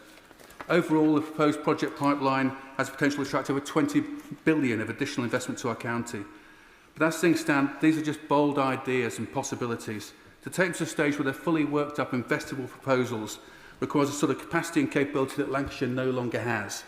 This is in contrast with our neighbouring city regions, which have been able to use devolved resources to have full business cases and shovel-ready projects ready and waiting for the green light. We can see the result of this with the vast majority of infrastructure projects, infrastructure pipeline projects being located within strategic mayoral authorities. This stark contrast between the investment in established mayoral authorities and those like Lancashire just starting the devolution process risks embedding inequality within our regions. Places like Lancashire can't wait until the devolved authorities are in place. To stop this inequality taking root, we need support now to ensure that we can progress our transformational projects and deliver on our growth potential. The recent Green Book review, rather fortunately, recognised this issue and helpfully identifies some ways of addressing it, including expanding the Treasury Better Business Case programme, progressing the National Wealth Fund Strategic Partnership programme, and crucially, secondments from central government to the regions. This is exactly what we need in Lancashire, so we can start to deliver on our growth plan with our projects taking their place in the infrastructure pipeline. So, whilst I strongly welcome this bill and call again on councils to come together to seize the opportunities it offers, I do ask the government to work with Lancashire MPs and local leaders to ensure that Lancashire receives the upfront support that we need to start to catch up with our neighbours and play our full and rightful role in delivering growth and prosperity for all our communities. Wendy Martin. Thank you, Madam Deputy Speaker. Democracy matters, accountability matters, but I'm afraid this bill strips away both. At the heart of this, government's attempted reforms lies a democratic deficit. Planning committees lose their powers, councillors may scrutinise, but they cannot decide. Local councils are diminished, and in their place, a mayor is handed sweeping powers over planning, housing, infrastructure and even over development orders. This is not devolution downwards to communities, it's centralisation. And let us be absolutely clear, in the West Midlands, the Labour Mayor has shown time and again that his focus is on Birmingham, not communities such as mine in Aldridge Brownhills. And this bill will entrench that imbalance. It gives a licence to concrete over the green belt and drive a coach and horses through local democracy. And it leaves the elected member of Parliament with no formal way of holding him to account or even asking or questioning his decisions. Now, the government say this bill empowers local communities, but they've cut away the very funding that made neighbourhood planning possible. The neighbourhood planning programme, supported by the National Association of Local Councils, helped more than 2,000 communities write neighbourhood plans, yet ministers have scrapped it, at a time when they seek to railroad development across communities. Nolk is right when they say this move by the government weakens the very tier of democracy that should be strengthened. It's not empowerment, Madam Deputy Speaker, it's a contradiction. And my constituents know exactly what that means. Aldridge Brownhills is all too often treated as the dumping ground for housing numbers decided elsewhere. Communities... Will she give way? Of course I will. I thank my honourable friend for giving way. Does she agree with me that this devolution proposal put forward by the government is an urban-based model that cannot be applied to rural areas without fundamentally distorting the character of that area? And my honourable friend absolutely hits the nail on the head here. His communities are not dissimilar to mine. On the edge of a large urban area, the West Midlands, Birmingham, and yet we're not deeply rural. But we are at real risk here of being subsumed into the suburbs of be it Walsall or Birmingham with no say in the matter. And like I said, my constituents know what this means. They feel that we have communities that are being done to, not worked with. And we've seen what happens when contradictory housing targets are imposed from above. Take the Black Country Plan. It was meant to be a model of strategic planning, but it collapsed. The plan fell apart because residents across the Black Country rightly lost confidence. It was plain wrong. And this bill repeats the same mistake, with powers to push development through, riding roughshod over local objections and concreting over our community's green spaces. Just look at the imbalance. We have Birmingham's housing targets falling whilst Walsall's are rising by 27%. My constituency is told to take the strain while the second city offloads its numbers. It's not devolution, it's displacement, and it will only deepen distrust. Take Stonnell Road, Longwood Lane, Bosty Lane, the list of speculative planning applications across my constituency goes on and on and on. And all of this before the Planning and Infrastructure Bill and even this legislation have been enacted. If this government was serious about empowerment, they would put a brownfield first duty into their reforms. They chose not to. The West Midlands has hundreds of hectares of derelict land that could be brought back to use. And there's funding for this already. The Brownfield Housing Fund, the National Competitive Fund, the Brownfield Infrastructure and Land Fund.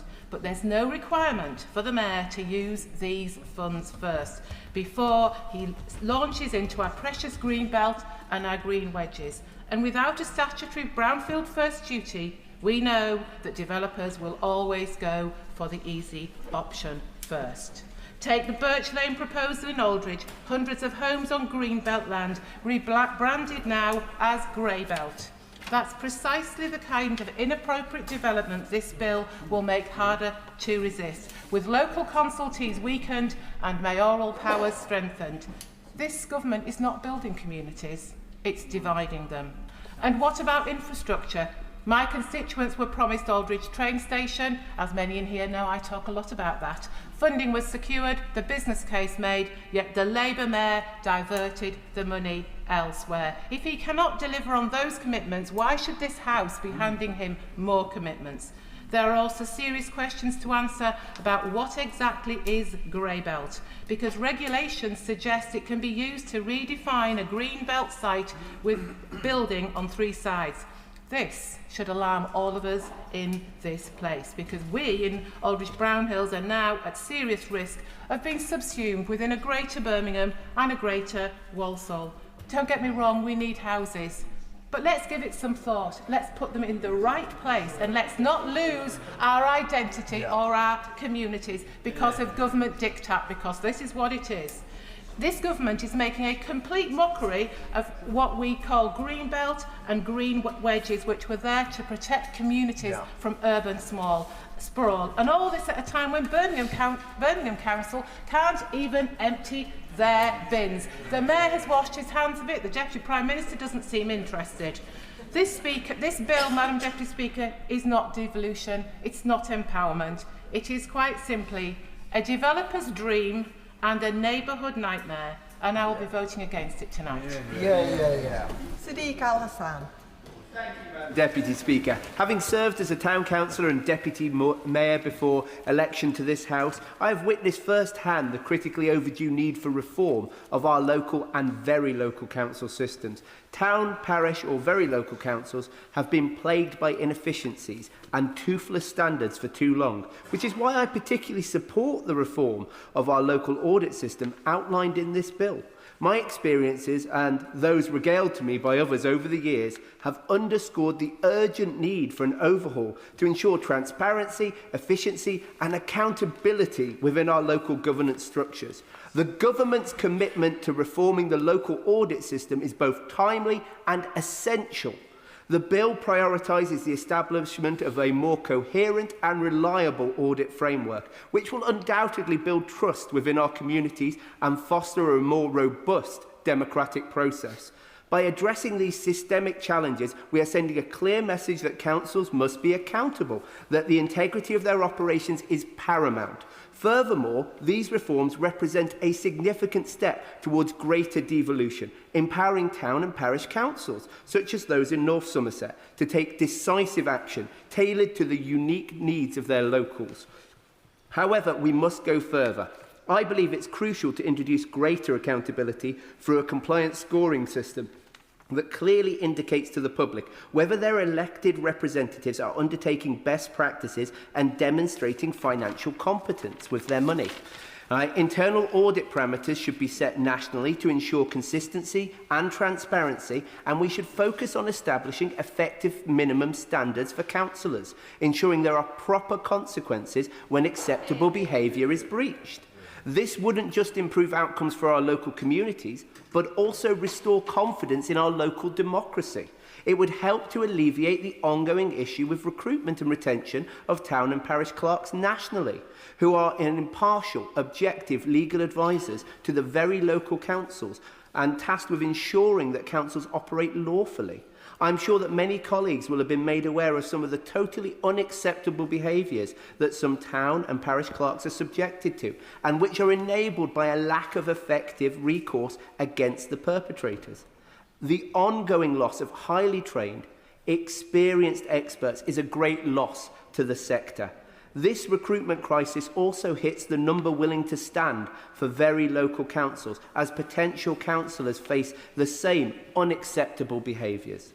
We need professional regulation for councillors as an important first step. Monitoring officers must be properly funded through professional regulation fees paid by councils based on the number of their councillors. This would enable monitoring officers to perform their vital oversight function effectively. We cannot continue the current slide towards empty council chambers across our towns and villages, declining community involvement and in some areas poor standards of behaviour and conduct.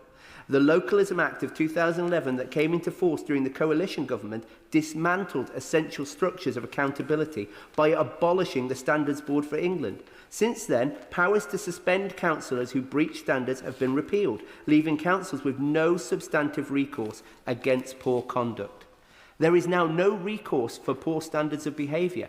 This legislative deficiency has allowed pockets of inadequate behaviour to persist unchallenged, undermining the very essence of local government.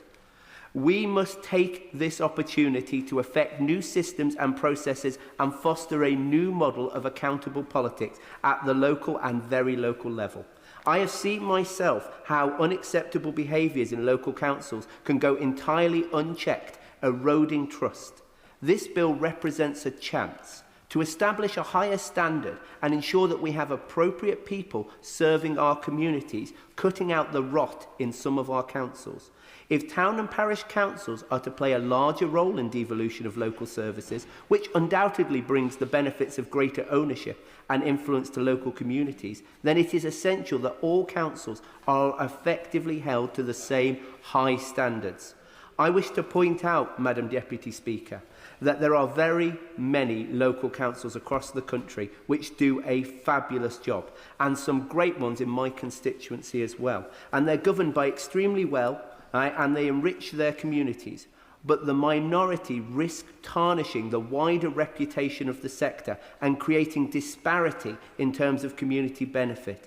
This bill represents the foundation we should build upon to do better, to establish proper standards at the local level of democracy and ensure we have appropriate people serving our community. Joe Robertson.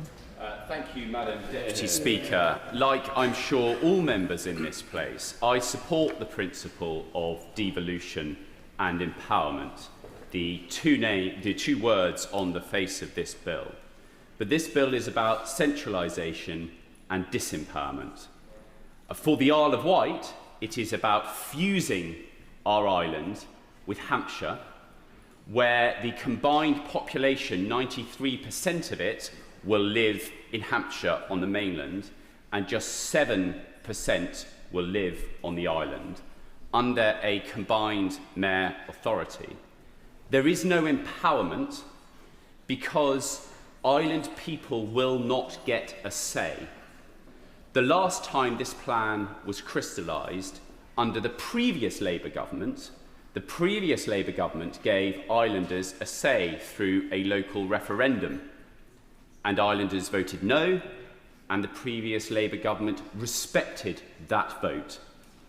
This government does not respect my constituents enough to ask them whether they are happy to be fused with a much, much larger county that sits across the water.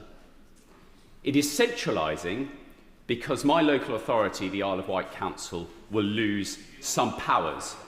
It will lose powers over strategic planning, so that a mayor who represents largely Hampshire voters will be able to allocate more housing on the island.